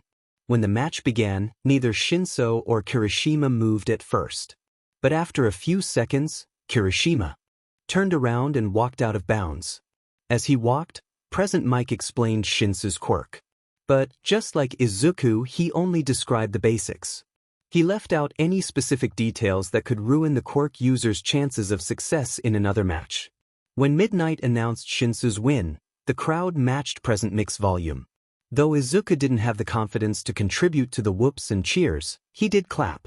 The next match was between Kirano and the boy whose quirk could turn air into a solid, who Izuku now could call Tsuburaba instead of Air Boy.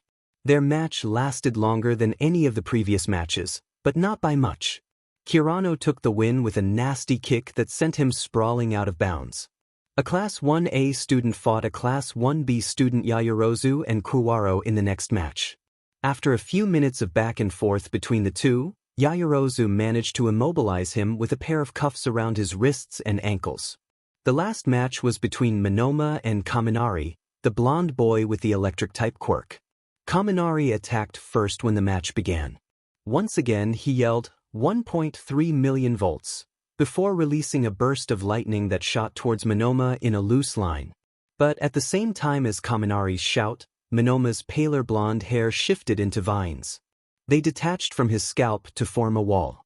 The lightning hit it and dissipated, leaving behind an unscathed Monoma and a short-circuited Kaminari. Present Mic then explained the side effect of using too much electricity. Kaminari lost intelligence after using his quirk? Strange. Izuku had never heard of a drawback like that before. More importantly, however, was Monoma's hair. Present Mic explained his quirk seconds later. Its name was Copy. So it wasn't like Izuku's quirk, not really. Shoulders sagging, Izuku sat back in his seat.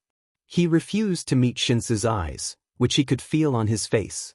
Pushing his fingernails into his side, where his shirt would cover the marks and where Shinsu wouldn't be able to see, Izuku forced himself to turn his attention back to the festival.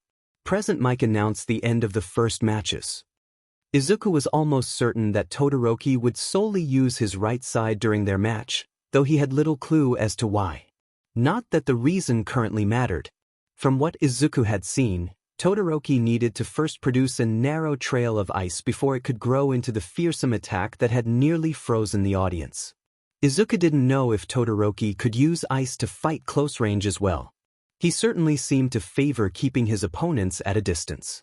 So, if Izuku wanted to lose, he'd need to stay on his side of the stage.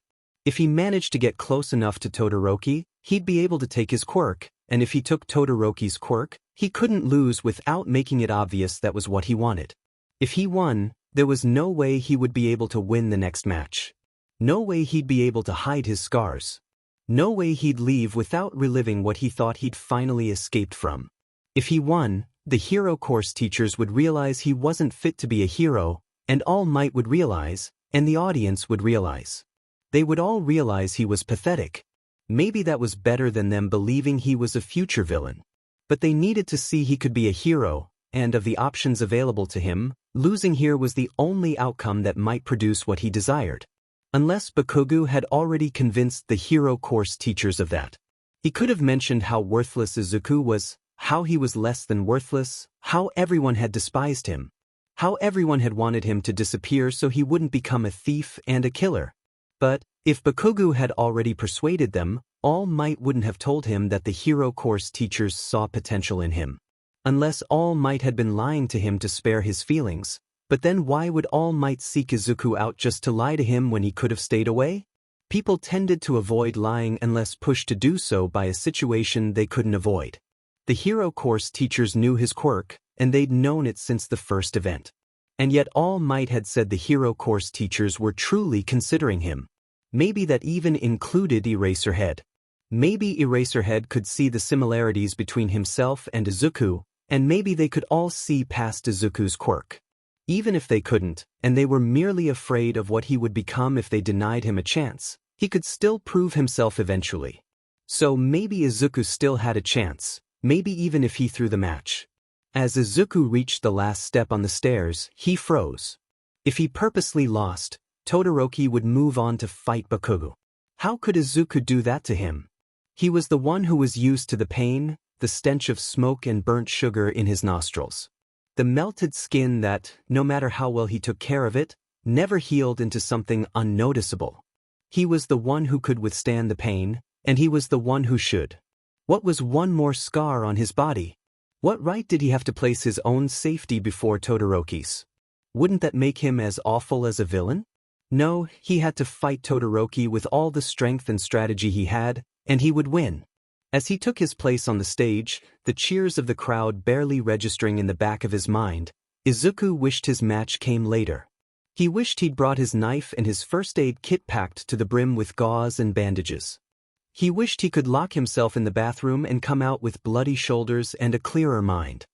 He wished he'd had the sense to cut solely on his thighs instead of on his shoulders too, since those would be far less likely for Recovery Girl to find. Why was he such an idiot? Todoroki's face was blank, looking at him with an expression that wasn't exactly bored but wasn't interested either. His narrowed eyes never left Izuku's. Izuku squirmed. It wasn't a glare, as it was more calculating than malicious. It was nothing like the stares of his classmates whenever he had walked into their homeroom in junior high, or whenever he'd walked through the hallways, or whenever he'd walked into the building. Not nearly as painful to be the recipient of. Though pictures of Todoroki weren't hard to come by online, they didn't capture the true details of his face.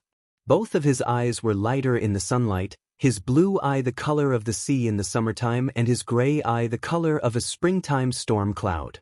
The patch of burned skin surrounding his left eye was more prominent as well, red and mostly smooth. Entirely distinct from Izuku's own, which were pink and silver and mangled. How had he gotten it? Had it hurt as much as Izuku's had? It was on his face, around his eye no less, so Izuku guessed it had hurt worse than any of his ever had.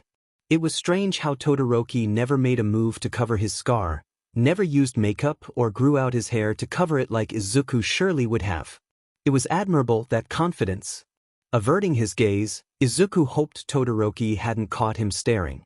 In the comfort of the press box, Present Mike introduced them yet again, keeping their introductions mostly the same. They both took their positions. Present Mike called for them to begin. Izuku didn't have time to catch his breath before a wave of ice came barreling towards him. As it spread out across the stage, he could only describe the sound as the noise a shimmer would make if shimmering could indeed make a noise. Izuku launched himself to the side. Breaking into a run, he glanced back to see his previous position covered in a puzzle of glittering spikes. His legs protested as he sprinted alongside the trail of ice that had formed on the ground. Another wave came hurtling right beside the first, much faster than the first had. Izuku forced himself to leap out of the way. He stumbled when he landed and put a hand down on the ground to keep himself from falling. Todoroki's hand swept out for a third attack, so Izuku dove into a roll to the side. When he jumped up, ice had formed on the back of his left shoe and up his pant leg. His ankle stiffened at the biting cold, but the ice broke away as he kept moving. It was a far better kind of pain than it could have been. Todoroki raised his right hand out again, and Izuku knew another attack was half a second away. But he was just an arm's length away from Todoroki. So he stretched his hand out, fingers splayed and palm facing down. He could slap Todoroki's wrist. He could feel his fingertips make contact. But his palm never did. Just as he reached the skin on Todoroki's hand, Izuku's own was enclosed in a layer of ice. Todoroki took a step back, exhaling out a tiny cloud of icy breath as he did. Without Todoroki there to stabilize him, Izuku tipped forward, but his face never met the ground. His feet were encapsulated in a thick block of ice that crept up to his calves. The ice bit into his exposed skin. His right hand was encased in ice as well, the ice ending in jagged edges in the middle of his forearm. A stabbing cold crept up beyond where the ice stopped, piercing through his skin until it went numb. Izuku didn't mind at all. Although his left hand was free, Todoroki had already backed far enough away to ensure Izuku had no hope of reaching him. Midoriya is immobilized. Todoroki wins, Midnight said, emphasizing her point with a crack of her whip. Todoroki sighed, and it almost sounded like he was disappointed. Izuku had to wonder whether that was because their match ended so quickly, because Todoroki had wanted more of a challenge. But he would get more of a fight during the next set of matches, and it was Izuku's fault. I'm sorry, Izuku said. For what? Todoroki asked, voice monotone. He stepped back over to Izuku and put his left hand on the ice around Izuku's arm, and Izuku forced himself not to flinch away. The ice melted, and the water slid down his arm and dripped onto the ground. Todoroki then moved to melting the ice around Izuku's feet.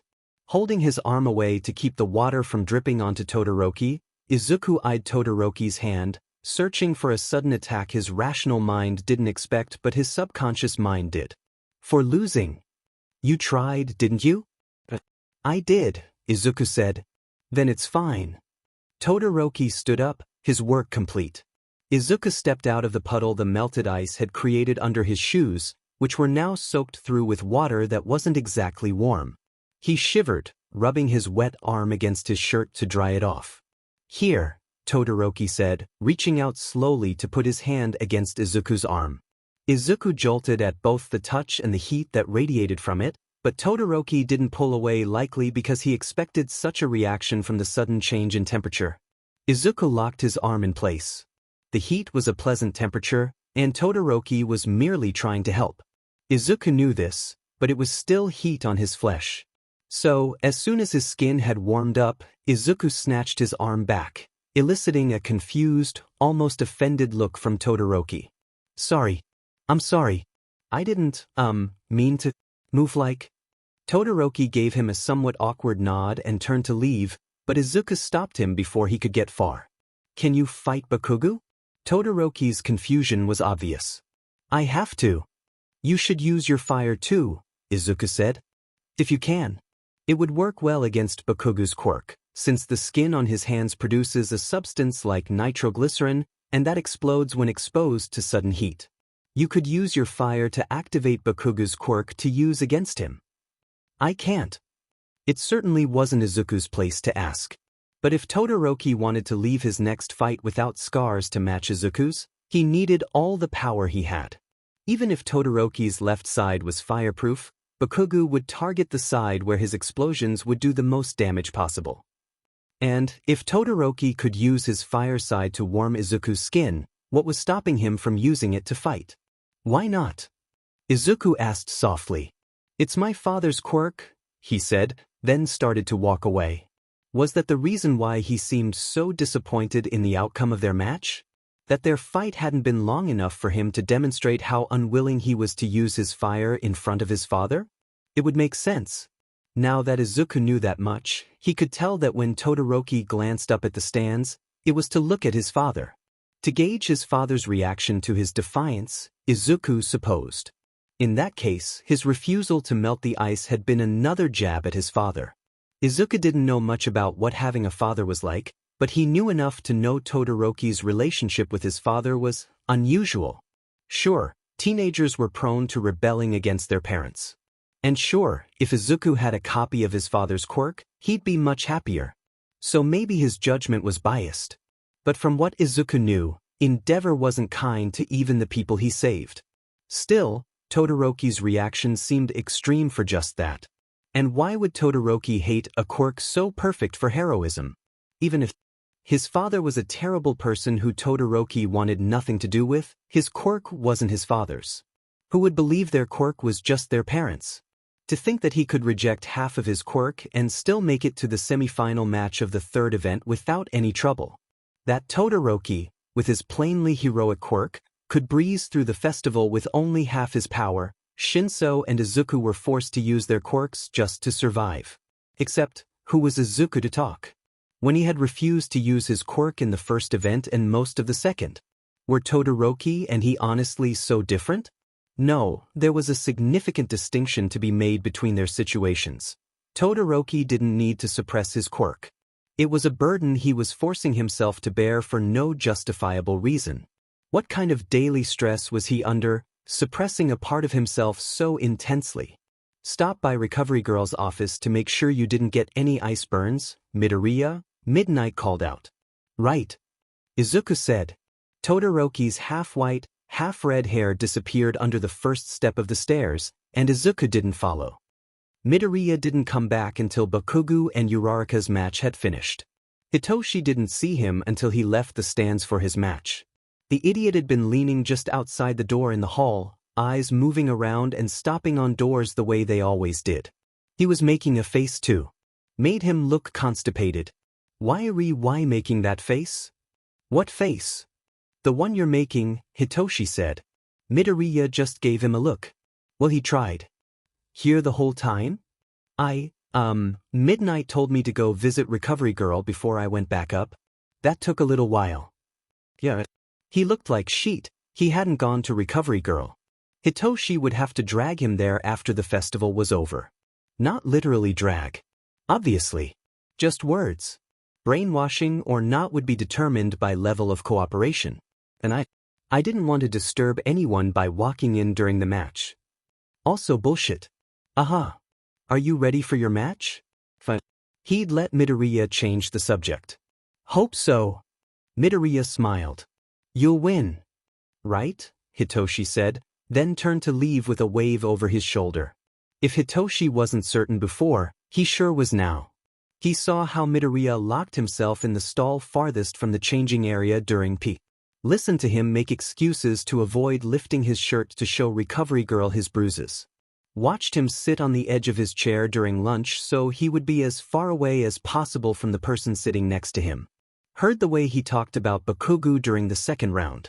And now, noticed how he conveniently disappeared whenever Bakugo was fighting. Midoriya could claim all he wanted that he was just jumpy, but Hitoshi knew better. But he didn't ask. Midoriya would not have told him the truth anyways. But, damn it, Hitoshi wanted to help. Midoriya wasn't like the assholes at his junior high. Midoriya was the guy who'd gone through what kids with villainous quirks did. And Hitoshi knew it was way worse than what he'd gotten. Midoriya was the first guy who never once hesitated when responding to a question of Hitoshi's after learning what his quirk was. Instead, he'd said it was perfect for a hero. Just like Hitoshi knew. But nobody'd ever agreed. Yeah, he wanted to help. If helping meant putting Bakugo in his place, he would be happy to do it. Maybe brainwash him into aiming an explosion at his own nose? Sounded like fun. The guy was just asking for someone to knock him down a few hundred pegs. If it meant punching Bakugo in the face himself, Hitoshi wouldn't mind that either. But, right now, Hitoshi had a single goal: win his next match. Then the one after that. And the one after that. If he made it to the final match, he'd go up against either Bakugo or Todoroki. With those flashy, heroic quirks, those two were just destined to be top pros. It'd be nice to see Hitoshi's petty, villainous quirk take one of them down. He was hoping for Bakugo. But beating Todoroki after he'd beaten Bakugo wouldn't be so bad. Hitoshi needed to win against the wolf girl to have a shot at that. He walked through the musty hall and into the harsh sunlight, shooting a glare at the crowd when they started to cheer. They wouldn't be cheering if he was using his quirk on one of them. They were cheering because they were safe up in the stands. He scowled. The hero course teachers better be up there watching, and they better be smart enough to see what they should see in his quirk. The stairs had his legs burning by the time he finished climbing them. Did there have to be so many? It was like Cementos just wanted to watch them suffer from the comfort of his chair. At least the thing was made of cement. He deserved to suffer a little too. Unless he didn't mind that his chair was made of cement, he was basically made of cement himself. Then Hitoshi wished a stray attack from one of their matches would give him a good knock on his blocky head. That'd be funny. Terrible, but funny. Across from him, Kirano was running through some arm stretches and bouncing on her furred feet. Not a bad idea, so he did the same. Midoriya had mentioned knowing her. But he hadn't taken the hero course entrance exam, so Hitoshi had no clue how they'd met. Unless they knew each other from somewhere outside of UA. He could ask later. Right now, he had a wolf girl to irritate. It had been laughably easy to brainwash the guy with the shark teeth. Half a sentence about how he and his teammates had used someone strong like Bakugo to pass the second round had been enough. Most people got testy when someone insulted them and their friends. Especially self-righteous hero corps students with quirks they took for granted. Not that Hitoshi wouldn't be upset if someone badmouthed Midoriya, even if the guy refused to use his quirk sometimes. But people like the Shark Kid didn't insult, ignore, avoid, or torment people like Hitoshi and Midoriya. They pitted them instead. Hitoshi would show them just where they could shove that pity. He cracked his knuckles just to hear each satisfying pop and asked, "1B just here to prove they're better than 1A?" She pursed her lips, and Hitoshi laughed. He'd expected that. Present Mike started the match. The wolf girl wasted no time. She was flying at him in a second, reaching one arm out to grab his wrist. He jerked away, then jumped back. He raised both fists to just in front of his jaw and held them there. "That's all?" he taunted. Opened her mouth. But she didn't say anything. What she did do was bare her teeth before she lunged again. She was faster now. Hitoshi couldn't dodge in time, so he stopped where he was and forced his arms up by his side. Her kick landed against his block, shooting a bruising pain through his forearms. He grunted and toppled backward from the force. That girl sure had enough brute strength. That kick hurt like hell. He rolled backwards over his shoulder just like Midoriya had taught him to do a couple weeks ago. It wasn't perfect, which was why he didn't have enough momentum to jump back up. The wolf nearly stomped on his skull, but he pushed himself out of the way with one hand. His temple hit the ground as he flipped over, but he forced himself to jump up. Wincing, he watched her with one eye open. All Hero Corps kids so desperate to prove themselves? Or just you? She threw another kick, this one at his head.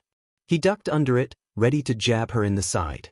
But then came the flash of her other leg. She turned and kicked backward, knee bent to hook him around the throat. It was a kick he'd attempted once and never again. He'd pulled muscles he didn't know he had trying to do the DMN thing. Throwing his arm up to protect his head, he took the blow. His shoes slipped on the ground as he was pushed back. But he didn't fall this time. Instead, he landed a solid punch to her kidney that she'd left wide open. She doubled over, letting out a yelp that sounded more like a growl. With her hunched over, he couldn't pull off any kind of throw. So he went in for another trusted punch. It was more of a haymaker, but it did its job. It connected with the side of her head and sent her stumbling. She didn't fall, but her falter gave him enough time to back away. He cradled his fist in his hand for a second, knuckles throbbing. Then he brought both back to his chin. "Not bad," he said. She still didn't say anything. "I'm impressed. And I thought Hero Corps kids loved T-talk." She shot him a half smile, half glare. It didn't scare him. He could do better. Hitoshi moved first. He kept his fists close to his face, ready to move to block any attack. If he telegraphed his moves, they wouldn't land. The wolf was too fast for that. So when she started a tiger-style punch, he dropped to the ground and out of her sight. He swept her leg out from under her. Or tried to. Right before he made contact with her ankle, she hopped over his leg and managed to keep herself upright. She kicked her leg around and down in a brutal axe kick, and Hitoshi barely had time to scramble away. Her heel hit the ground. Cement cracked.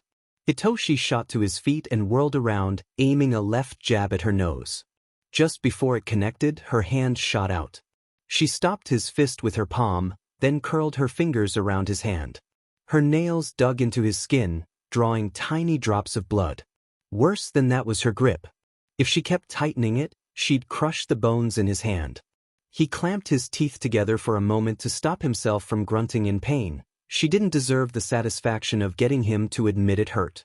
When he threw a punch with the other hand, she gripped that fist hard enough to crush too. He swore he could hear his bones creaking. Hitoshi narrowed his eyes at her, face twisted. "Keep going." She grinned. "Gladly." Hitoshi laughed. Her eyes clouded over, and her hands dropped away from Hitoshi's. "Walk over the white line to your left. Then stop." She followed his instructions with obnoxiously slow steps. Not that it mattered. He'd already won. He shook his hands out, frowning at how stiff they were. He'd need to get them checked out by recovery girl once the day was over. Not before. Before would mean he'd lose the little energy he had left. For once in his life, he'd gotten decent sleep that night. But that didn't cancel out years of waking up 1, 2, 3 times before his alarm.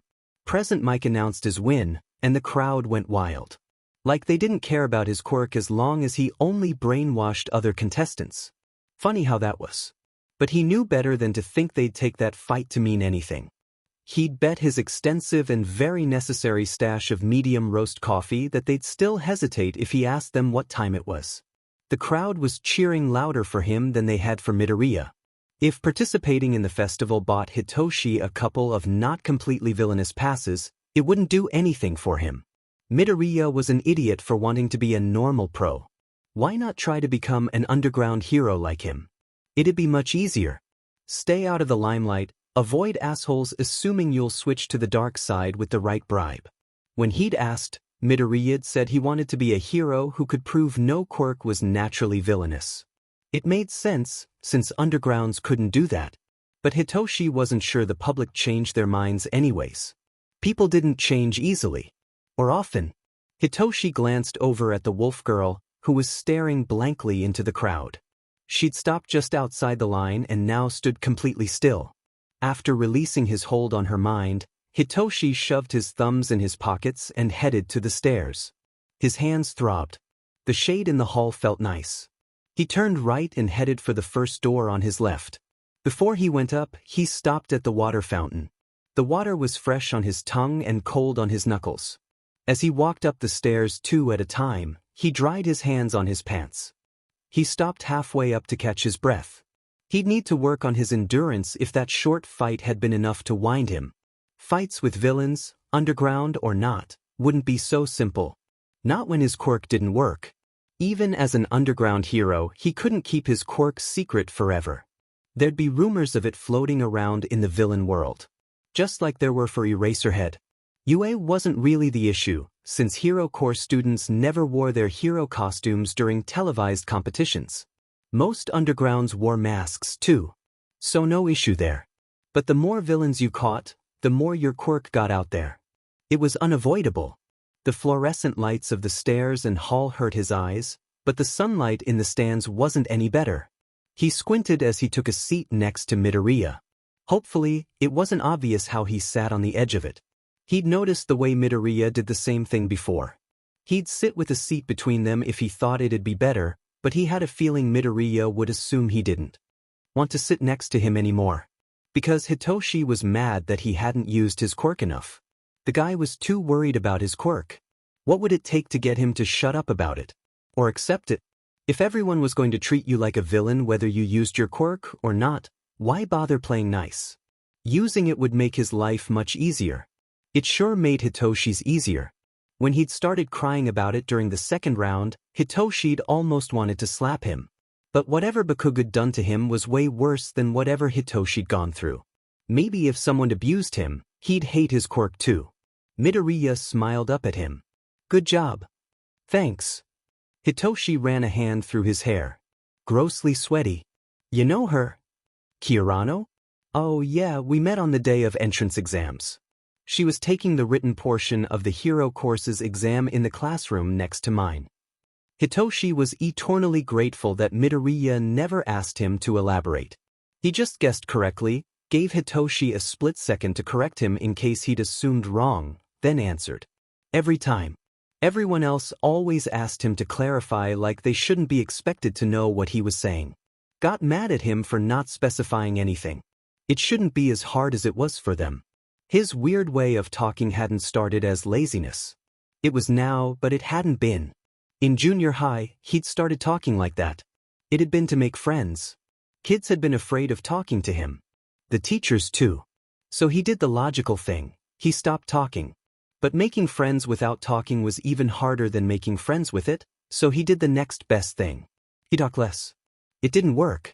He should have known it wouldn't, but he'd been a stupid kid. Now, he still talked less because it was a habit. Not exactly easy to break, so he didn't. If anyone couldn't figure out what he was saying, then they didn't deserve to know. Midoriya kept going. Eraserhead was their proctor, and he'd arrived late, so they had to wait outside the classroom. We talked for a little while.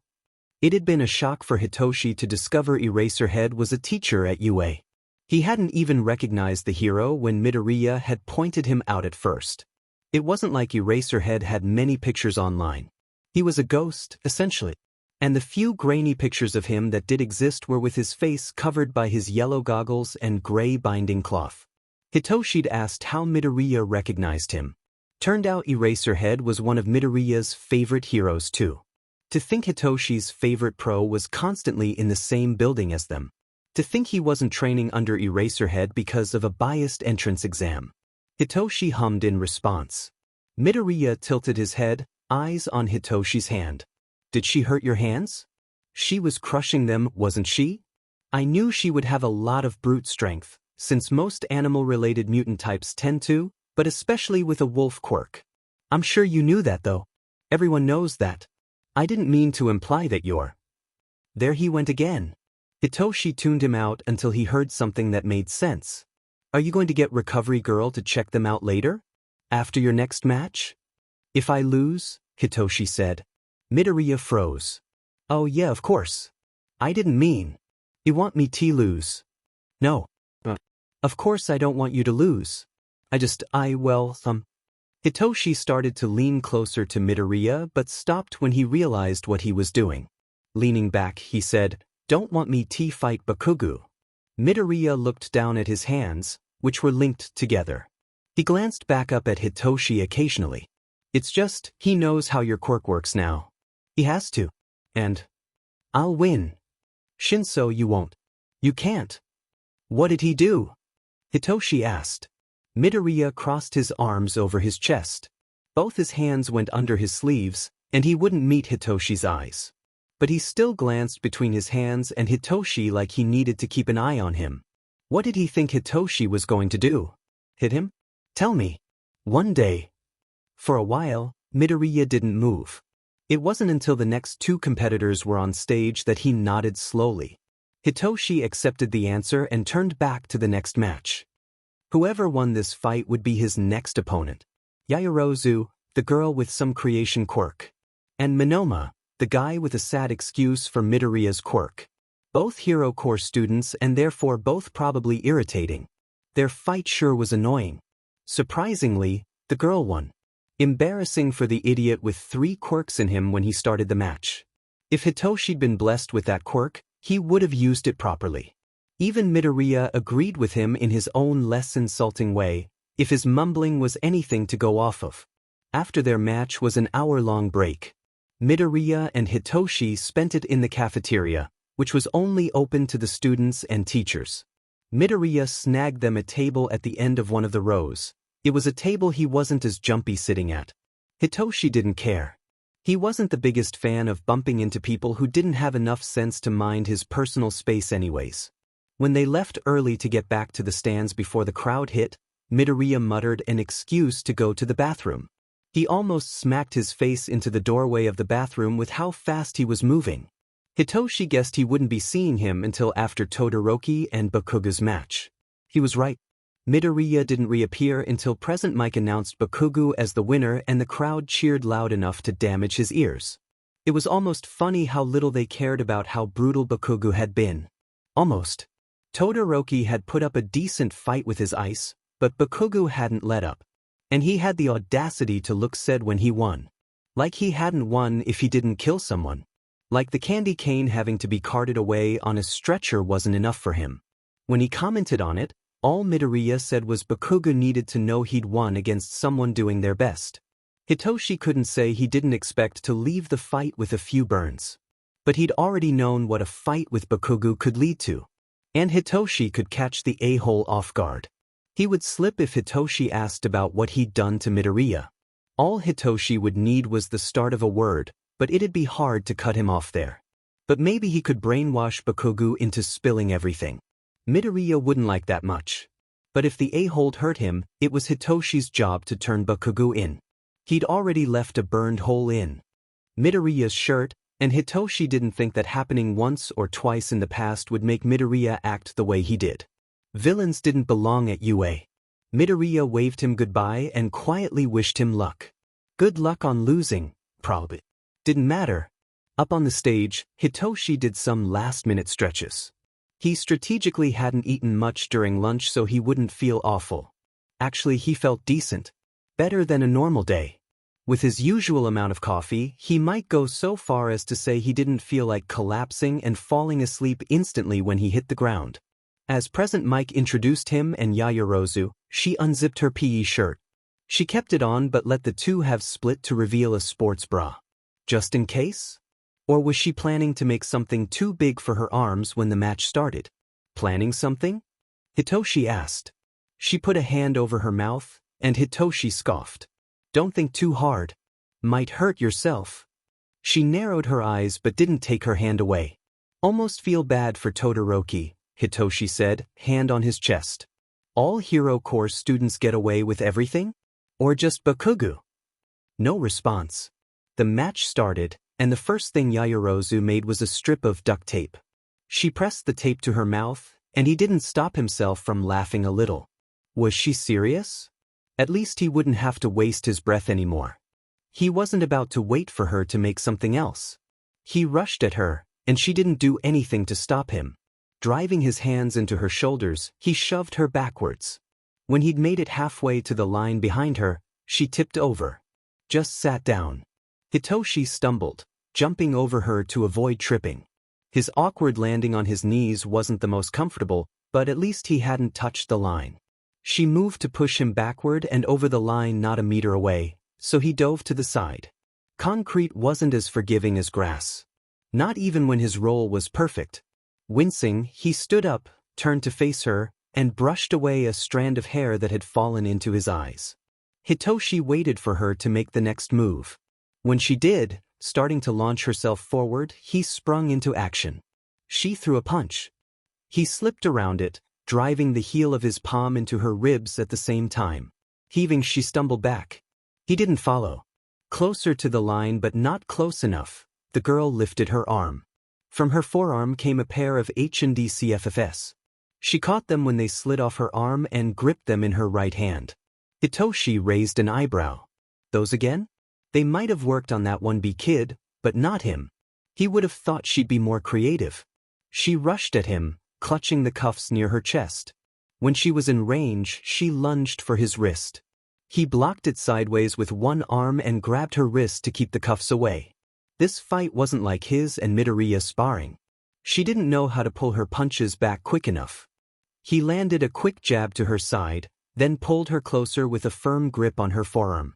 When she stumbled, he twisted, sliding his back foot around in a half circle. With a hand pushing the back of her neck, he drove her into the ground. He probably could have redirected her momentum to force her out of bounds. Or at least get her closer to the line. But weakening her first wouldn't hurt. It wasn't like she could put up much of a fight if he didn't let her use her quirk, and she wasn't a fighter without it. He was no expert in quirkless fighting, but compared to her he was. Still he backed off. He couldn't let her cuff his ankles. But he also couldn't kick her into the ground. Villains would be happy to do it, so she should get some experience. She'd never learn to properly defend herself if everyone took it easy on her in training. But the audience wouldn't appreciate him beating on some so-called helpless girl. Especially not with his quirk. She struggled to her feet, cuffs still in hand. Her arms and face had been dirted from the fall. One side of her face must have scuffed the concrete hard, since it was red and scratched. Her hair had mostly fallen out of its ponytail. Hitoshi's hair wasn't faring much better. He had to brush another few strands back so it could scoff at gravity again. This time, she was the one to attack him. She came in from the side, like that would improve her chance of success. It was farther from the nearest white line, but she couldn't run around Hitoshi's counterattacks. She ducked under his punch and moved in for an uppercut. He blocked down on it before it could gain power. Her uppercut was followed by a hook, which he leaned back to dodge. Again, she didn't pull it back to her face quick enough. He grabbed her wrist, pressed both of his thumbs to the back of her hand, and pushed it in the opposite direction it had come. To avoid the pain, she let herself fall to the ground. But she didn't twist enough. So he didn't let up, instead keeping a slight pressure on her hand. The cuffs that she'd been holding fell to the ground as she loosened her grip. It was a move Midoriya had learned from a jiu-jitsu video. He'd taught it to Hitoshi after perfecting it on Hitoshi himself. It was nasty. It could easily break a wrist with enough pressure. Hitoshi made sure not to go that far, but just barely. The pressure was maybe enough to fracture it. With her back to the ground, she tried to struggle, but a slight press down on her hand made her stop. In a few seconds, she'd give up and Midnight could count her incapacitated. Turned out he didn't even need to rely on the lines. That was what Hitoshi thought. Until the girl moved her other arm, grabbed his ankle, and something black oozed out of her hand. Tut?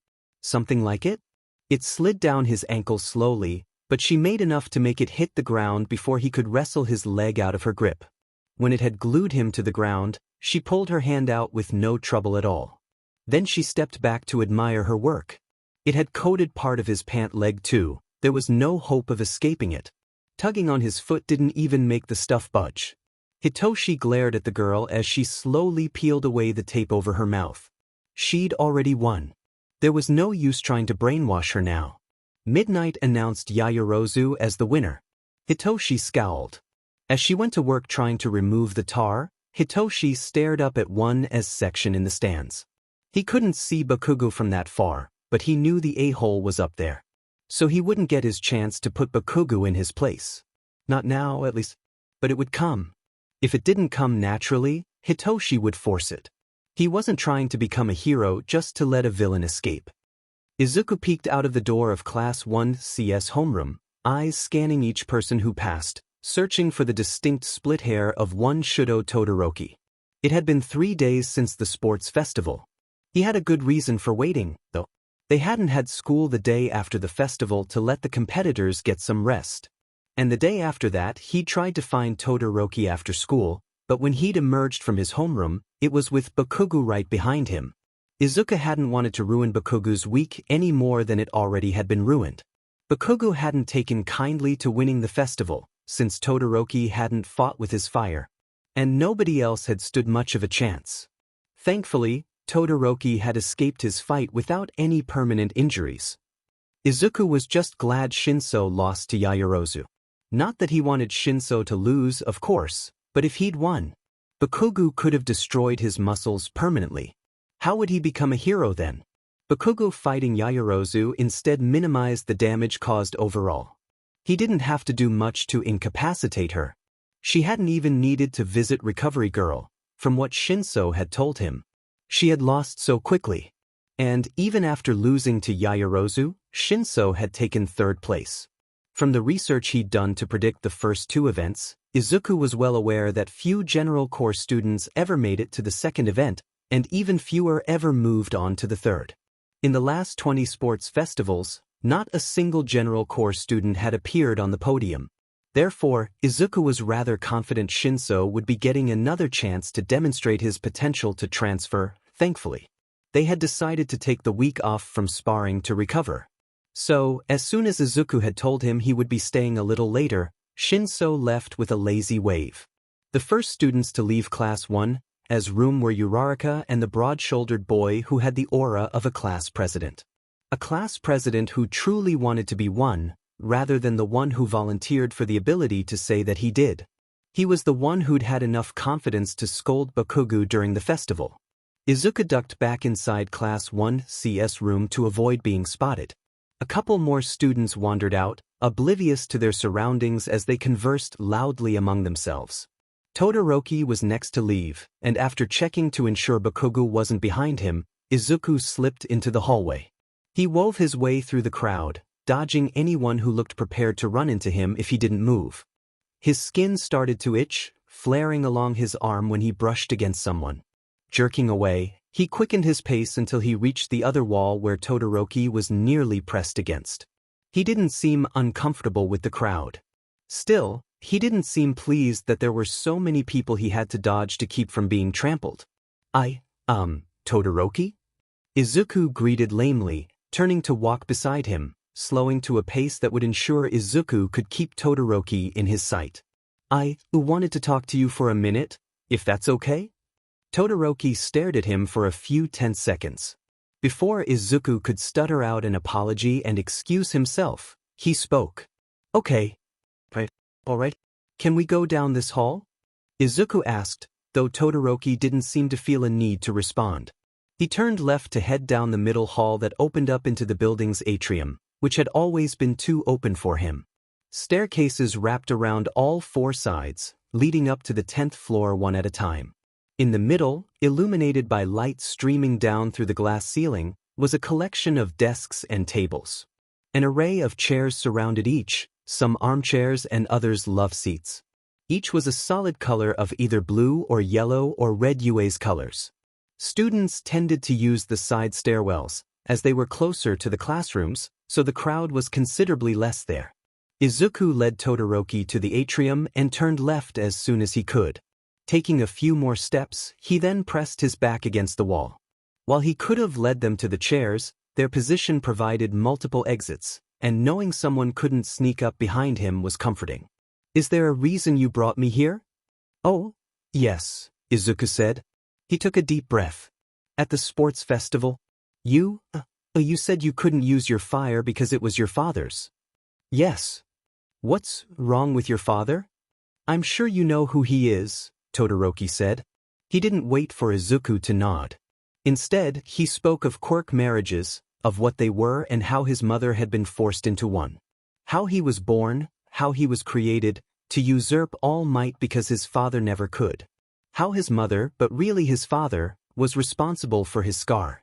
How his siblings hadn't had the perfect combination of ice and fire and were therefore kept away from Todoroki because he was Endeavor's one successful creation. How his father had trained him nearly every day. Though, by Todoroki's descriptions, it was less training and more abuse.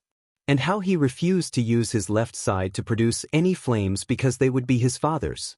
Izuku's heart sank as Todoroki finished his story, his face still as blank as ever. As if he were reciting the information for a school project. Had he really been able to detach himself so completely from his past experiences and most likely present as well that he could talk about it so calmly? Izuku couldn't imagine the pain he'd gone through. Or the pain he was still going through. Because, sure, he knew what it was like to be hurt by the hands of someone close to him, but a former childhood friend and a father weren't interchangeable. And to be born for the sake of achieving someone else's dreams as well? Izuku's mother had always been skeptical of his dreams, but it was only out of fear for his safety and well-being. She had always supported his happiness, if not his aspirations. I'm sorry that happened to you. You didn't deserve any of it. Now you know why I can't use my left side. I will not be my father. Izuku doubted he was the right person to say it, but he might be the only one who would. So he said softly, but you're not your father. And your fire side, it's not your father's. But if I used my quirk on you, I wouldn't take your father's quirk. He'd still be sitting in his agency or out in the city, his hellflame quirk intact. It's the same for your mother too. If I used my quirk on you, I'd be taking your quirk. It's your power, Todoroki. Todoroki stared at him, and it was only years of experience that allowed Izuku to see the barest hint of surprise on his face. How had Izuku gotten irritated with Todoroki for doing exactly what he had been doing, rejecting his quirk? He couldn't truthfully say that he regretted not using his quirk during the first event of the festival, but he could have done more. He could have asked the business course students and risked the rejection that would have most likely followed. If Izuku had asked Bakugo to throw him all of his team's headbands, he would have been eliminated then, and Izuku could have fought with more conviction. He could have accepted Shinsu's quirk when he had offered it. He could have asked to take Kirikyu's quirk. And, in the third event, he should have fought seriously rather than disrespect his opponents by contemplating forfeiting something he hadn't realized he'd been doing until after the festival was over. But he was an idiot and a coward. Those were all excuses, of course. He had to improve.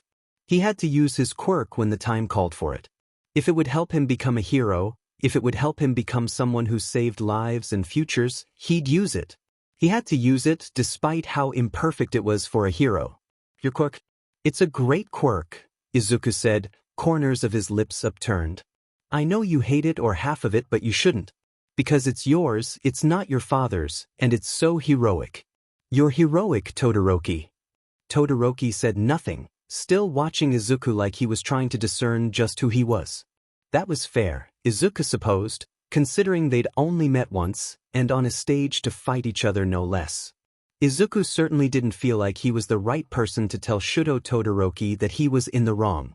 If he wanted to, Todoroki could easily freeze Izuku solid and leave him to be found by a poor janitor who would have to help him. Todoroki didn't strike Izuku as the type to do something so spiteful, but still. Izuku shifted from foot to foot, fiddling with his fingers as he waited for a reply. Did he really need a response at all, or could he flee now? It's mine, Todoroki said finally.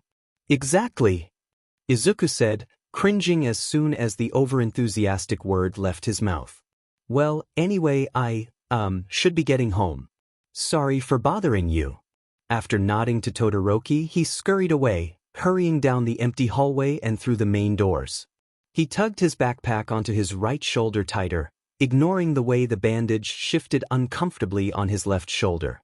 On the way home, he'd need to stop by the convenience store to pick up another couple packs of bandages and another roll of gauze. He was starting to run low on both after using so much in the past few days. As he turned left at the main gate, Izuku glanced over his shoulder. Todoroki had just cleared the hill far above Izuku. He averted his eyes. He hoped his words had helped, but he knew they could only do so much. People only changed when they wanted to, so all Izuku could do was hope his words would sway Todoroki to make the decision himself. Because they shouldn't have the luxury of refusing to use their quirks, did they? At least, not in good conscience. After all, they could help more people if they used their quirks to the best of their abilities. That was what heroes did. For days after the sports festival, Izuku found himself sitting in Midnight's history class, their last class before they were let out for the day. He took notes furiously as always. He had to be mindful to avoid clicking his pen or bouncing his leg under his desk. After revealing his quirk, his classmates had been less inclined to talk to him, though it was nothing near junior high. Still, he thought it best not to provoke them any further. Not that he would have had they not begun acting differently. From his spot in the back, he could see Shinsu's head drooping as if he were seconds away from falling asleep and smacking his forehead into his desk. Normally, he would just put his head down or prop it up on his hand, but the looming midterms were probably prompting him to try to pay attention in class for once. Shinso was one of those students who could sleep during class and study solely the night before and still walk away with decent grades. But because he never tended to pay attention, he never needed pencils.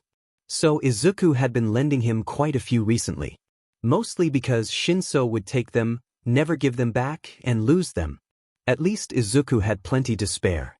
He always kept extras for his notebooks. Izuku never had the confidence to try to leave all of his studying and work until the night before. Not at UA. For the first time in years, his teachers graded his papers fairly. At UA, he could receive perfect scores on his essays, something he assumed was the result of a stricter policy against quirk discrimination. His poorer grades in math were more a result of his lack of understanding and not finishing tests than his teachers' unfairness. Japanese was the only class he had an impressive score in, because the class was graded on essays that they had at least a few days to write.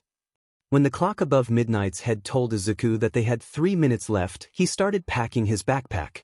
It was a habit he still hadn't broken, but he hadn't made any particular effort to do so. It was slightly more comforting to know he was prepared to leave at a moment's notice. The bell chimed over the intercom, and Izuku and Shinso stayed seated while their classmates gathered up their belongings and made their ways to the door. Midnight said, "Have a good day, everyone. Make sure to finish your essays by tomorrow.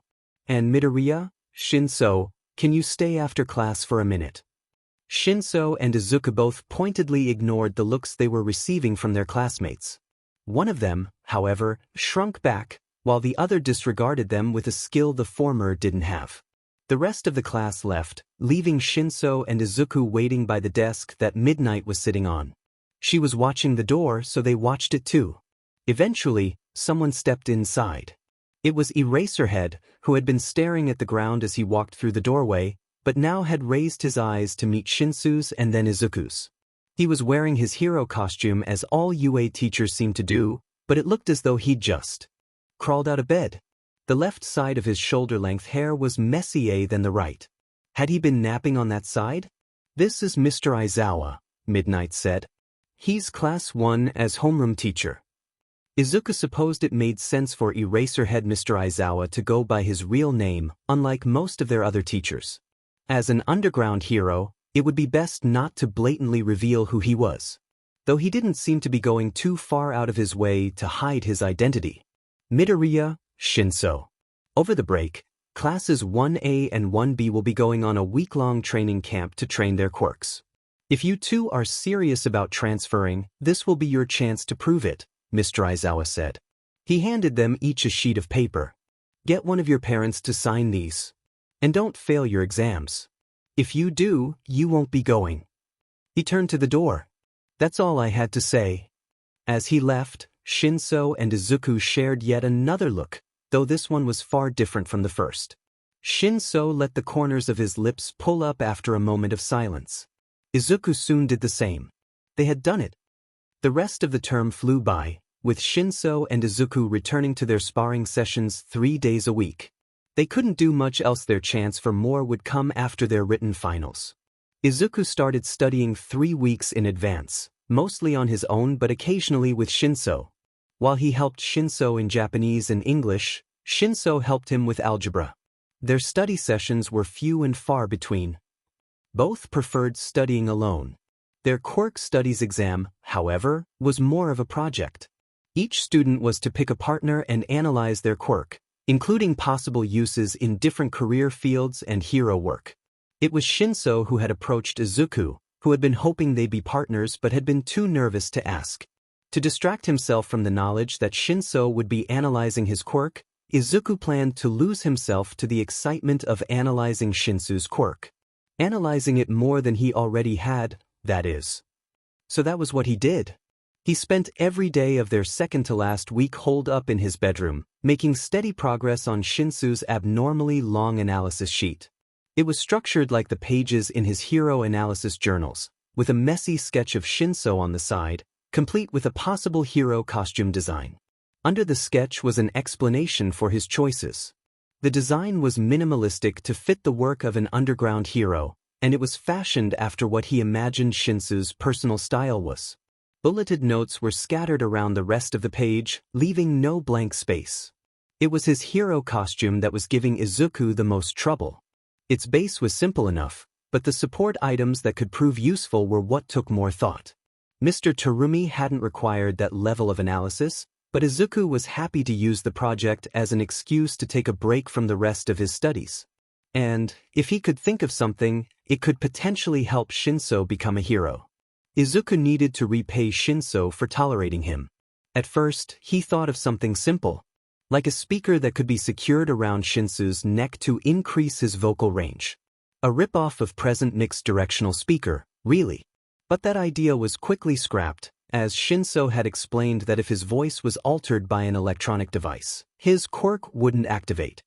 His next thought was something that would do the same thing, only without turning his voice into an electronic signal. Was such a thing even possible? But it might be bulky, so unless it could be condensed into a mask that only covered his mouth, or served multiple purposes, it wouldn't be worth wearing. Not when Shinso needed to rely on close combat when his quirk failed. Or maybe not, if Izuku could think of a long-range support item. A bulky mask still wouldn't be ideal, though. But that wasn't his current concern. What other purpose could the mask serve to make it useful enough to truly consider? If the device could alter his voice and make it louder, could it change it in another way? Making it quieter would be useless, he mused. But how else could a voice be modified? Autotune? And that was how he thought of a device that he dubbed artificial vocal cords. As soon as he scribbled a dark shape onto his drawing, one that sort of resembled a mask, he called Shinso.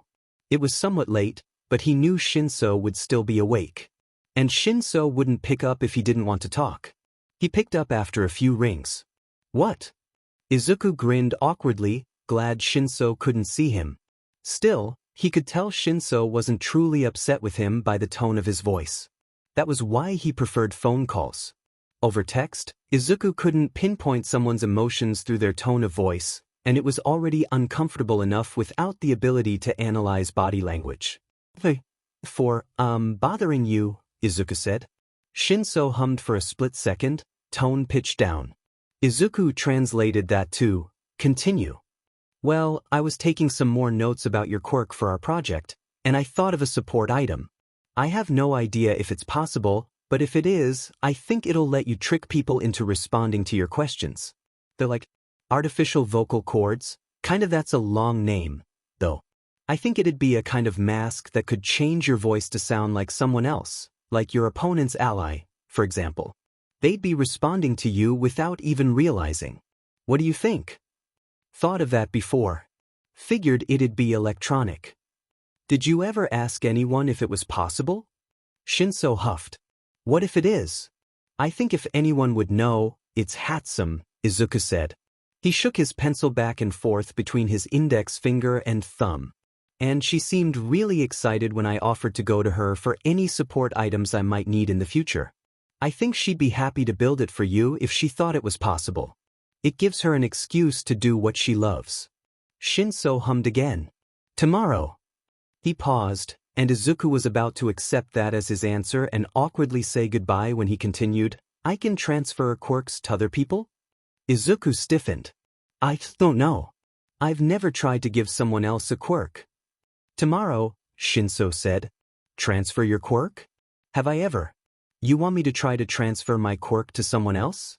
Even if I could do that, I don't think that's a good idea. My quirk's not exactly something anyone else would try on me. Izuku trailed off, cringing despite his best effort not to. He doubted he would ever need to transfer his quirk to someone else, whether he wanted to or not, but knowing if it were possible couldn't hurt. Well, not much. But if you're sure. Permanent quirk? Shinso asked. Izuku fumbled with the pencil between his fingers before it slipped and clattered on the wooden floor. I can't take a permanent quirk. Nobody would be willing to give their quirk up. And he wouldn't be willing to take it. Serving a life in prison. Just because someone can't use their quirk ever again doesn't mean I should steal it. Shinso sighed.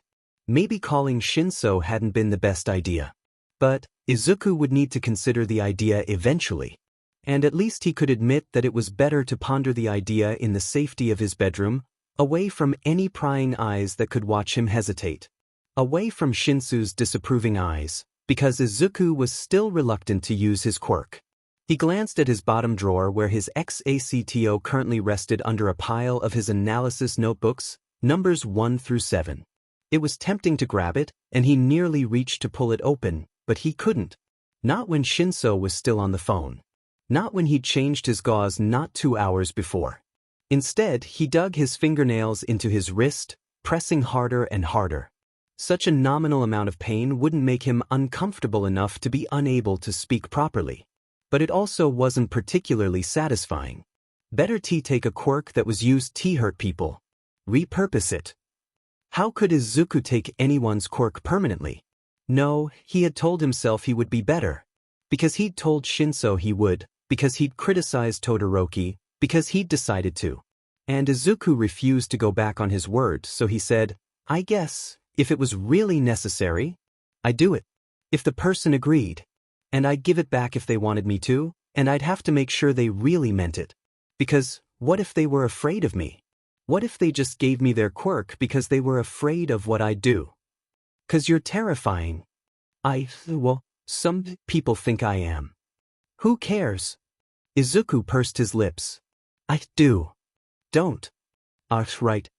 Izuku said. He wiped his eyes with the sleeve of his second favorite sweatshirt, which was designed to resemble Gang Orca's hero costume. That's, easier said than done. And? I'll try. But, I'm going. Good night. Good night. Shinso hung up immediately, but Izuku had expected that.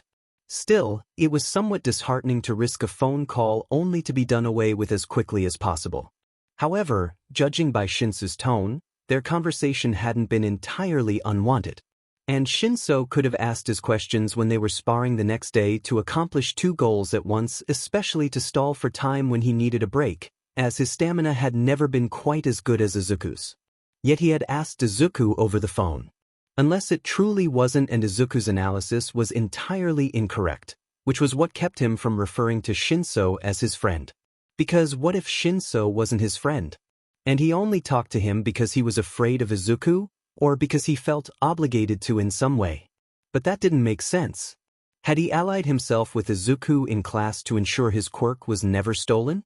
But he had offered it during the sports festival, and he wouldn't have done such a thing if he didn't expect it to be returned. He truly didn't believe Izuku was a threat to him. Logically, there was no real reason for Shinso to tolerate him, other than the fact Izuku was a decent sparring partner.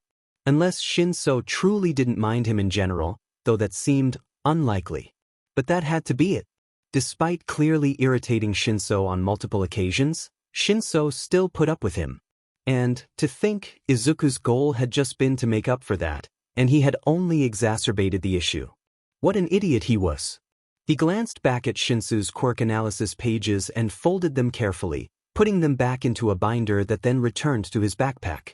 Already finished studying for the night, but with the schedule on his desk telling him he still had half an hour before he needed to go to sleep, Izuku turned to his trusted knife. It was all right, he had replenished his supply of bandages. In the morning, he prepared for school as usual, tying his tie incorrectly as always, heading out the door with every intention to learn more about his quirk. As long as Shinso and Kirikyu were willing to help, of course. Shinso didn't mention a permanent quirk again, and Izuku couldn't say he was bothered by that. In the end, what he had said the night before hadn't been a lie. Taking a permanent quirk would help him, because then he wouldn't have to rely on biding his time until he could touch his opponent, because then he wouldn't be fighting Quirkless if something prevented him from using quirk transfer. Then he'd be able to fight in any situation. Then he could save more lives. Instead of mentioning a permanent quirk, Shinso spent the time after the final bell bullying Kirikyu into walking over to Izuku's desk. When Shinso informed him of his plan, Kirikyu looked over to Izuku for a translation with more words, which he gave. Kirikyu shrugged, saying he was actually interested to see the outcome. He showed no sign of falsity. For that, Izuku was able to step forward and take frost breath from Kirikyu, though still hesitantly. Then he backed up. He put his hand on Shinsu's wrist and imagined pushing frost breath into Shinsu's skin. With no way to feel if he'd taken a quirk or not, Izuku had to hope it had worked. Shinso let out a long breath that made Izuku and Kirikyu shiver, visible as it shimmered under the ceiling lights. So you can give a quirk to anyone. That's kind of cool, Kirikyu said. Izuku gave him a strange look. He responded, "What? Think of how you could help people with that." "I guess so," Izuku said. "But I don't know how many times there will be an opportunity to help someone by giving them a quirk." Kirikyu shrugged. "You never know. Now try giving me your quirk. I want to know what having it is like." No, he didn't want to know, Izuku thought. Judging by the look that flashed across Shinsu's face, he was thinking something similar. But the additional meaning of that statement was not lost on Izuku either. His first thought was quickly replaced by another. If he wanted to use Izuku's quirk, did he not view it as villainous? His tone implied that he was almost excited at the thought of using quirk transfer. But who wanted to be in possession of something that they were afraid of? Was he only excited because he knew it would be temporary? Or did he want it to keep it away from Izuku, to never give it back and save their classmates from the subtle fear they felt whenever Izuku was near them? But Kirikyu wasn't that kind of person, Izuku didn't think. If he had expected Izuku to be a threat to him, why would he have let Izuku take his quirk? Okay, Izuku said. As he reached over, Izuku hesitated. He knew he was only giving his quirk to Kirikyu for a few minutes if he could even transfer his quirk at all, but he didn't want to give it away. How strange. Why would he want to keep the quirk that he'd wished away every night for years? With a hand that was just barely trembling, Izuku pressed his palm against Kirikyu's forearm, envisioning his quirk moving into Kirikyu's skin. He took a step back afterwards. His hand tingled from the touch. It wasn't as unpleasant to be the one touching someone as it was to be touched, but it wasn't something he much liked. How could it be? He only ever touched someone to take their quirk. Think. You can try to take your quirk back from Shinso now, Izuku said. Just imagine pulling frost breath back into your body through your hand. Kirikyu nodded, then put his hand on the wrist Shinso begrudgingly offered. He stepped back, hopped up to sit on the desk behind him, and breathed a short breath into his hand. Would you look at that? It works, Kirikyu said, chuckling. He flexed his hands. I have too much power with this. This quirk's kind of scary. Izuku averted his eyes, though he kept them on Shinso and Kirikyu's shoes. Like, scary in a, I could take over the world with this kind of way, Kirikyu clarified. It's good you have it, Midoriya. Izuku looked up. How could? What? Kirikyu shrugged. I know some of our classmates are scared you're gonna take their quirks. If anyone else had your quirk, I might be worried like they are. But I don't think you'd ever do that. Do you really think so? Izuku asked, though he knew the answer. Kirikyu wasn't lying, he could tell, but maybe he just needed to hear those words again. He reached back to let Kirikyu put a hand on his arm when Kirikyu leaned forward. After a moment, Kirikyu leaned back, then hefted himself over the edge of the desk and back onto the floor. Straightening up, he walked over to Shinso and tested to make sure he'd successfully returned Quirk transfer to its owner. Why else would I say it? A little smile grew on Izuku's face. Maybe there was something good that came out of him having his quirk. The day of their final exams arrived, and Izuku left the classroom after the exhausting day feeling, well, exhausted. But he felt equally relieved, because his studying had paid off as well as he could have asked for. Shinso seemed to feel similarly, and they spent the evening celebrating their assured spots in the Hero Courses training camp. With no cat cafe close enough to UA, which disappointed Shinso more visibly than Izuku had ever seen before they settled for a quaint bubble tea store nearby with one door in the front. It was the first time they had spent time together outside of school that wasn't for training. It was the first time Izuku had spent time with anyone outside of school. Surprisingly enough, Shinso had been the one to suggest the outing. Of course, he'd suggested the cat cafe. Still, he didn't seem too averse to spending time with Izuku in a place that wasn't also filled with cats. Strangely, Shinso didn't order anything coffee-related. Instead, he ordered something strawberry-flavored. Izuku went with a simple milk tea with as much sugar as he could reasonably get away with. Without Shinso giving him a dirty look, at least. He'd still received one, but it wasn't as harsh as it could have been. They stayed inside, sipping on their drinks and talking under the fairy lights strung above their heads in dipping half-loops. Their conversation lasted until Izuku's mother texted him to remind him to come home by dinnertime. By the time they parted ways, Izuku had learned that Shinsu's favorite pastime was watching poorly rated movies to make fun of them. It was something he and his sister had grown up doing together. This was the first time Shinso had mentioned having a sibling. But she had just started university. She was studying to become a psychiatrist, he had said. Whenever she came back from university to visit, he would show her whichever movie he'd found the most amusing. And then he would re-watch it with her. The picture of Shinso and an equally tired-looking girl mocking movies in jaded, clipped sentences made Izuku laugh. In turn, Izuku had hesitantly shared that his free time was mostly devoted to studying pro-heroes and their quirks. He spoke of his hero analysis journals that he'd been collecting for around 5 years. It was here that Shinso asked why Izuku never mentioned them or brought one to school, and Izuku confessed that he saw them as training to become a hero. If he failed, if they never amounted to anything, he'd prefer not to have the added shame of having wasted his time for years broadcasted to others. Shinso disagreed with Izuku's wish to keep them hidden. If it were him, he said, he wouldn't think about anyone's opinions but his own. If Izuku wanted to write his notes during the school day, he shouldn't worry about anyone else asking what they were for. But, even if Izuku agreed, he wasn't willing to put one of his notebooks at risk. He didn't voice this, of course, because it wouldn't do any good. The subject was dropped when Izuku maneuvered their conversation away to admitting he'd had a great time. Shinso snorted, but he reluctantly returned the sentiment after a moment. His discomfort at the admission was obvious with the hand that went to the back of his neck. It was caused by an inexperience with voicing his emotions, Izuku knew, so he appreciated the gesture all the more because he couldn't find a lie in Shinsu's confession. They parted ways on a different street than usual. With a wave goodbye, Izuku told Shinso the next time they'd meet would be boarding the bus to the Hero Courses training camp. If Izuku had to describe Class 1 as bus in one word, he'd choose chaotic, and it hadn't even started moving yet. Shinso and Izuku stood side by side, staring down the aisle of the bus and at everyone already sitting in their seats. In the back, Uraraka and Glass's boy sat in a seat designed to hold 3 people. When Uraraka saw him, she motioned for him to come sit beside her. Glancing at Shinso to silently ask if Shinso wanted to sit there instead, Shinso just shrugged. He took a seat in the only other empty spot, which was beside Kaminari. Izuku took his seat with a smile that was somewhat forced, but he couldn't help it. Being in such a crowded and tight space even with 3 exits made his skin crawl. Still, it could have been worse. Bakugo was sitting beside Kirishima up closer to the front of the bus, so once Izuku had taken a seat, a bit of the weight in his chest lessened.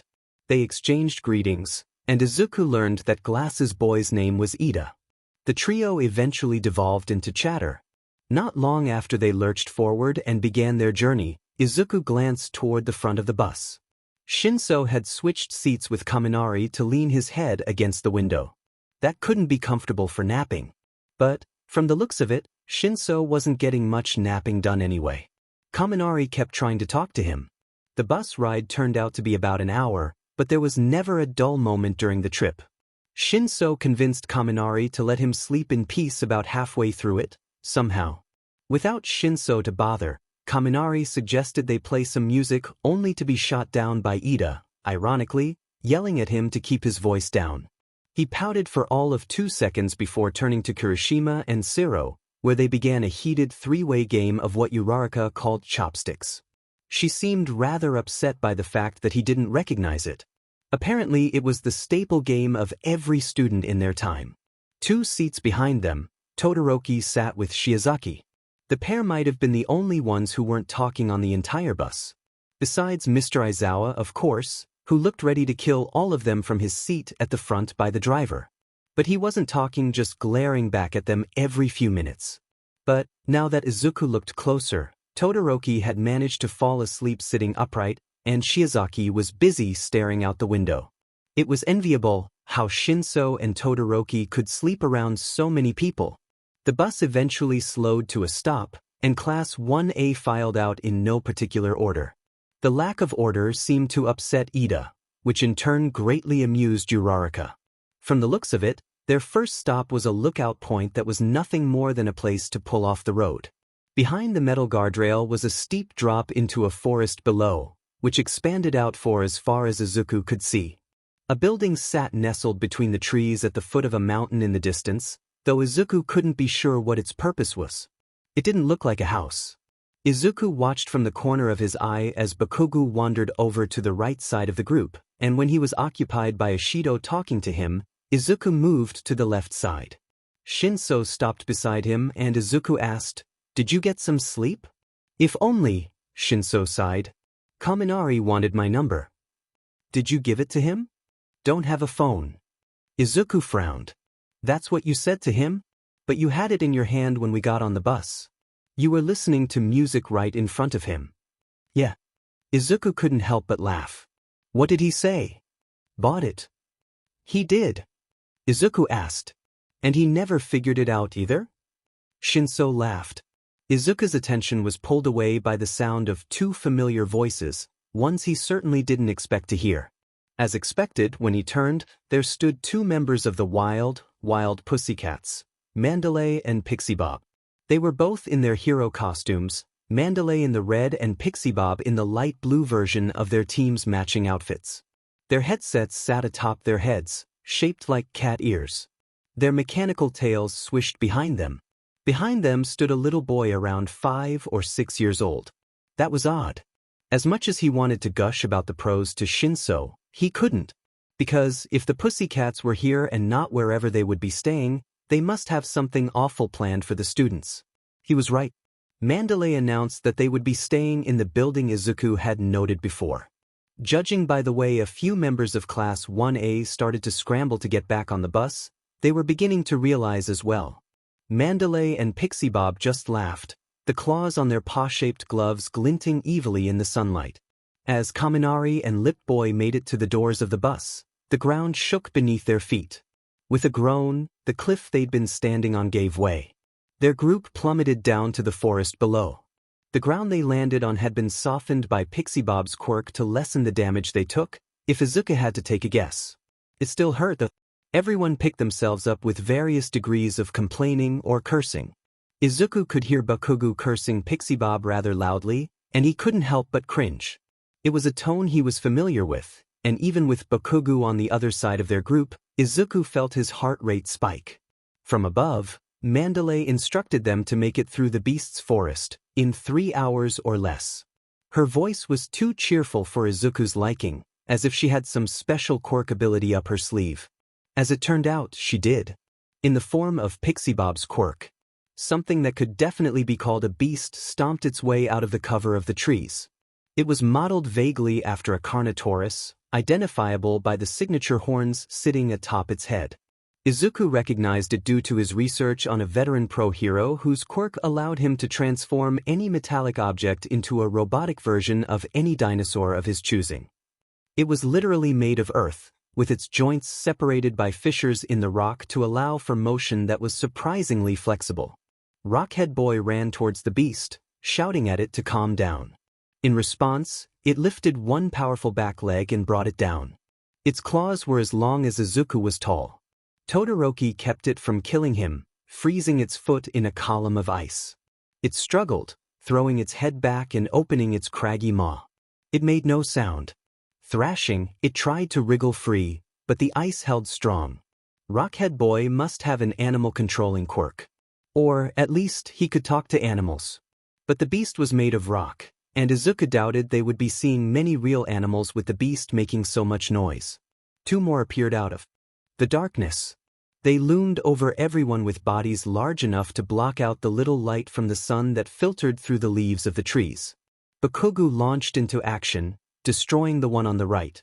At the same time, Todoroki froze the other to the ground. Ida finished it off with a super-powered kick. Briefly, Izuku wondered if Todoroki was still refusing to use his left side. Still, in the middle of a forest, fire wouldn't be the most appropriate choice, so he couldn't assume anything. Great, Shinso growled. Izuku nodded. If this is what we'll be doing until we get there, we won't be much help. Not only do we not have good quirks for this, but our sparring practice really isn't going to help here. I think it'd be best if we just stayed out of everyone's way. Or be bait maybe? Shinsu's lip curled up. They broke into a run, catching up with the bulk of the group and watching as they expertly took down beast after beast. On one side, Uraraka lifted a turtle-like monster into the air and dropped it. It hit the ground with a crash that shook the forest floor. Its body crumbled into a dozen pieces that Class 1A easily cleared. Shinso and Izuku had a bit more trouble. Bakugo took no time in destroying the other beast, this one shaped like a Western-style dragon. Kaminari tried to use his quirk, but ended up having to be carried by Lip Boy as he mumbled a garbled way. The class rushed through the trees. A few occasionally broke off from the group to attack any beasts that appeared. Shinso and Izuku avoided the beasts as best they could, both essentially watching from the sidelines helplessly. Invisible Girl seemed to be in a similar situation at first, until she followed Ishido and Sparkle Boy to use herself as bait. She lured the beast and Ankylosaurus this time into a clearing where Ishido could melt its leg. Sparkle Boy destroyed it with a laser that came from his stomach. Neither Shinso nor Izuku got the chance to use themselves as bait. Unless one counted the time where a beast targeted Izuku. It thundered after him, ducking under tree branches and winding around boulders as Izuku tried to lose it. He couldn't outrun it. In the end, Ida had to save him with a kick powerful enough to send the beast flying. When it landed, he and Kirishima beat it into the ground until its rocky face collapsed into itself. As they jumped back up, Izuku thanked them. He then apologized, which they kindly tried to wave away. "Look, you guys," Kirishima shouted. He stopped to take a couple short breaths. "We're getting close." Sure enough, in the distance, a large building was beginning to take shape behind the trees. Izuku sighed in relief. His chest ached with each breath he took. He couldn't imagine how exhausted the others must be, considering they actually fought the earth beasts. To Izuku's left, Shinso looked seconds away from passing out. How much sleep had he gotten the night before? Izuku hadn't gotten much himself, as it had been rather windy until 4 in the morning. Which, of course, reminded him of how little sleep he'd probably be getting during the trip. But now wasn't the time to think about that. They walked the final stretch, too tired to move any faster. Izuku nearly tripped over an exposed root at least twice before they'd made it to the building. It was 3 stories tall, made of concrete, and complete with a symbol shaped like a cat's paw print centered on the entrance. Next to the entryway, a stray beam of sunlight lit up the start of a thin dirt path that cut into the wooded area to the right. By the time they dragged themselves to the clearing in front of the building, the sun was setting behind the mountain. Could Izuku have been any more useless? Taking a deep breath, he resisted the urge to dig his nails into his skin. Pixie Bob, Mandalay, and Mr. Aizawa stood in front of the entrance. The little boy was also there, standing between the legs of the 2 members of the Pussycats. He was glaring at everyone, arms folded at his chest. What they had done to wrong him, Izuku couldn't be sure. Uraraka, Kirishima, Lip Boy, Sparkle Boy, and Tail Boy clambered as far as their legs could carry them and then promptly dropped to the ground. What do you mean, 3 hours? Lip Boy groaned. That's the time it would have taken us, Pixie Bob chirped, laughing behind her puffy gloves. Sorry. She clearly wasn't sorry. Judging from the looks on Mandalay and Mr. Aizawa's faces, they too were more amused than apologetic. Honestly, I thought it would have taken you guys longer. You didn't have as hard a time beating my earth beasts as I thought you would. I'm impressed, she continued. You guys are great. Especially you 3. She pointed to Bakugo, Todoroki, and Ida. Get your stuff off the bus, Mr. Aizawa said. Once you've put your bags in your rooms, you'll have dinner in the common area. Girls on the 2nd floor, boys on the 3rd. Your rooms are the first doors on your left after taking the stairs. After dinner, you'll bathe and go to sleep. We'll start for real tomorrow. The group heaved a collective sigh, rested enough now to move but just barely. Izuku took one final deep breath before forcing himself to move back to the bus. Together with the others, he retrieved his bag from the bus, headed inside, and started off toward the 3rd floor.